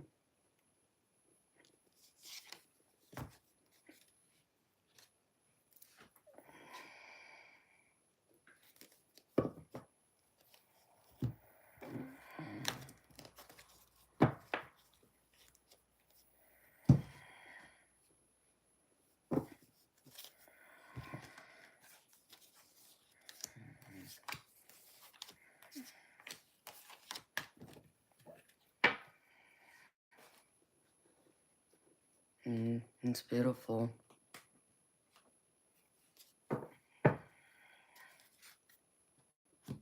Yeah.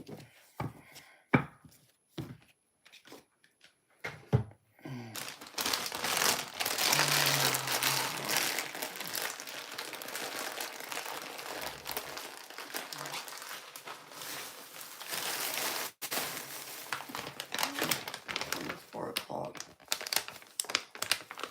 I know it looks like a bullseye.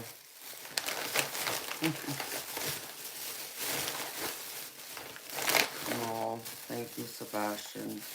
It's so sweet of you, baby.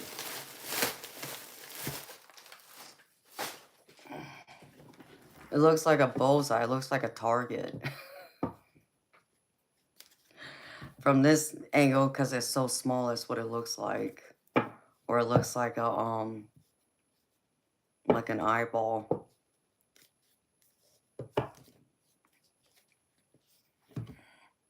Yes, Jess is a beauty. Inside and out.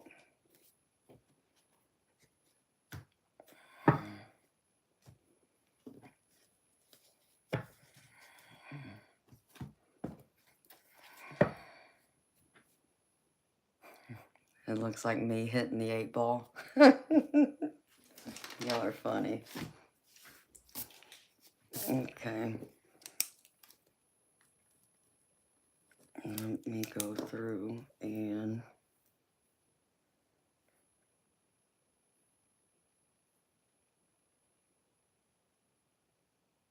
I'm gonna do something.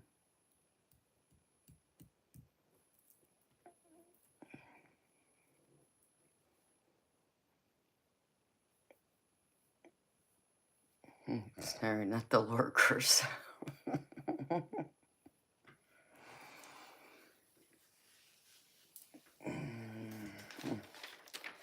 Well, I waited for y'all. Jess, I called you. Eternal. And I think I did call you too, Diane. So, we can play a few more games. But let me step away for a minute. And I'll be back.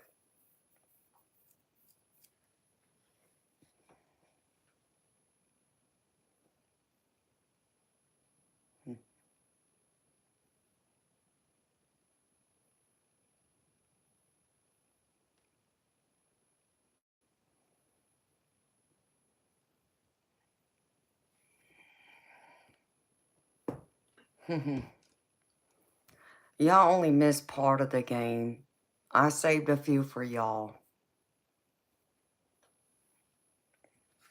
I was waiting for y'all to be here, so now y'all gotta wait another 10-15 minutes. I'll be back.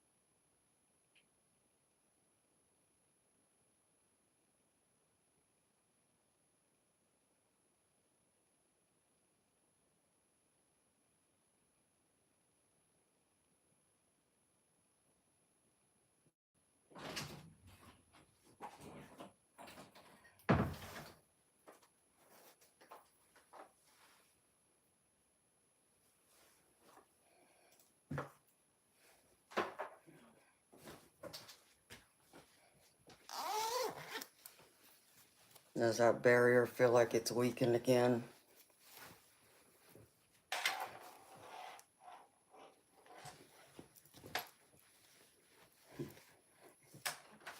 Just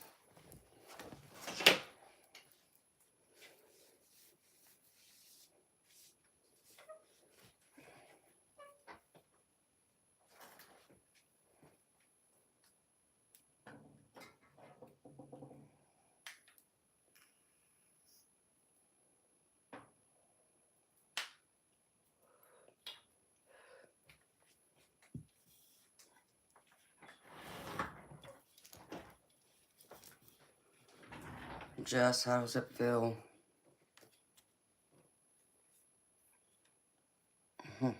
Thank you, Ever Inferno.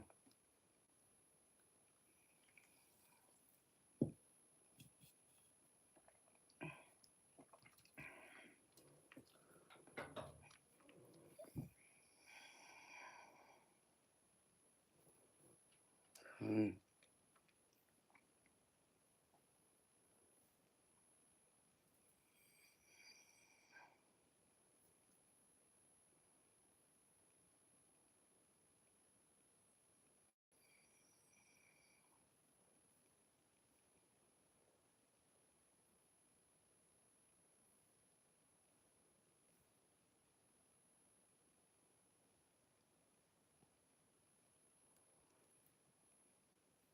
Okay.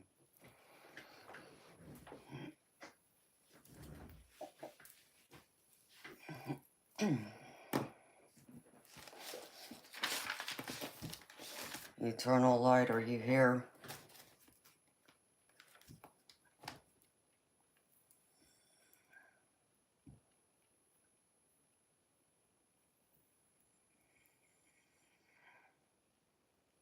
Mm.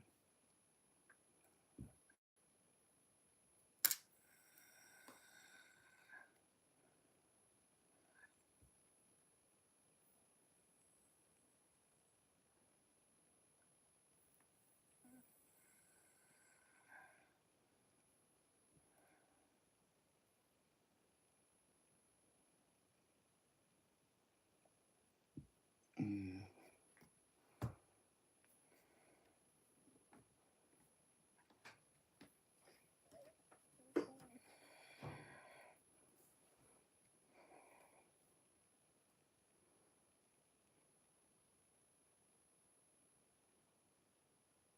Yeah, I can see you.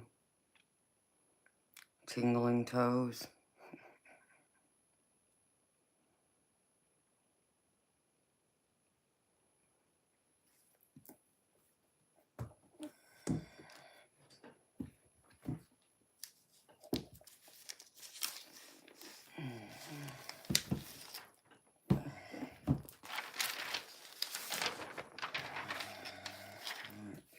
Beautiful.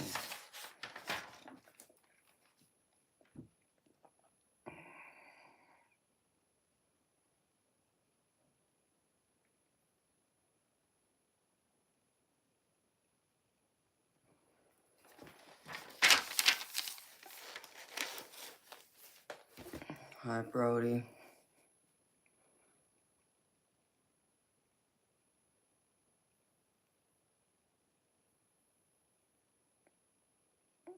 When Tyann clears the attachment leeches, my feet tingle.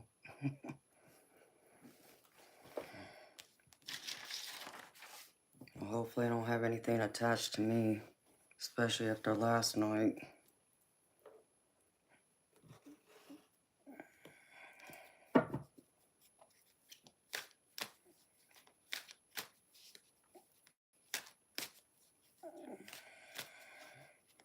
Hi, CEO. I'm doing gravy, baby. I'm so gravy. I got some biscuits and sausage and some potatoes go with my gravy, baby. How you doing? I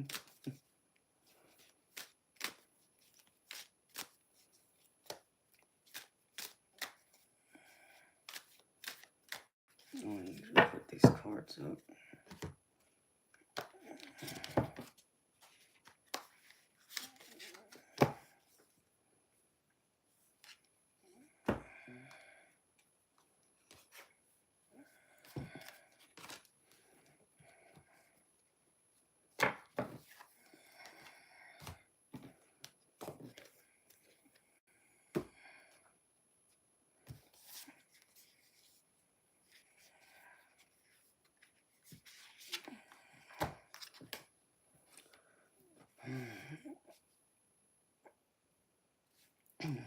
Yeah, it has been a while since I've seen you, CEO. You've been traveling. Ever Inferno, when I make some more gravy, I'll show you, baby. I don't have any more right now.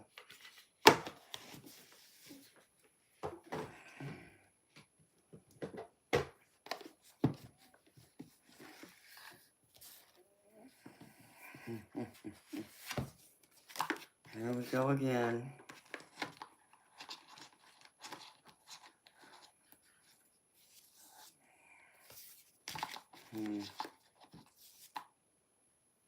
Yep.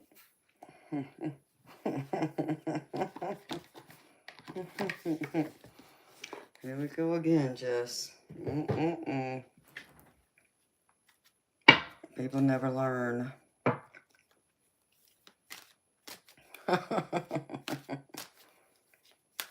Yes, she is.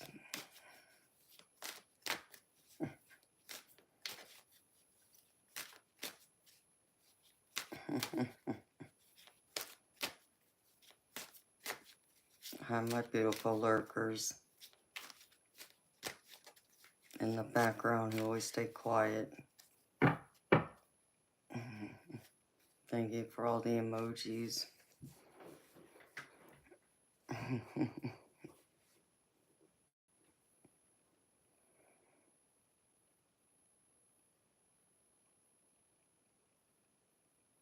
Oh, really? You sure it was him? May have been someone else, baby.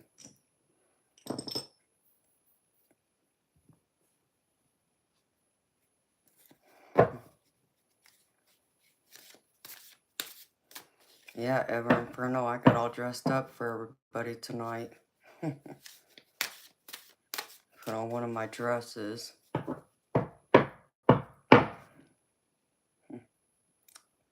Okay, well, you know what? Walking Tall. Let's see. My moderator answered your question, for one. For two, you come into my chat, and the first thing you ask me is if I'm Native American. Where is your manners? Were you raised in a cave? Because I sure in the hell know. Your parents didn't raise you to approach a stranger on the street and say, hey, what's your nationality or what's your ethnicity? Are you a Native American? No, they raised you to have courtesy and respect. To say hello. How are you doing? And why in the hell does it matter if I'm Native American or something else? Get out.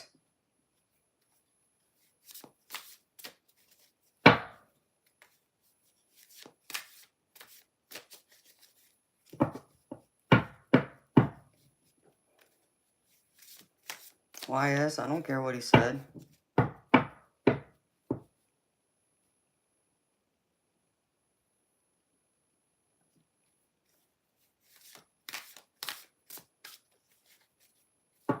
It doesn't change the point of someone that comes into my chat and has no respect or manners. They act like they were raised in a cave. Have some courtesy and respect first.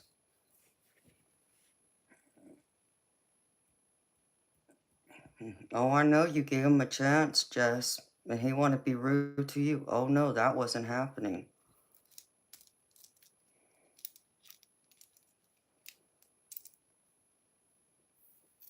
I had to check him fast. Alex, no, I'm not angry. Some people may mistake it for being angry because I'm passionate and I speak with conviction. And that gets misinterpreted as being angry.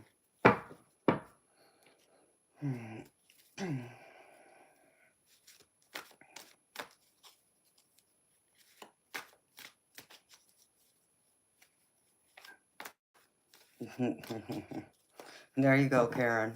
Exactly. I'm from planet Earth. That's right. I'm not angry. I'm Amanda. And if people haven't gotten to know who Amanda is, well, I guess they're all going to think I'm angry.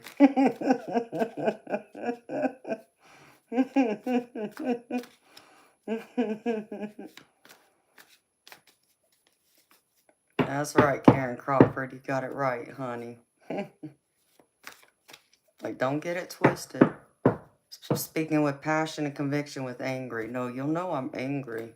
Because the F word will come flying out of my mouth left and right. That's when you know I'm angry. And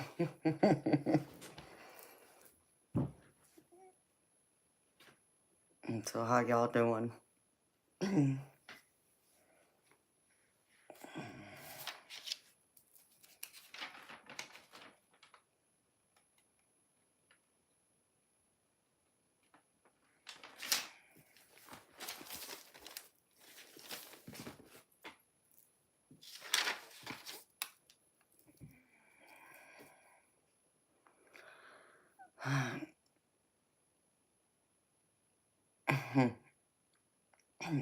I don't get it either, Fiona. It is so annoying.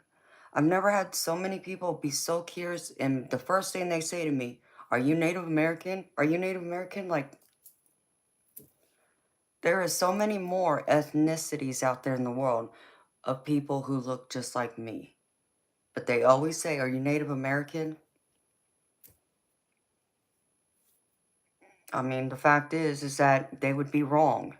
So obviously I prove a point. It's like y'all need to get out in the world and explore it a little more. But people have such a stupid obsession with my ethnicity for some reason. I don't get it. I don't know why, Fiona. I mean, that's what I always ask them. Why does it matter? I'm a human being. I'm a woman. What does my ethnicity have to do with anything? None.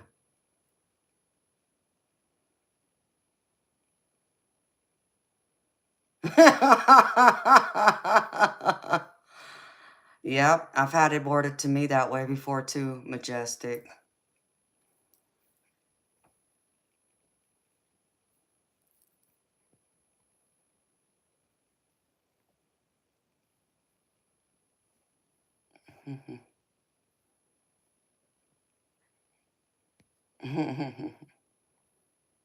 Well, thank you, Michael.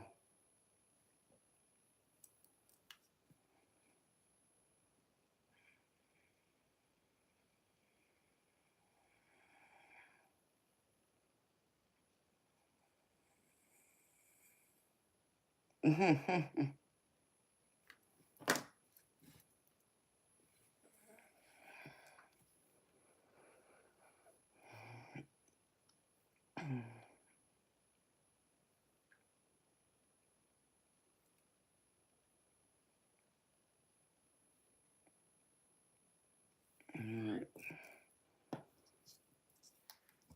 Alright.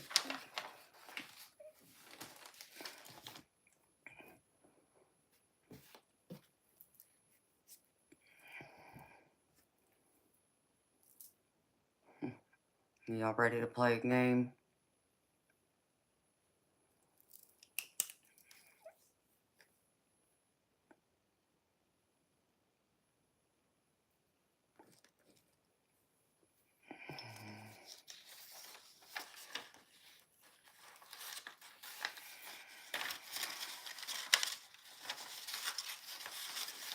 Yep. Yes, Fiona, I've had them do the same exact thing to me too. Start speaking Spanish like as if they automatically think I'm Hispanic. It's like, what? No. Good try though. I've been mistaken for almost everything, it seems like anymore.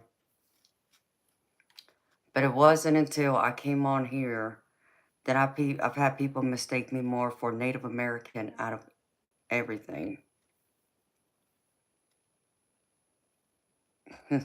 Isn't that so funny, Jess? I think I'm Hispanic, Filipino, let's see what else. Now we got Native American, what else? There's one other one, and I'm drawing a blank. People are crazy. I don't get it. I don't get it.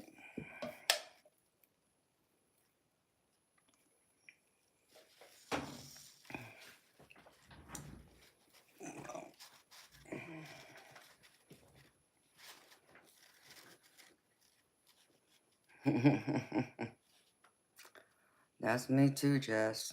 I mean, I resemble my dad more than my mom, but I see my mama in me too.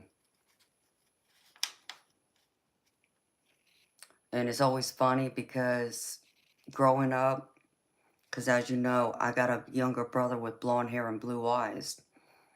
And when we were growing up, and either I would introduce him to my friends or he would introduce me to his friends, they all looked at us crazy like, oh, that's your step sibling. That's your adopted sibling. That's not your real sibling. Yeah, we are. As shocking as that is, but we are. We're half blood, but yeah, we are. We're blood siblings, so yeah, shocker, I know. Because he has blonde hair and blue eyes, and I got dark hair and dark eyes. Got it. Mm-hmm. Yeah, I do too. I see my mama more in me now than I did probably when I was younger. Yeah, Fiona. That's exactly it. It's, it cracks me up with people until they look at my brother like, y'all can't be blood related, but we are. And that's how you learn no habla español. Mm-hmm.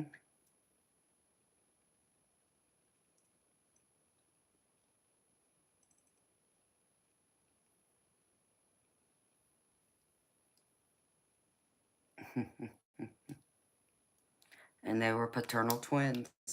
I know. It's crazy how people have such a small mind like that.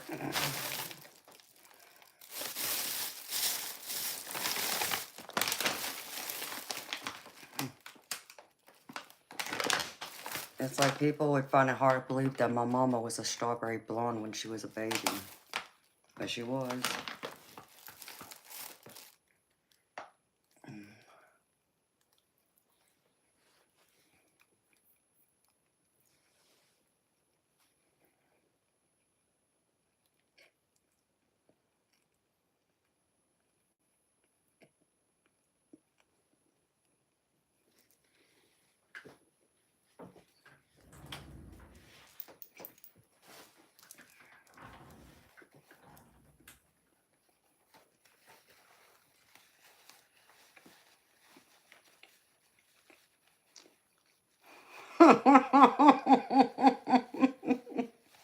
Mm-hmm.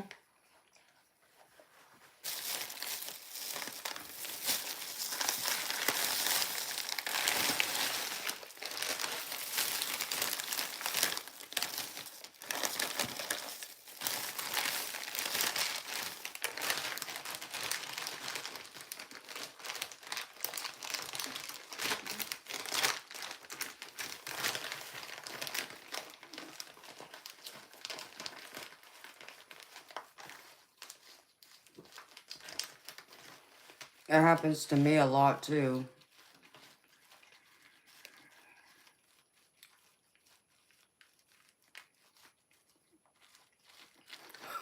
I don't blame you, Diane. Hello, Joel. Thank you.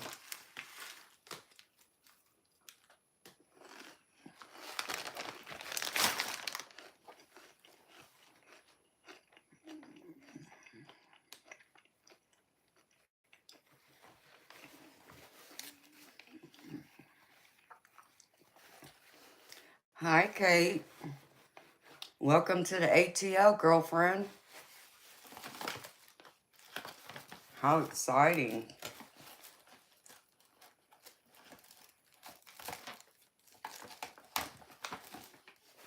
Are y'all happy to be here?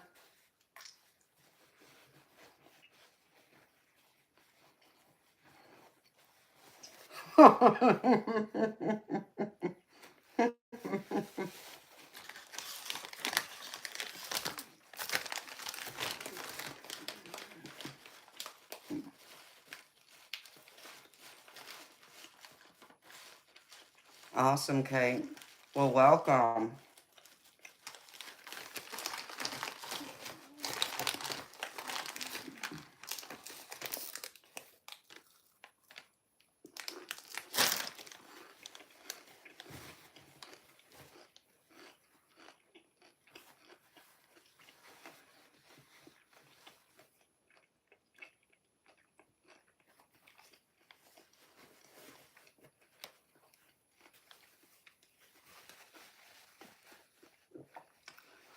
It's going to take y'all about a week to adjust to the time difference.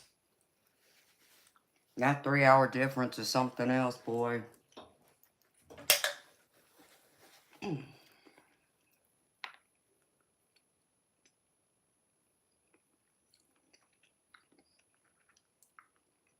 Hi, Prairie. How you doing, honey?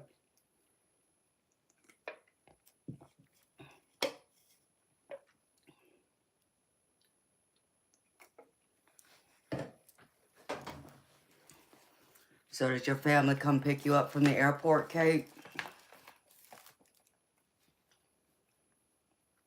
That's okay, Brody.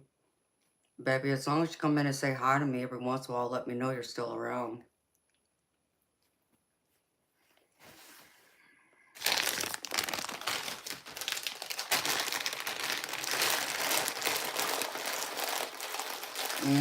Okay.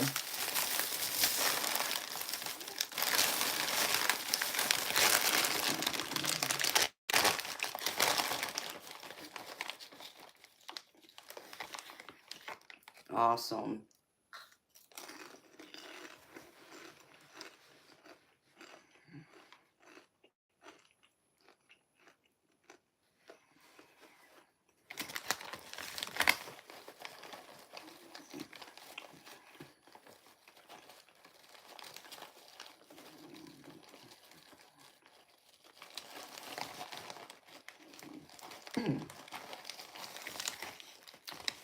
Eternal, you do talk sometimes, baby. You gotta talk to me, you know that, right? You know you gotta talk to me, baby, right? Mm-hmm.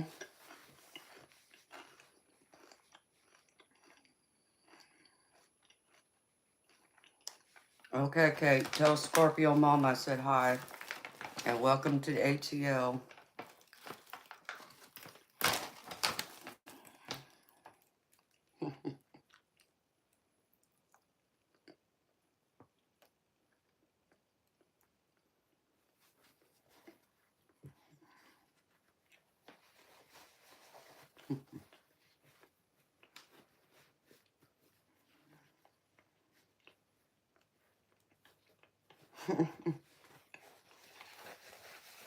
Hi, Reaper Repair.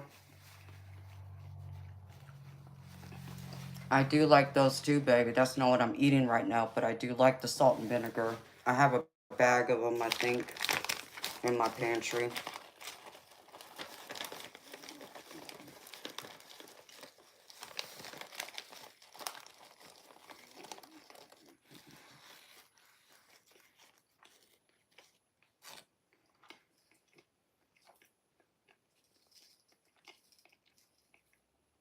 I know, baby.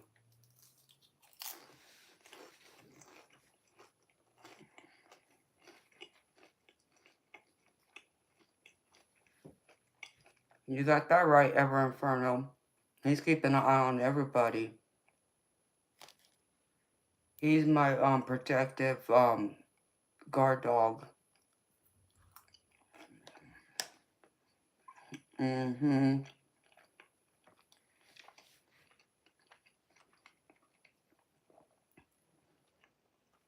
Well, this is like my dinner, Reaper Repair. I didn't eat anything, so this is like my dinner.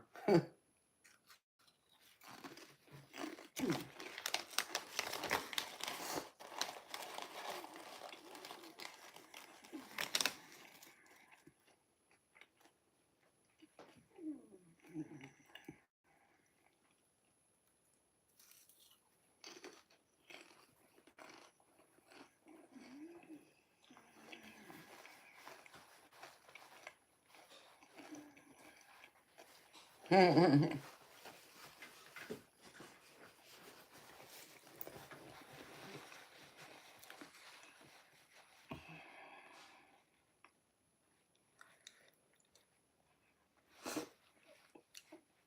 there's times they can be, Brody.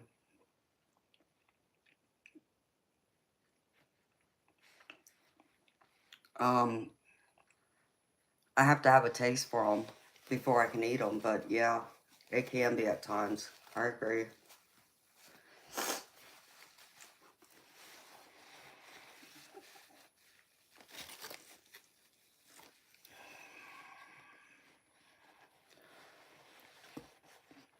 Reaper repair, not really, baby, because dreams are more personal. Um, there's not that one size fits all, generally speaking, at least not for me, because some dreams can be actual precognition. Other dreams can just be dreams, like your subconscious, like your fears, your worries, your desires, those types of things. And then others can actually be like your spirit guides and your passed over loved ones coming in to visit you and pay you a message. So it's gonna vary. So it's more personal than that. So it's like you can't apply a one size fits all to it, in my opinion.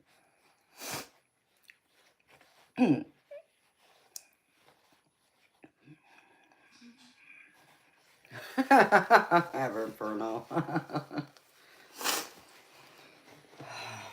I hear you, Fiona. I rarely cook.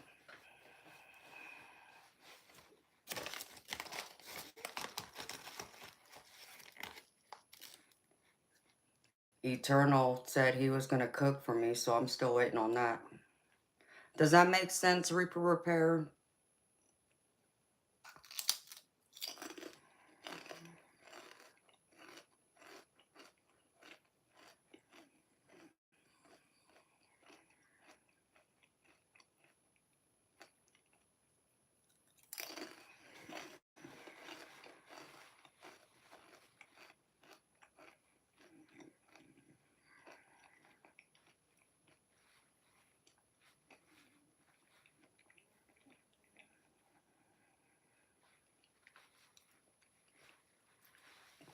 Okay. I'm glad it did, baby.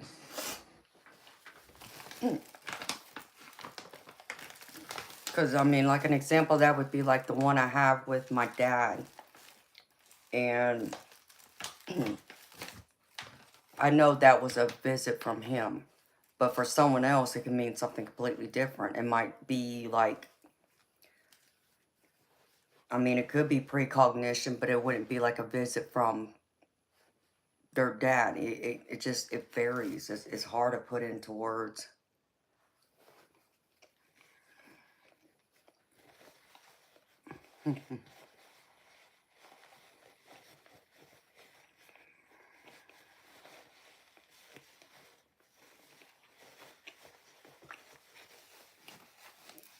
Oh, Reaper Repair, well, thank you for subscribing, baby. And thank you for saying that.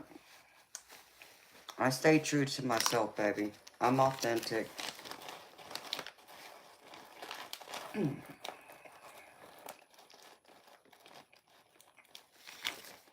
Can you ever, Inferno?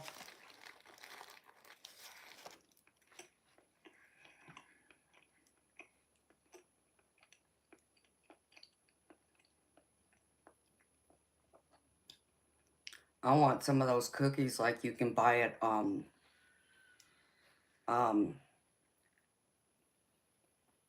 what is it, Subway?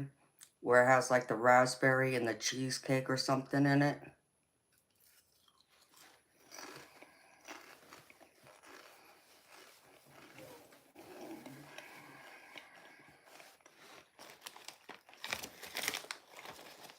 That sounds good, Prairie.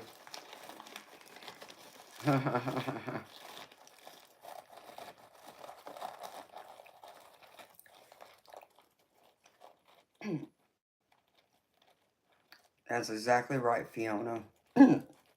You will learn to bake. Oh, really? Ever Inferno? So you know exactly what I'm talking about then. Make me some of those type of cookies.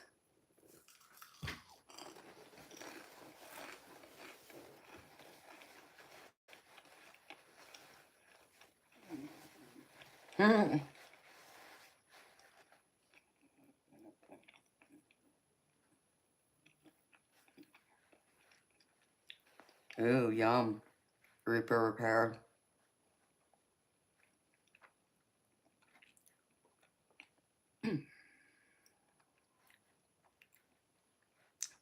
Strawberry banana jam. That sounds good. Make sure you send me a couple of jars of that.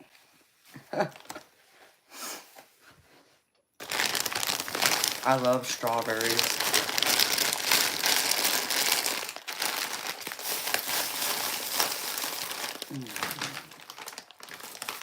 Y'all gonna make me have a sweet tooth now.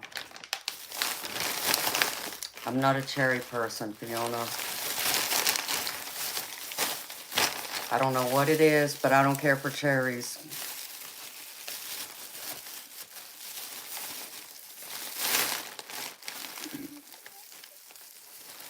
Hi, Charlie. How you doing, baby?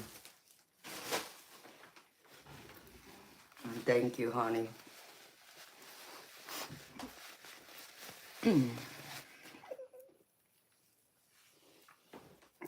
Yeah, I got all dressed up tonight for y'all.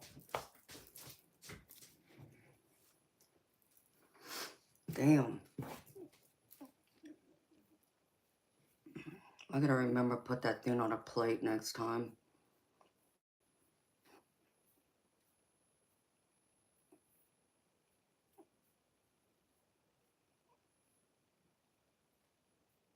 Here, Fiona Apple. Yeah, I know who he's talking about when he says that. Um, cherries aren't my thing. Like, I used to go, like, because my parents, you know, y'all know my parents bowled, and I bowl. So, when my mama worked for the bowling alley, me and my siblings, we got to spend most of our time there after school, running around, playing the arcade games. We can go down to the bowling lanes and bowl as many games we want. And we also got to go to the bar and get cherry cokes. And we would get those cocktail cherries with the cherry cokes. And, you know, and the bartender would hook us up. You know, she'd put like 4 or 5 cherries in each cup for us. And all I did is squeeze the juice out of the cherry and then threw the cherry away.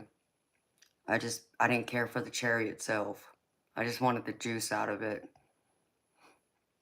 So I've never really been a cherry person.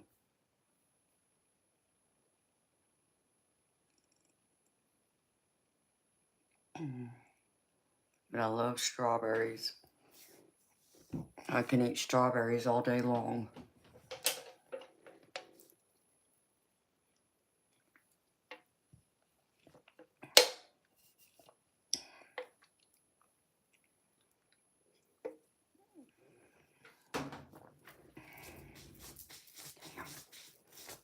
Make a mess.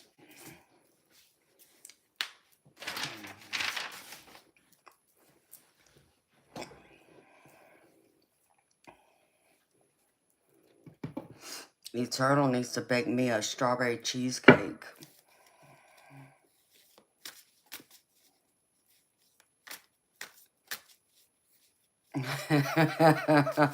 Jess. Yeah, the cigarette smoke I remember, but we didn't have peanuts in there. That's funny. Yes, I got some great memories there.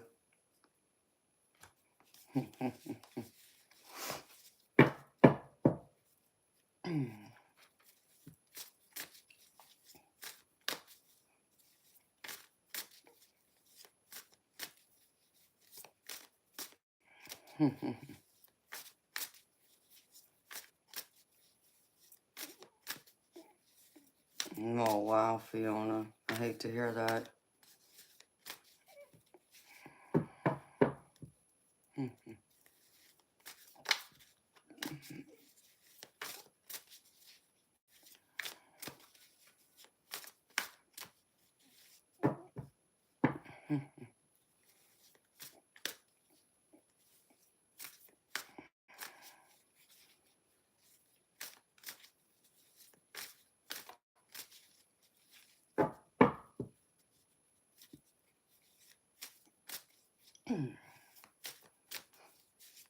I think James mostly eats the baked goods because he said he's not as good of a baker as he is everything else.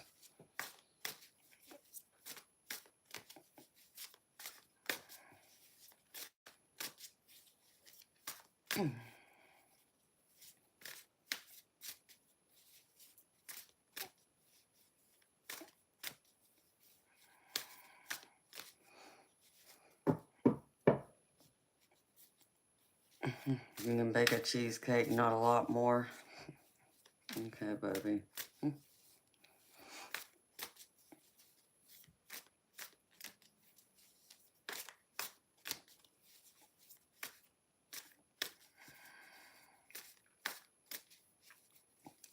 Cheesecake is my favorite. Strawberry cheesecake. And I got some little thing of strawberry cheesecake in the fridge, I think. It came from the store, so I don't even know if it tastes any good or not. Hi, Michael. How you doing, baby?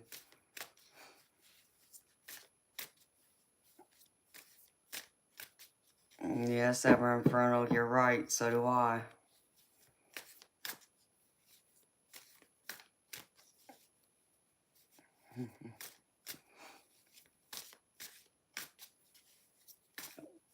Man, the Cheesecake Factory is so good. Oh my gosh. It is so good.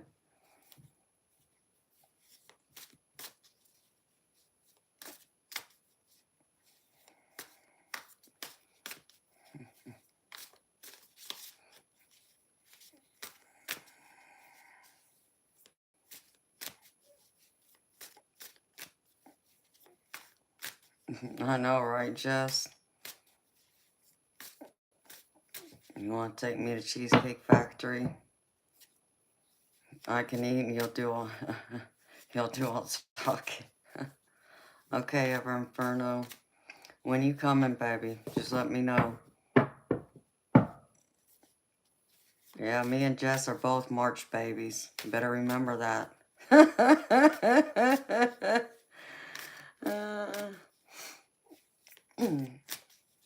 Hello, Virginia.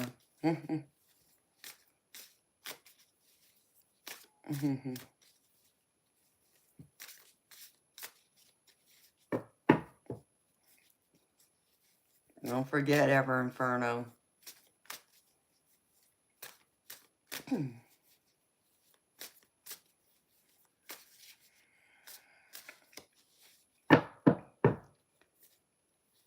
Yes, I like Cheesecake Factory. Hi, Viviana.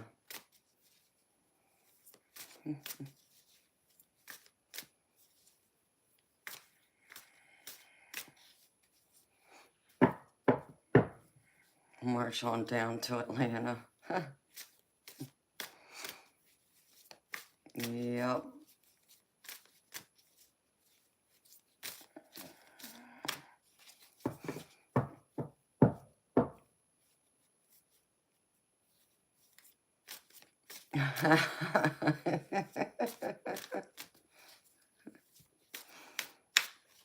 Mm.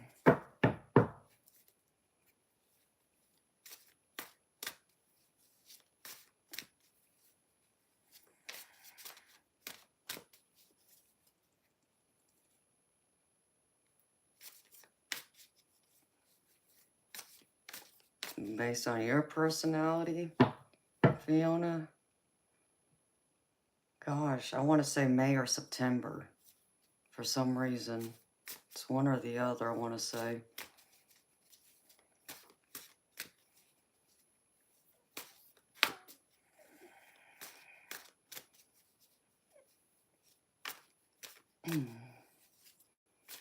Hello, Sunita.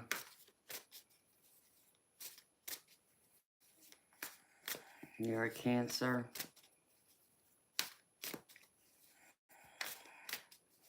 Yeah, I can feel that. Yeah.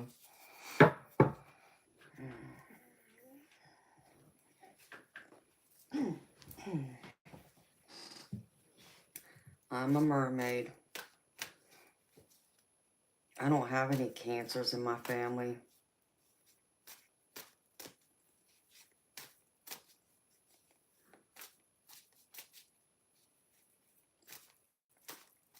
Your senses are sensing again. Ah. Well, but I'm sorry, honey. I don't do zodiacs, honey. I only do a collective reading at the beginning of the stream, and then I do paid readings, individual paid readings, baby.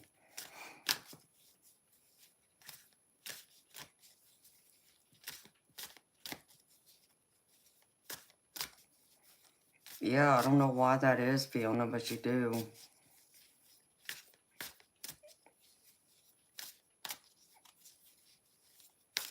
Do you know what your rising and moon sign is? I wonder if that's why.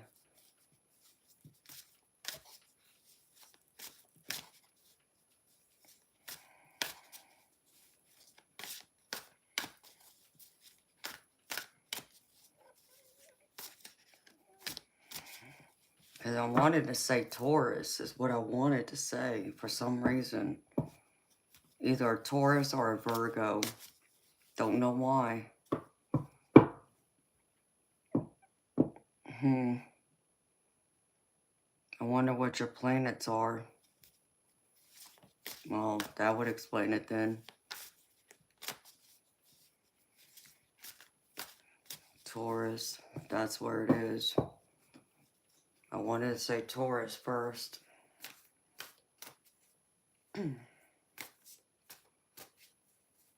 So you are all water right there.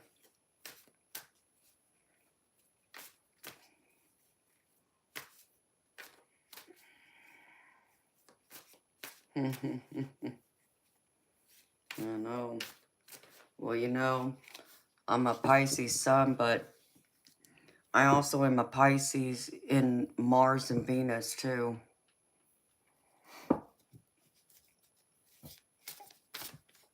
So I guess you can say I'm a triple Pisces.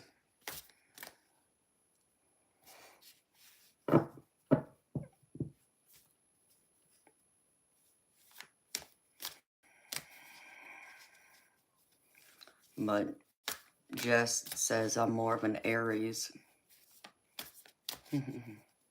Hi, Chief Dan. I had a good day, baby. How about you, honey?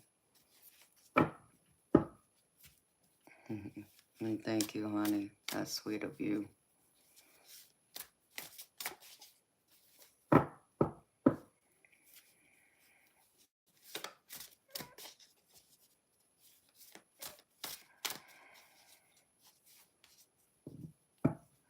More energy.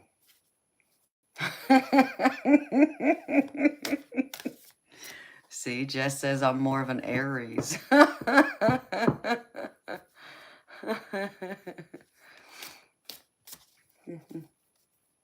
Oh, well, thank you, T-Butter. I've been told that before.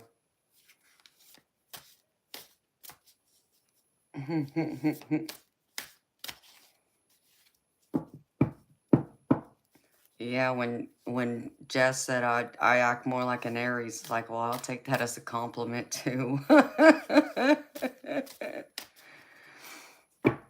I mean, T-Butter, I don't play poker, but I play blackjack and I shoot pool. And I'm dead serious. I got a dead serious look on my face when I play pool.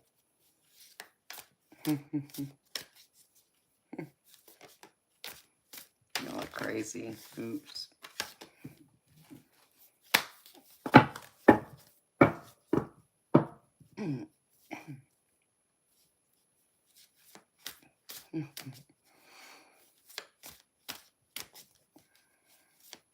So, Jess, what makes it seem like I'm more of an Aries to you than a Pisces? What's the traits that you pick up on that reminds you more of an Aries than a Pisces?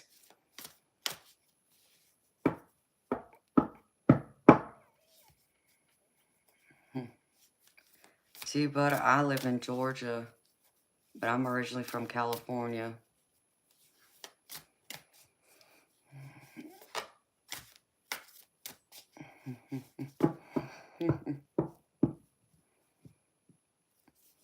I'm very feisty and resolute. Is that what it is?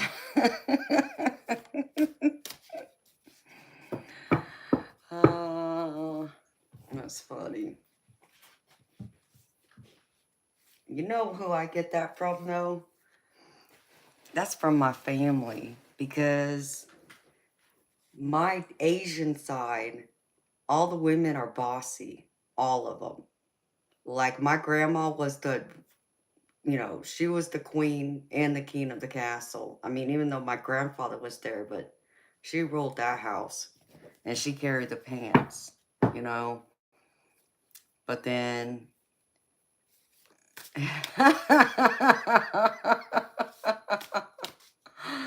straightforward ram-headed qualities, and I don't back down. That's funny. Yeah, I understand that. But you know who I act so much like? It's funny. And I'll catch myself at times too. I act like my stepdaddy, who was daddy to me. But he was an Aquarius. But you talk about he was intense. Like, you just to be in his presence, he would intimidate you. His energy was very intimidating and stubborn, self-righteous. Um, he had a deep voice, a very deep voice, very macho, but I can tell you one thing, he might have acted that way with everyone else, but behind closed doors, he had a heart of gold. So, but there's times I act just like him, and I laugh because I know exactly who I'm acting like. He raised me since I was about 3.5, 4 years old. So he acted more like an Aries, but he was an Aquarius. But I have no idea what his like rising and moon sign are.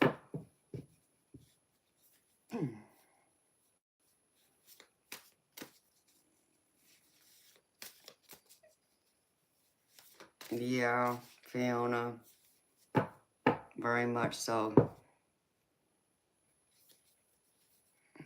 So true, Jess. He was meant to be my daddy because I act just like him in many ways. That's where I get it from. That's why I told let's see, what would we call them by? The prideful yesterday that they wouldn't want to take my daddy on because my daddy would have took him into next year, and let them know that.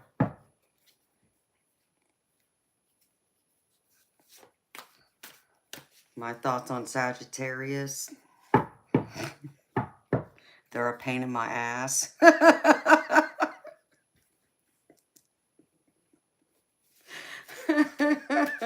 I'm kidding you, dude. I just had to say that.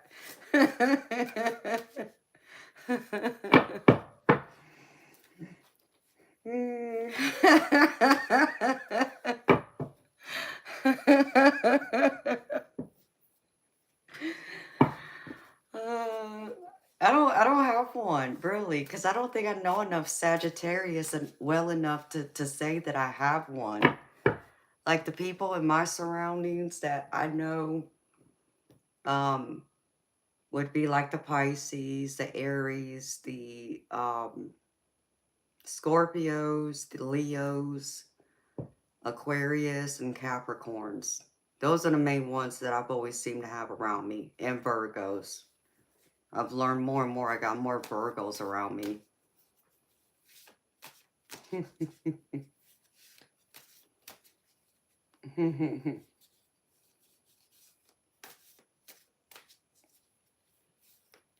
Yeah, I can see that.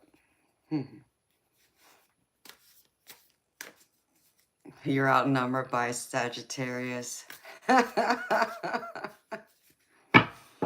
only know one Sagittarius, and that's my stepdaughter. But she doesn't act like a Sagittarius to me.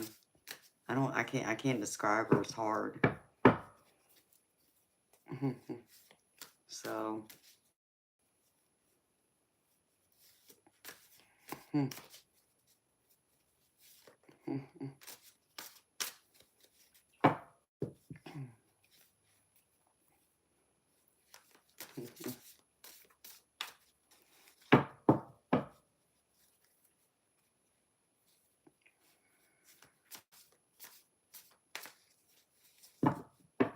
But I love all zodiac signs. I just love people in general.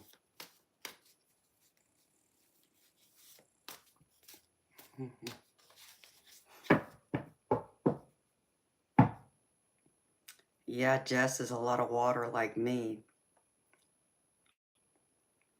She's an Aries, but she's a Scorpio rising and she's a Pisces moon. So that's why her and I get along so well.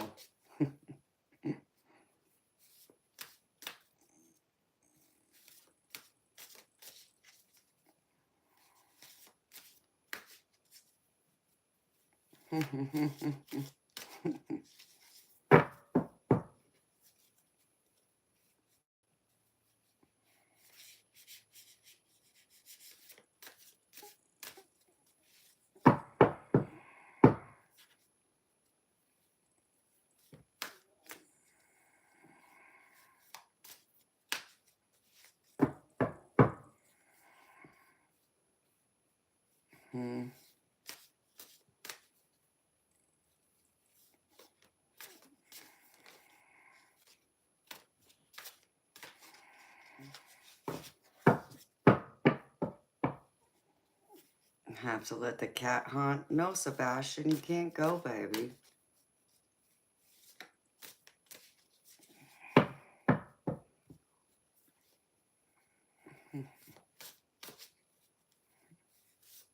Here we go again.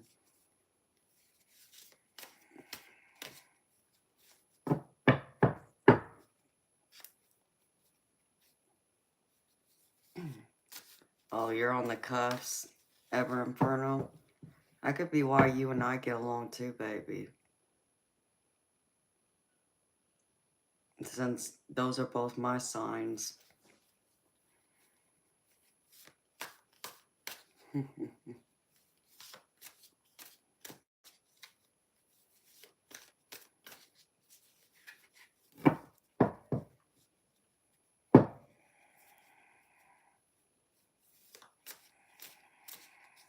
Oh, I'm sorry, T Butter. I didn't mean to.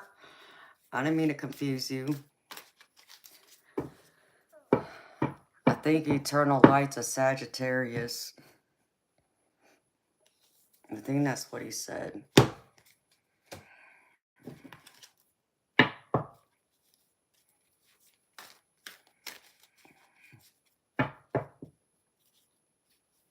Yeah, you said you were drawn to me, Ever Inferno, for some reason.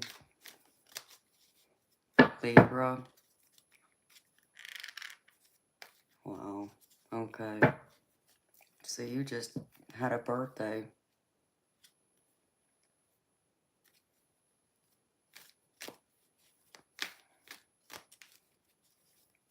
Very true, Prairie.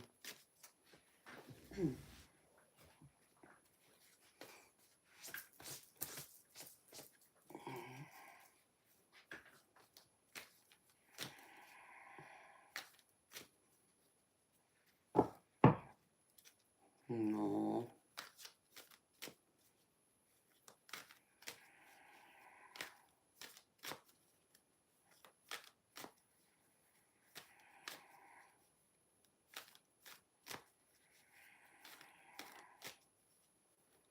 Hello, Daniel. How you doing, baby?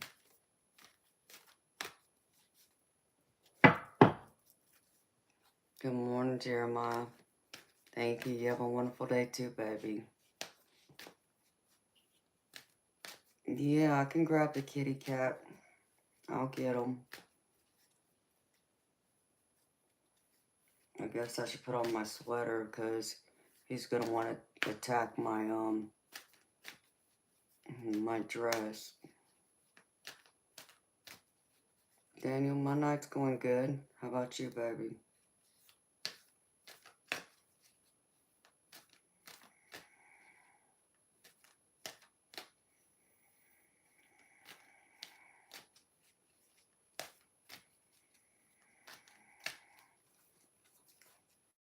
Yeah. go get them.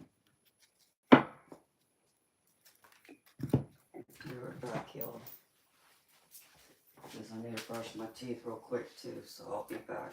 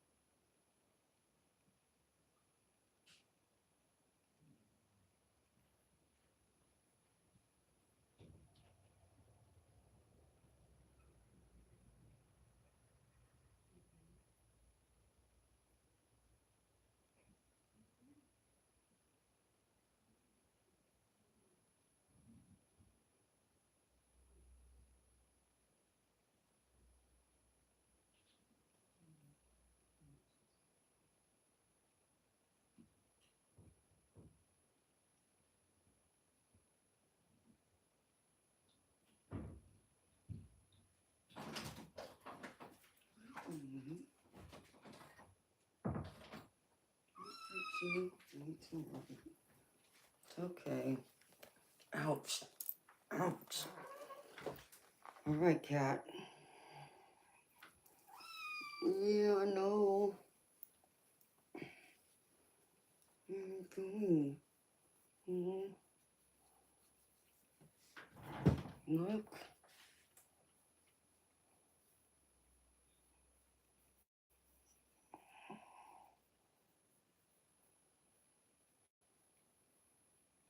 I want to see if he'll open his eyes and look at y'all.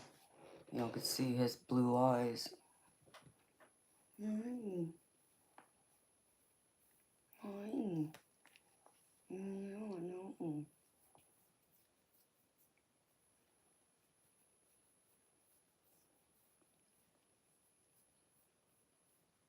He's a sweetheart. He has those blue eyes. Ouch, cat. Look. Look. Look.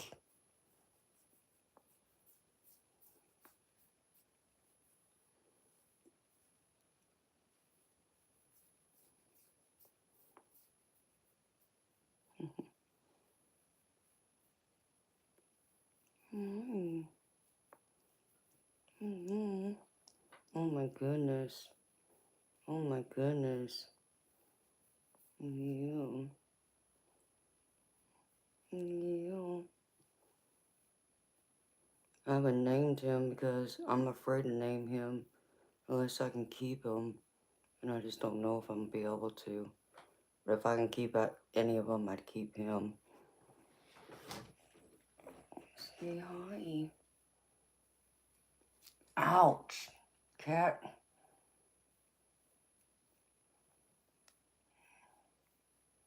Oh, I know.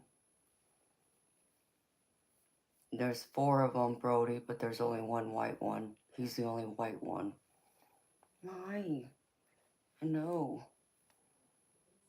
Hi. No. See, there's his eyes. Look. Look. Look right here. Look right here. Look up here, silly.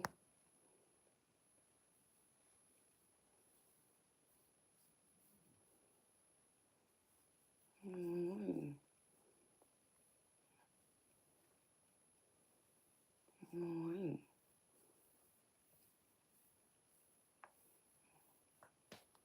Mm. Yeah, this is the one I'd want to keep out of all of them. Mm. Mm. Mm. Sweet boy. I know. See, I had a pure white one when I was little. So, yeah, no, you're trying to escape. Ouch.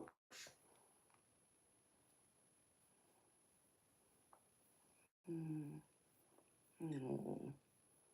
Say hi. There's his eyes, look. Look at those blue eyes.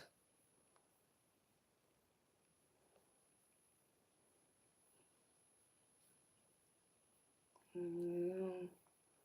Aren't you a pretty boy? Yeah. So if I could keep one, this is the one I'd keep. No. Hi. No.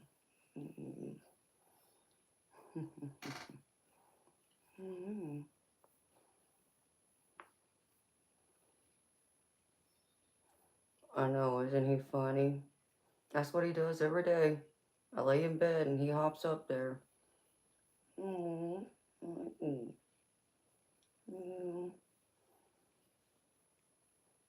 wants to bite on my hair and then sleeps on it.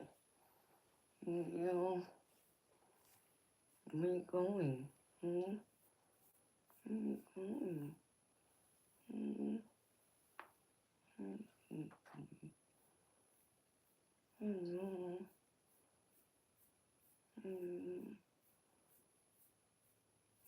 Sweet boy.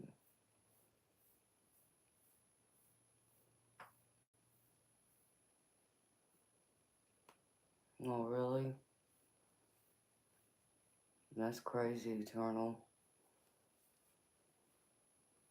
Mm. Mm. Oh my goodness. Oh my goodness. Mm.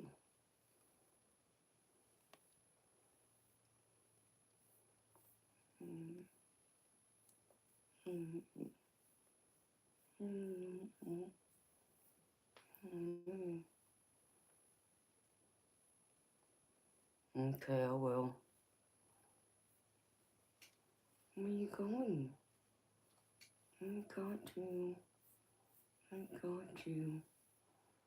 Yeah, I got you. Yeah, I got you.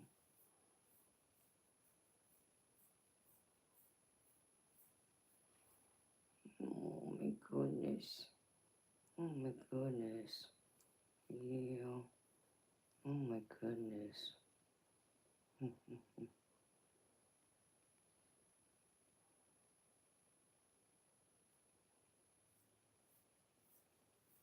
Yeah, I think they were sleeping. Ouch. Yeah.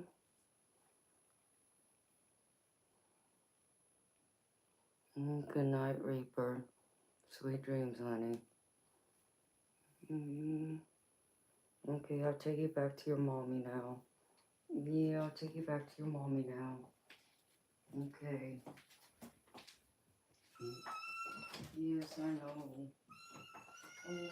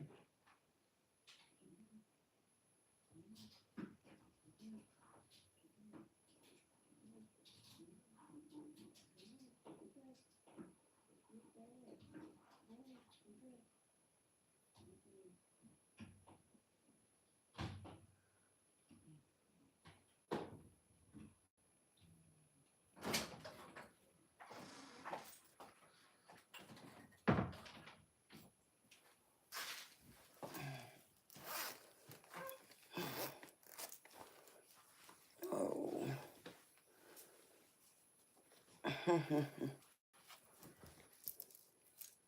Looks like Tay's smiling. See, he scratched my neck up pretty good.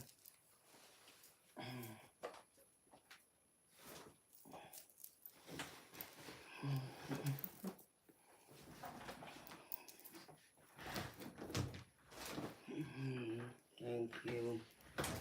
He is a beauty. I loved it when I saw his eyes.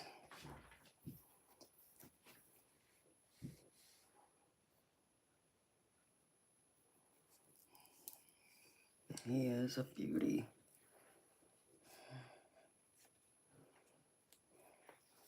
And he's definitely a male, so there's no doubts about that.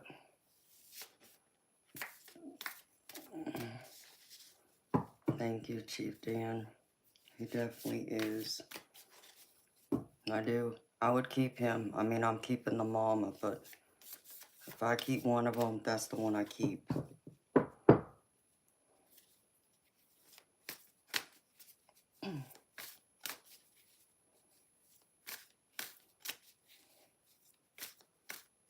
Oh, I knew he was a male too. The moment I picked him up, I knew he was male.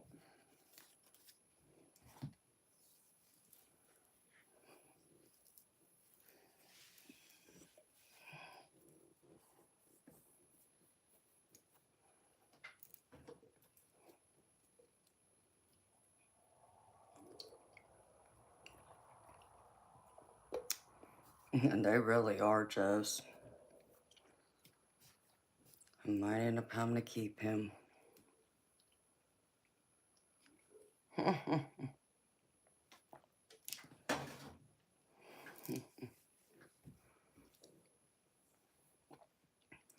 So a fire tip cat.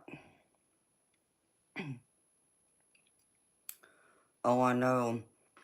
And it's crazy because a wolf is my animal spirit, but more specifically, like the white and the gray ones.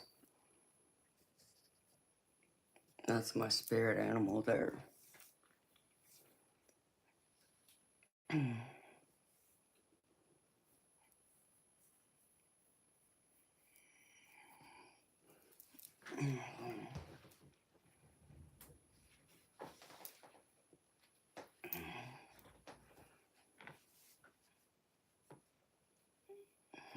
Yeah, it might be.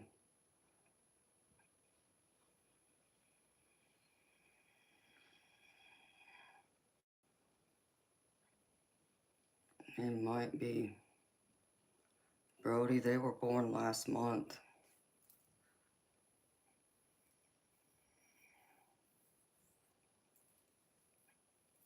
So they're what, about 4.5, 5 weeks old, something like that.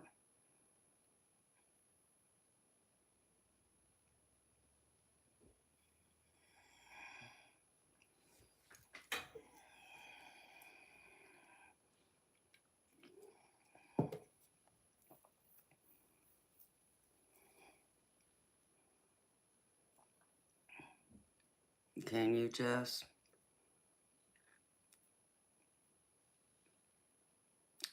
Yeah. If I can keep one, I'd keep him, without a doubt.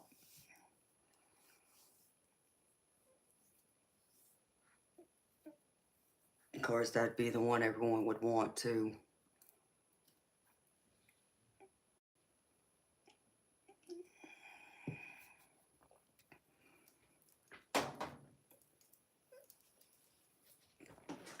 Yep, they were born on the full moon. Hi, ZD. Yeah, it's still not working, baby. I'm sorry. Oh, yeah. I mean, they're cute as a button.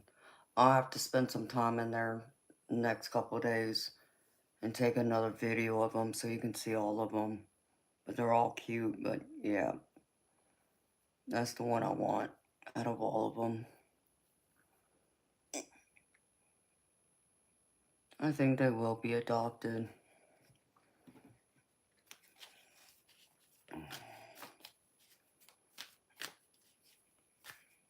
His name can be Wolf. Yeah, until Toby gets a hold of him. Then he might scream like a girl.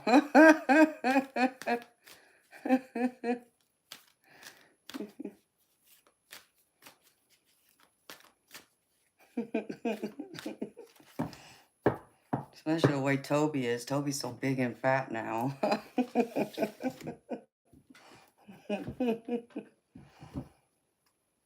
That's a big cat. And he still goes by that door and hisses at it. But then he ends up in my bathroom over here. And I hear him scratching on the shower. Like, you know, he hears something. I went in there earlier to use the bathroom. And he came in there and he jumped in the tub and started scratching on the shower wall. It's like he sees something. He's picking up something.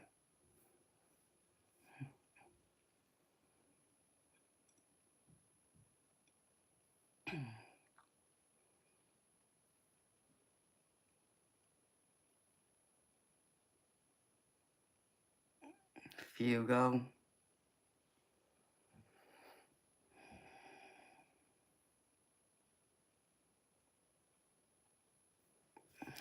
That's what you think, Eternal?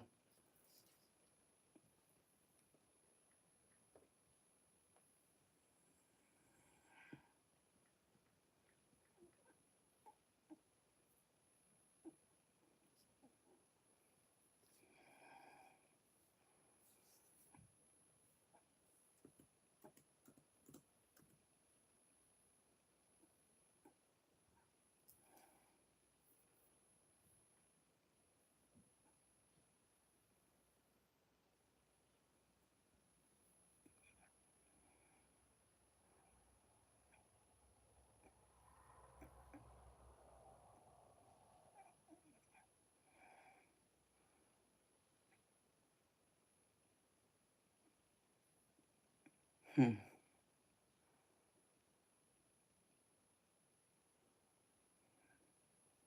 Yeah. I don't know. If I do keep him, I'll have to think of a name for him. I just can't name him until I know I'm going to keep him.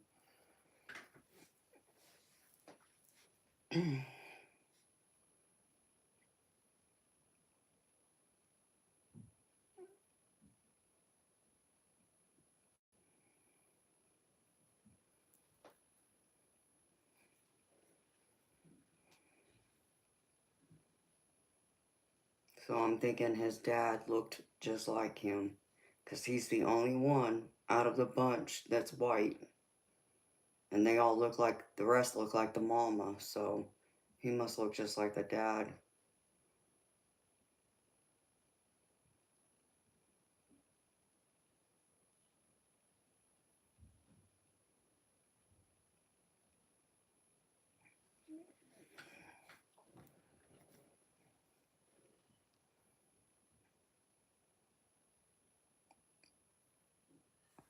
Yeah, I recognized that goddess name.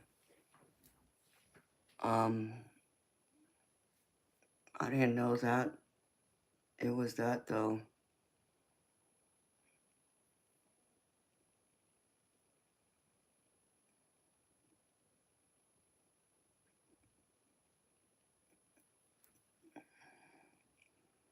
I'll look it back up again, especially knowing that I'm Japanese. That would make more sense. Hmm.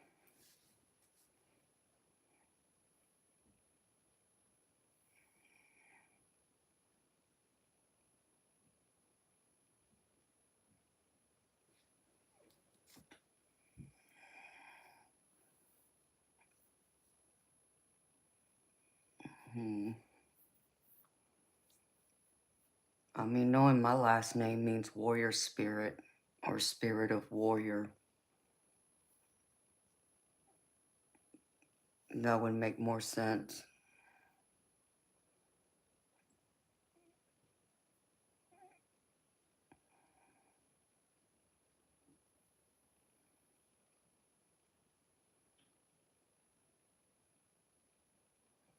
Yeah.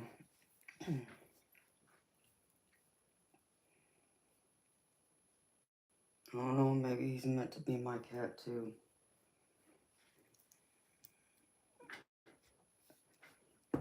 That's why I like my last name so much, because of the meaning of it.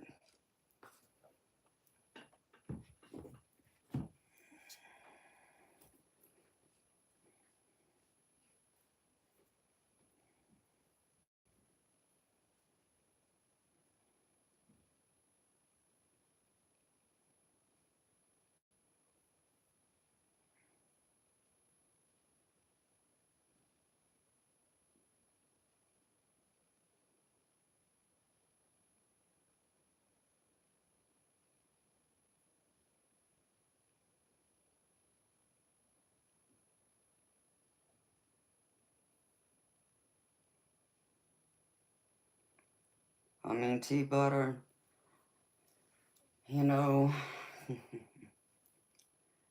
in case you didn't notice, I have a cross around my neck.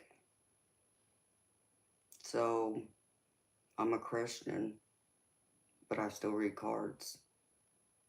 I was born psychic, but I'm still a Christian. Um, that covers kind of like the religious standpoint of it. But I'm open to all religions. So it's like I'm not one of those Christians who goes through and believes that my God is better than someone else's God or deity or anything like that. Because from my perspective, every religion has a sliver of the truth. Um, when it comes to bad news, most of my readings don't really have any bad news. I mean, sure, there's every once in a while I got to give one of my clients um some tough love, but that's only because I've read for them several times and they're still doing some of the same things. but still expecting change. But they know it too. They know I don't mean anything by it. It's because I care about them. So to say it's bad news, I guess depends on what you call bad news. I can't control what the cards say, nor can I control what the messages are from spirit. Because for me, I'm not your typical tarot reader. Um, there's different types of tarot readers. I'm the tarot reader that, okay, yeah, I use cards, but the difference of it is with me is I don't have to go through and go by the meaning of what a guidebook tells me each card means. Because sometimes the meaning is actually what my spirit team is telling me, which is completely opposite of what that book tells me. Either that or they have some extra messages that aren't in that tarot guidebook, if not both. So,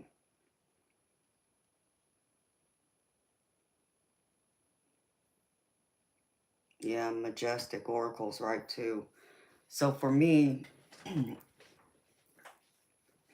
there's tarot readers who take a class or they can learn on their own, and all they got to do is memorize the guidebook.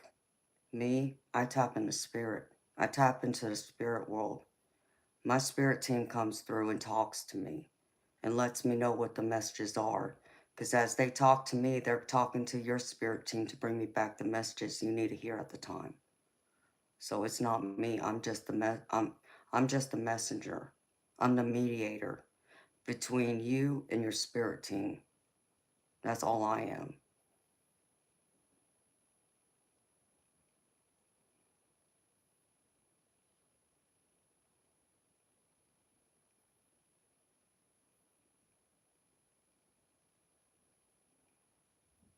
Yep, exactly, Leanne. I mean, I'm not gonna sit here. I can't stand it when you get those Bible thumpers, that come in here and want to throw the Bible in my face and tell me I'm doing witchcraft and um, I'm the devil or I'm possessed by the devil or some nonsense like that, because that's not true.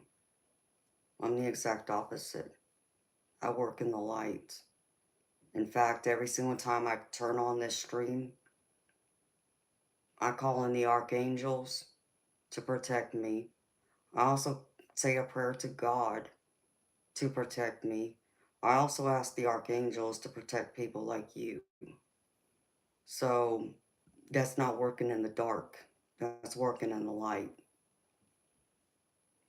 My intentions are good. It's not meant to be cruel or mean or evil in any kind of way.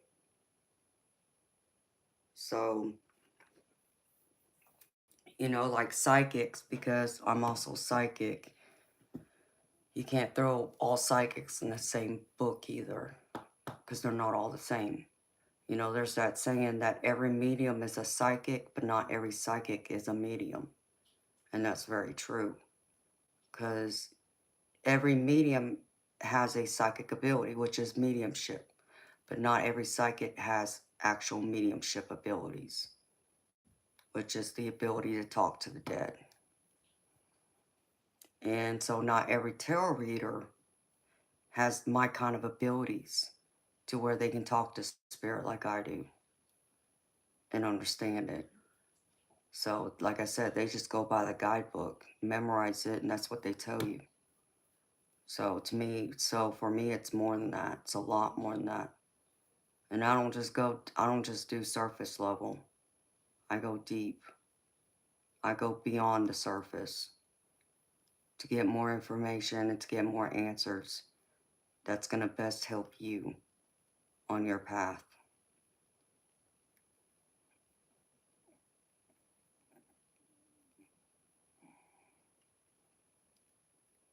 Exactly. Like Majestic said, some tarot readers aren't even psychic. They're not like me and Majestic, where we're psychic. And we also read. So, sorry. So it depends.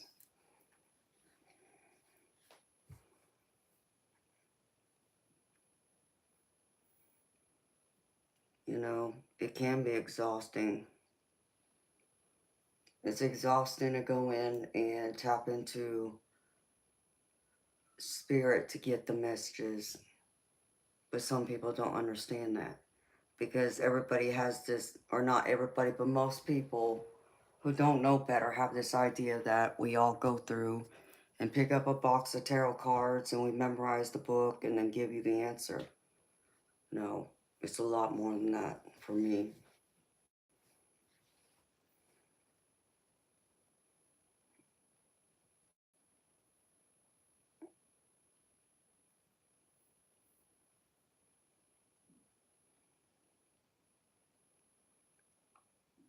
Topaz, if you're an empath, you're psychic, baby.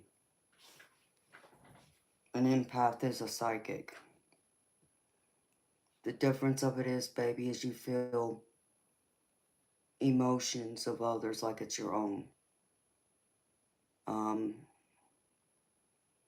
Or you can be clairsentient, where you feel the energy of the environment around you.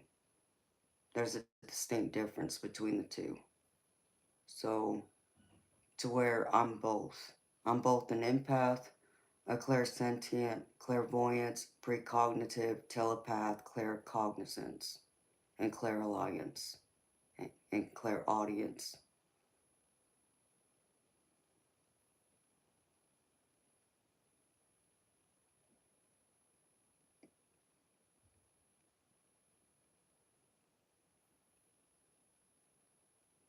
Topaz, you couldn't be blocked, baby, if you can go through and feel other people's emotions or the energy in the room.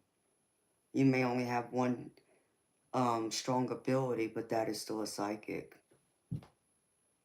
So, like in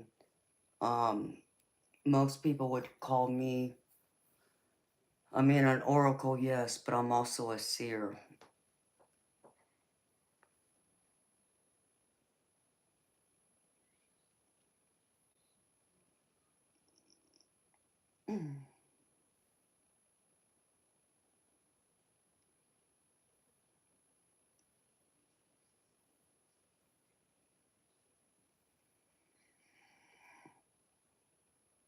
Yeah, I consider myself like a hybrid too, prairie.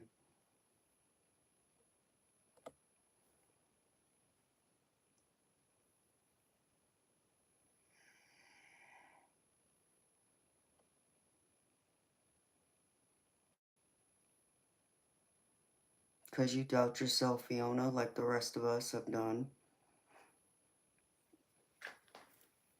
Topaz, Christopher, baby, I'm telling you, you're psychic. It's just up to understanding the difference. Or do you pick up other people's emotions like it's your own? Or do you just pick up the energy? Because there's a distinct difference. One is an empath, the other one is clairsentient.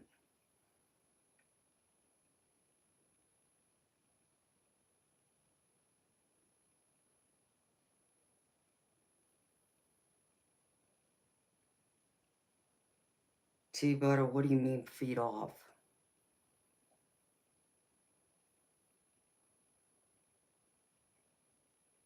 Exactly, Prairie. I didn't want this for myself. But this is the path and this is the life that was chosen for me. Of course, I guess you can say I chose this before I incarnated, but this is not what I had in mind.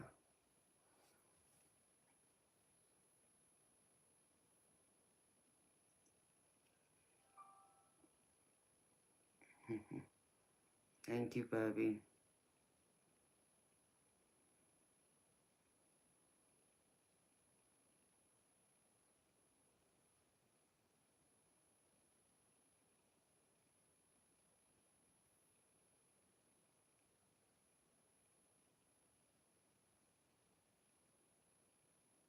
That sounds like an empath. So, like Christopher,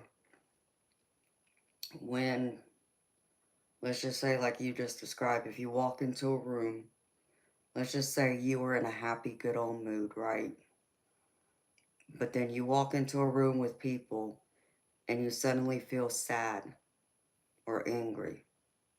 Knowing just 5 seconds ago you were all happy and excited. Have you ever had that happen?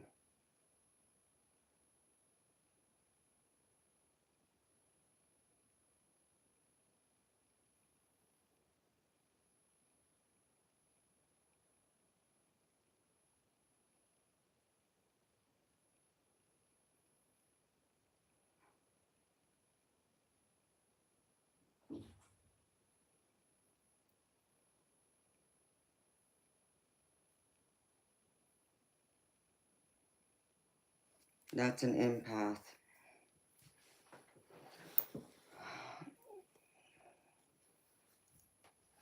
To where like a clairsentient will feel the actual energy, the vibration, which is like, we'll just say you walk into a room again, but let's just say you got home from work and let's just say your significant other just had a fight with their mother on the phone, right?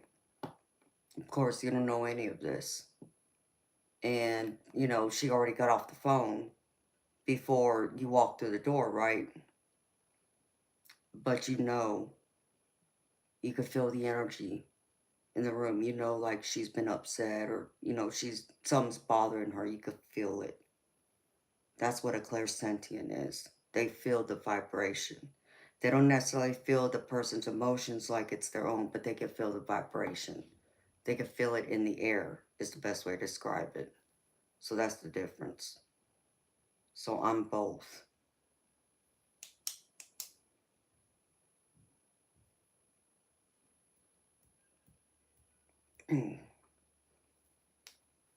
But I'm probably a stronger clairsentient than I am an empath. Though I have my moments, but it's not as common as it is a clairsentient. And clairvoyance is very strong.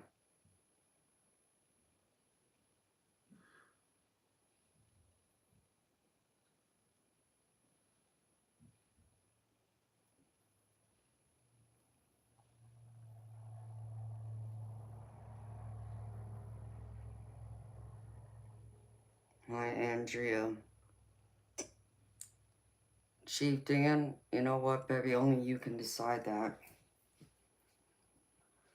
I mean, yeah, I got ethics about that. I would never tell someone that. Even if I knew it, I wouldn't tell them.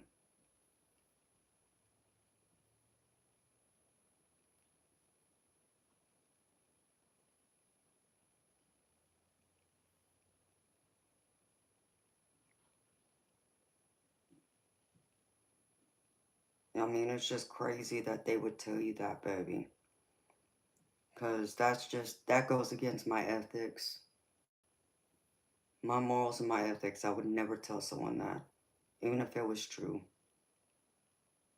It's just wrong.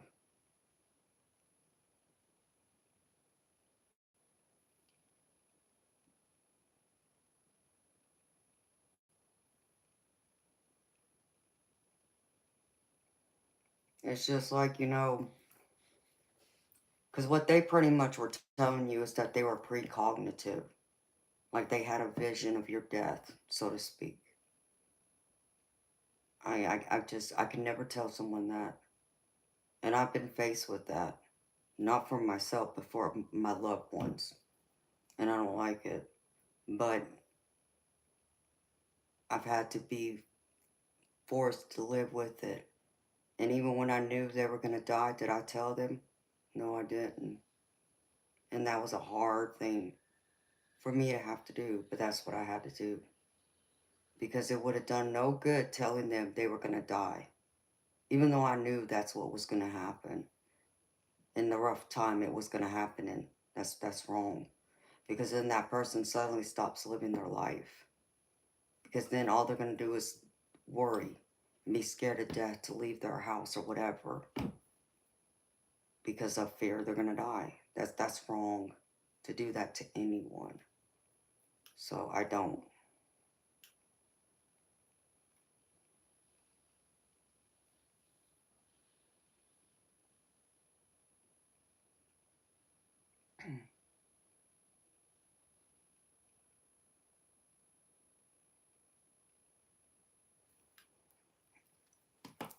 You're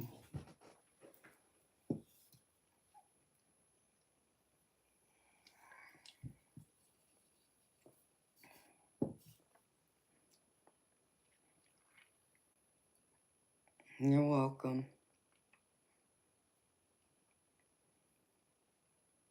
I'm sorry you got told that, Chief Dan. I really am. That was cruel. It was very cruel.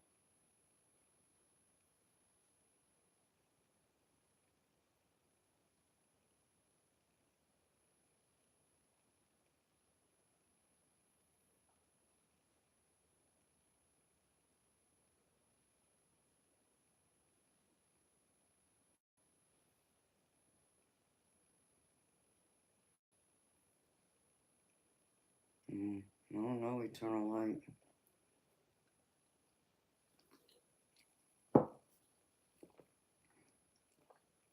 If you got told that, baby, and if there's any truth to it, my bet would be it's a past life. Eternal light. And that's great, Chief Dan. It shouldn't change you, baby. I don't understand why people feel it's okay to do that to someone. You know, and understand me. I knew my parents were gonna die 6 months before they did. Both my parents. I got that warning. And you talk about helpless. I can't even put it into words how helpless I felt. And the fact that I didn't know exactly how it was gonna happen, even though they both had illnesses, but that doesn't necessarily mean that they're gonna die of that exact illness. They can still walk outside and get hit by a car, you know what I mean? But yeah, I had to hide it from them. I never told them that I knew. And unfortunately, I was proven right both times. And that was hard. The first time was my mama, and I was in denial of it. Even though she was so sick, I was still in denial that she was going to die in 6 months. In fact, I remember I was at the hospital having a conversation with my dad and my grandma. And my dad asked my grandma how long my mother's had left to live. And my grandmother told my daddy that it was up to her how much longer she wanted to fight. And without hesitation, my mouth just spoke the words, and it wasn't me who spoke them, but they came out of my mouth. It was like someone took over my body and spoke for me. And I looked at them both and said, all she has left is 6 months to live. That's it. Shocked me. I still can't explain it to this day. Shocked the hell out of my daddy and my grandma, though. And a couple hours later, we go into the hospital after they set my mama up in ICU on life support, after the doctors evaluated her and came back and told us that it was time for us to put her in hospice care, and that they would never recommend that for anyone unless they had 6 months or less to live. So just imagine how shocked we all were. And I said that exact same thing in the parking lot just hours earlier. Did I ever tell my mama that? Nope. And I know my grandma, my daddy never told her that either. So that was hard. And she did die in 6 months. So I can't, even when it's my own family, I can't do it. So I can't even imagine how somebody else who's not family or not related, have a close tie in any kind of way could say that to someone. It's just cruel.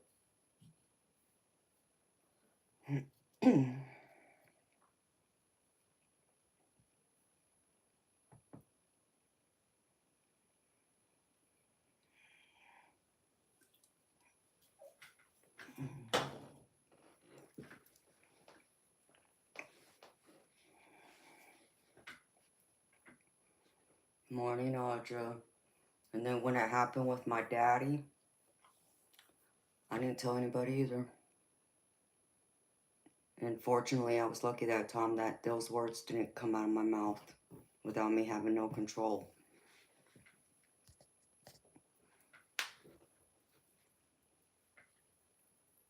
And I had to sit there and act like I didn't know. And be happy and everything else for the Christmas holiday, even though I knew he was going to die soon. It was not easy, but I had to, for the sake of my family at the time.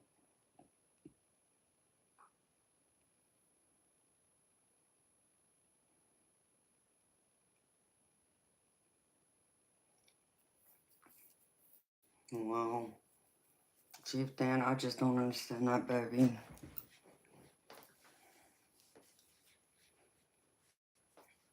Okay, just...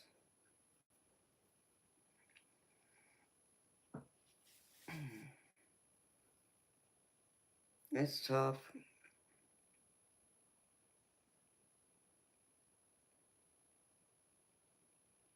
Because I remember walking into my daddy's house Christmas Day and just thinking to myself, wow, I can't believe I'm here. I can't believe what I freaking know. But yet I had to put on a front like everything was happy and there was nothing wrong. Even though I knew deep down it wasn't okay.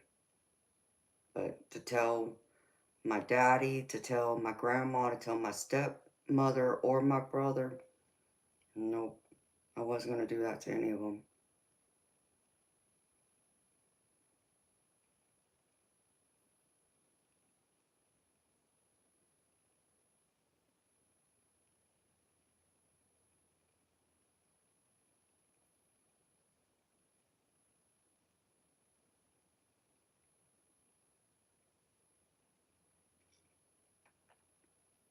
Christopher, what are you talking about, baby?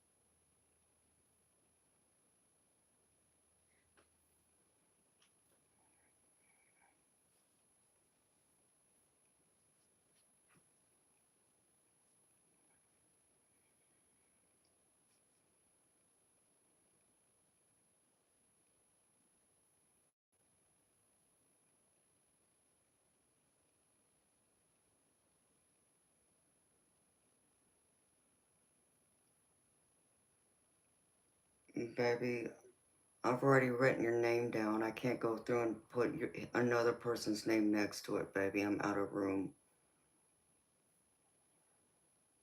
And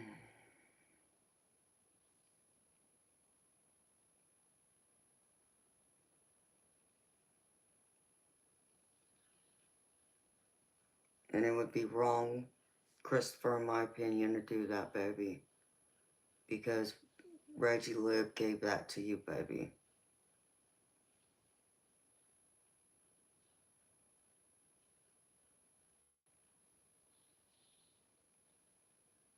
Well, thank you for asking.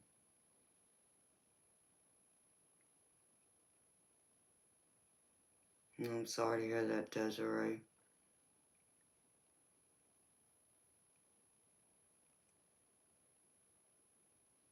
I'm sending my healing thoughts and positive vibes to you, honey.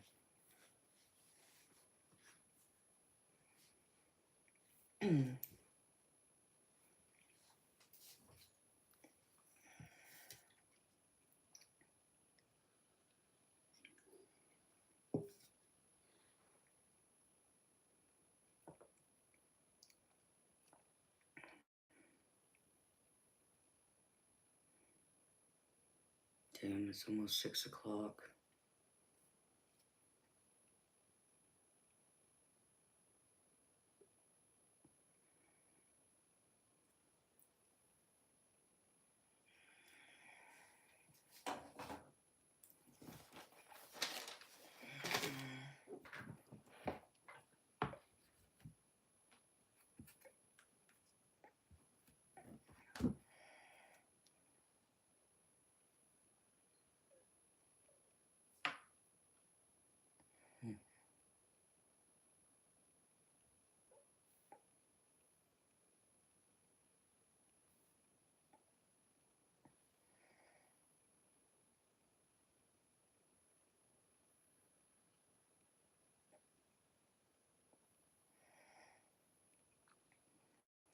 Sebastian, did you want a reading, baby?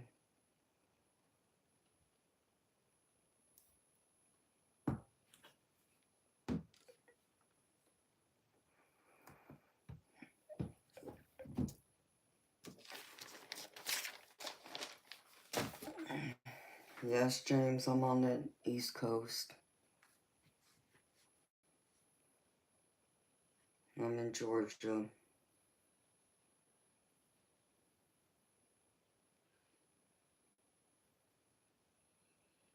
Okay, baby, I just thought I'd ask.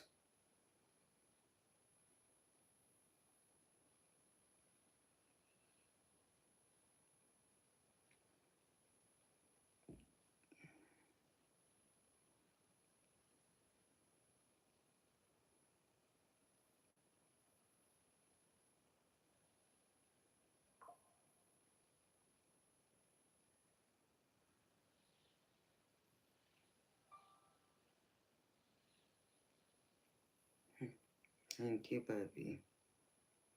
I appreciate you.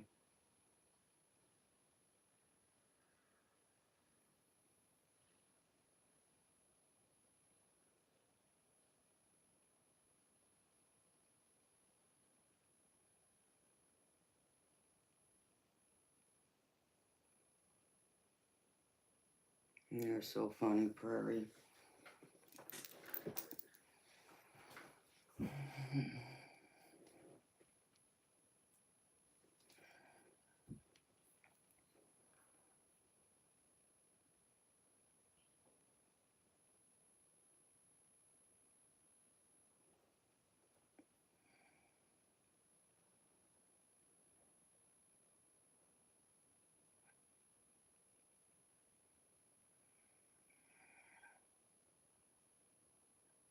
You're welcome, Sebastian.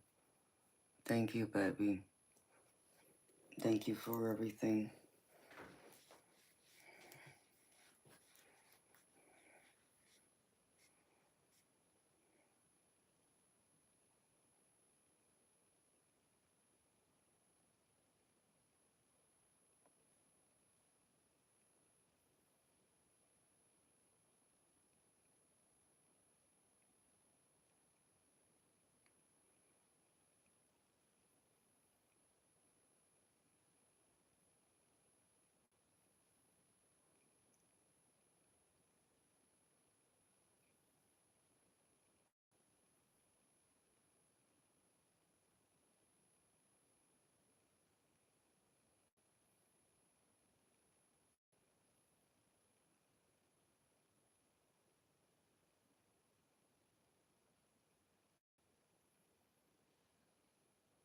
Okay, eternal light.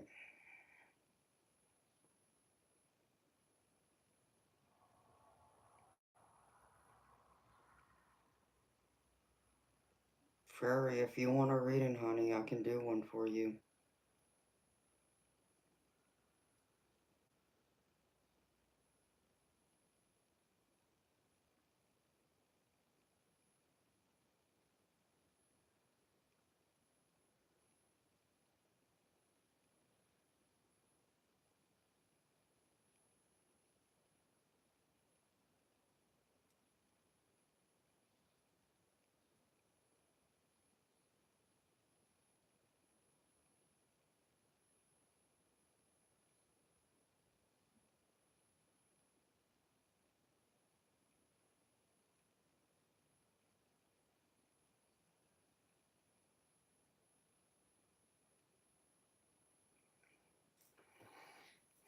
Audra, I mean, the energy's been good overall.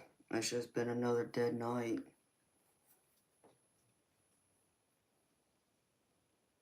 Good morning, Ethan.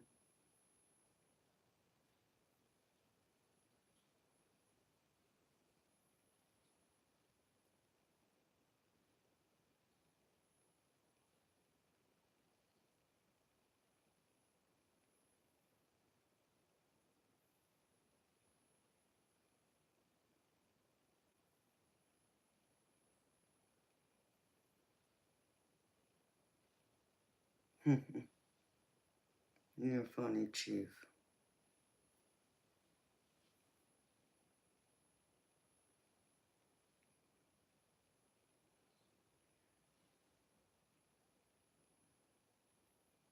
I mean, it has been.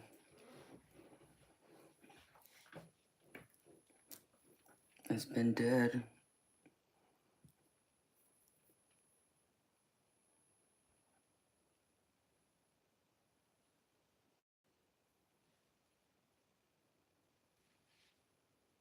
Yeah, Fiona.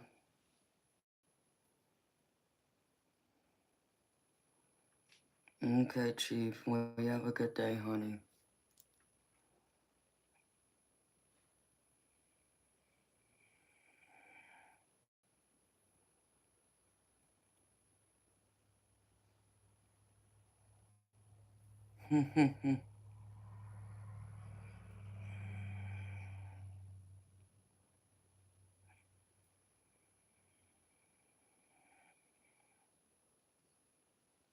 You too, Chief.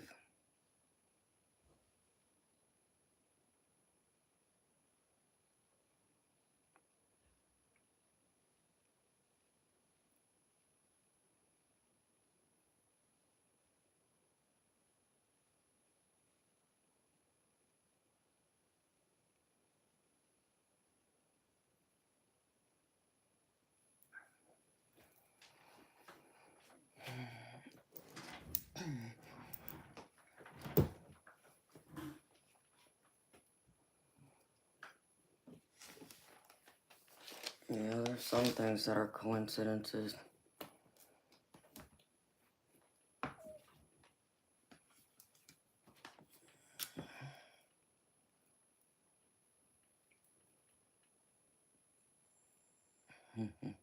He's a sweetheart.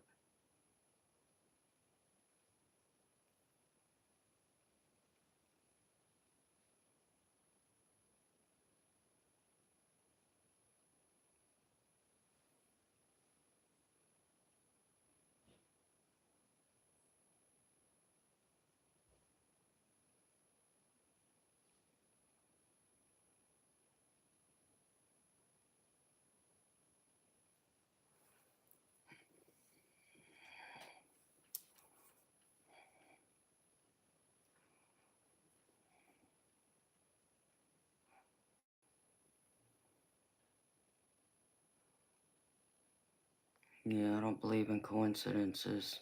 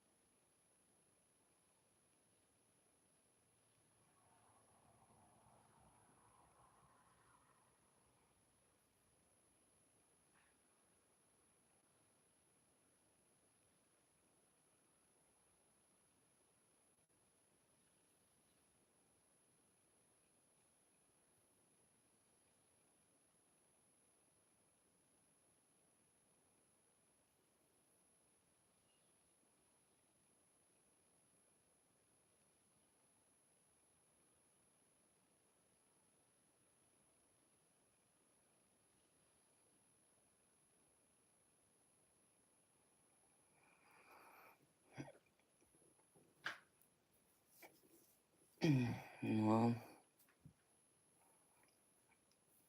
yep, 111.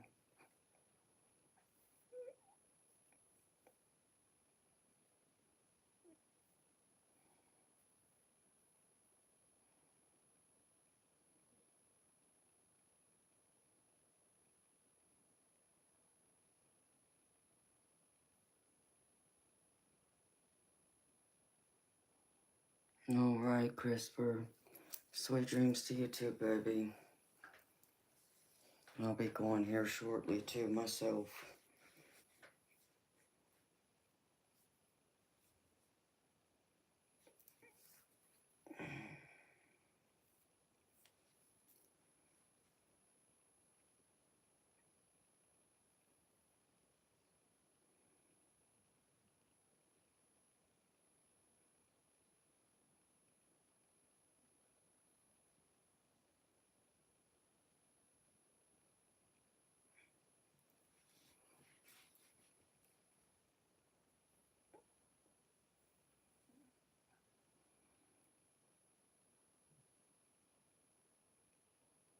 Hi, Forrest. How you doing, baby?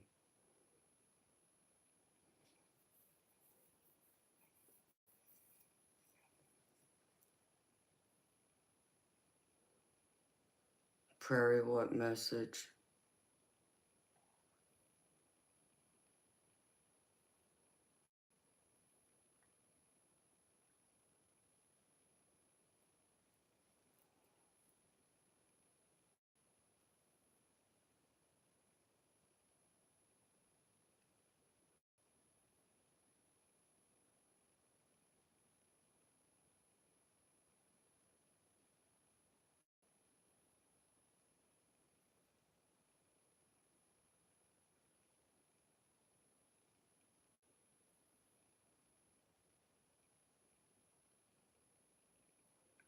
Beautiful, I told you if you want a reading, you know what to do.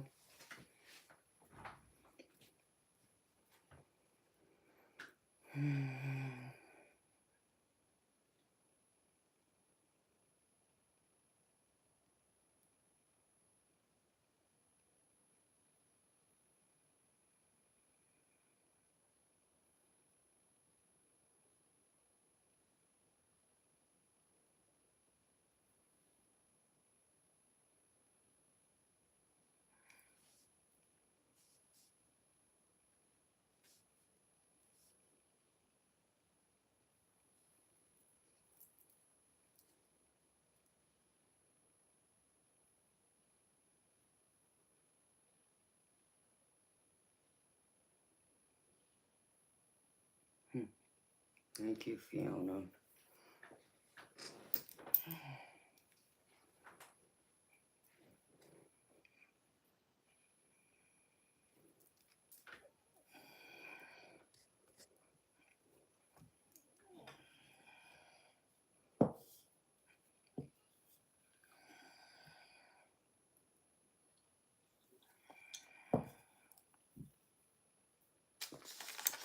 Jazz, I got a few. Nobody you know, because they were new people. But Christopher got one. He was gifted one.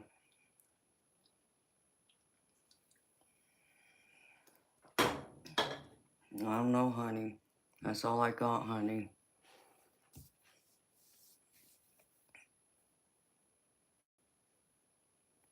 Crypt TV? No, Fiona, I don't even know what it is, honey.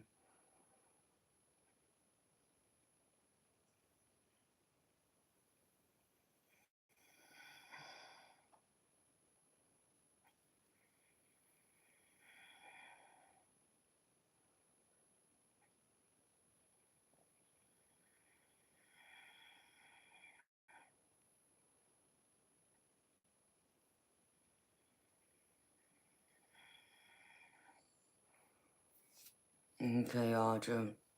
Yeah, I'll be back tonight, honey. So you have a beautiful day, Audra. And I'll see you tonight sometime.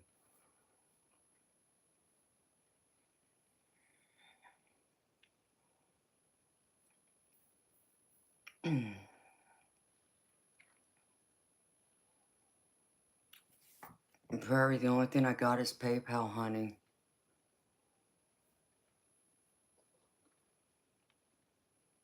And there's other people from Canada who use PayPal, honey.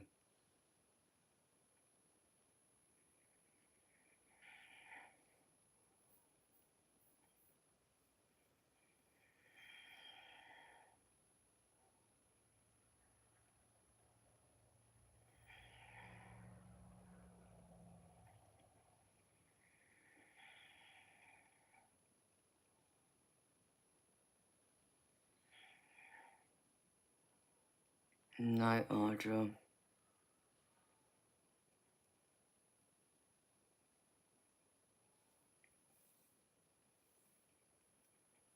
Hi, Susan.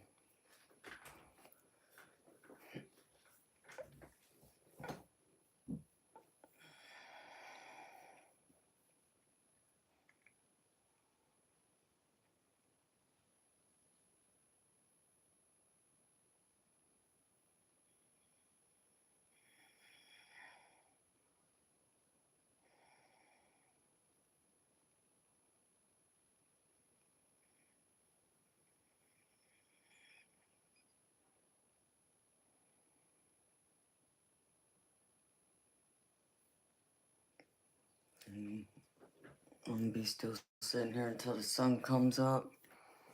If I wanted to get on later this afternoon, I need to try and get some sleep.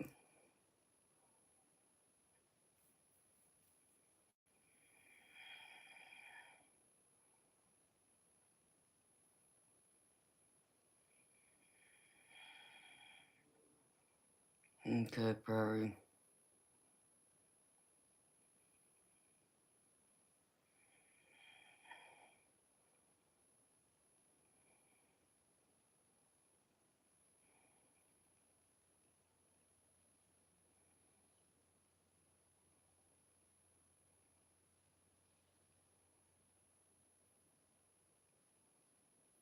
Prairie, what do you mean personal, honey?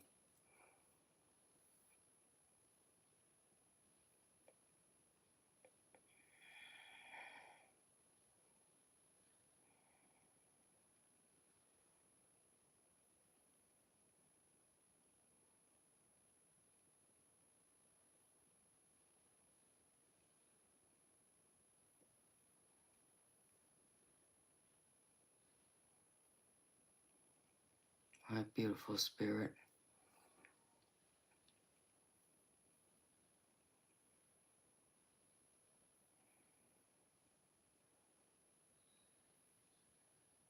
Prairie, just email me, sweetheart.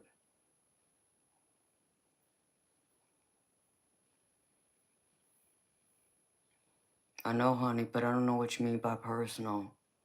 Do you mean just me and you, or do you mean on YouTube? Because if it's just me and you, sweetheart, off YouTube, it's a lot more expensive. That's why I'm asking you, sweetheart. So you can either get one from me on YouTube that's cheaper or get one privately. So that's on you, sweetheart. But I think I'm going to get off here. Because I already feel like I'm starting to get really tired.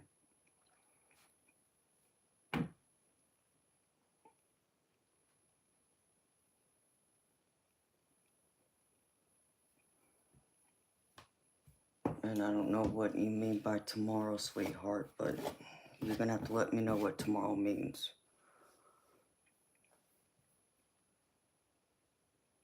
Okay, Prairie. Just let me know, honey.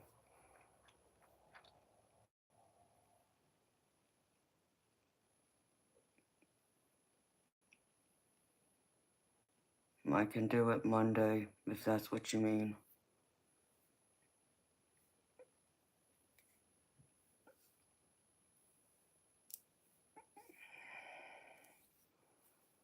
But I think I'm going to say goodnight, everybody.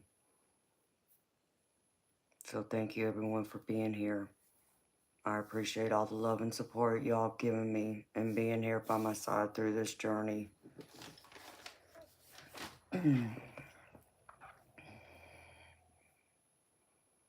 Oh, I'm going now, Jess. Yeah, it's catching up with me quick.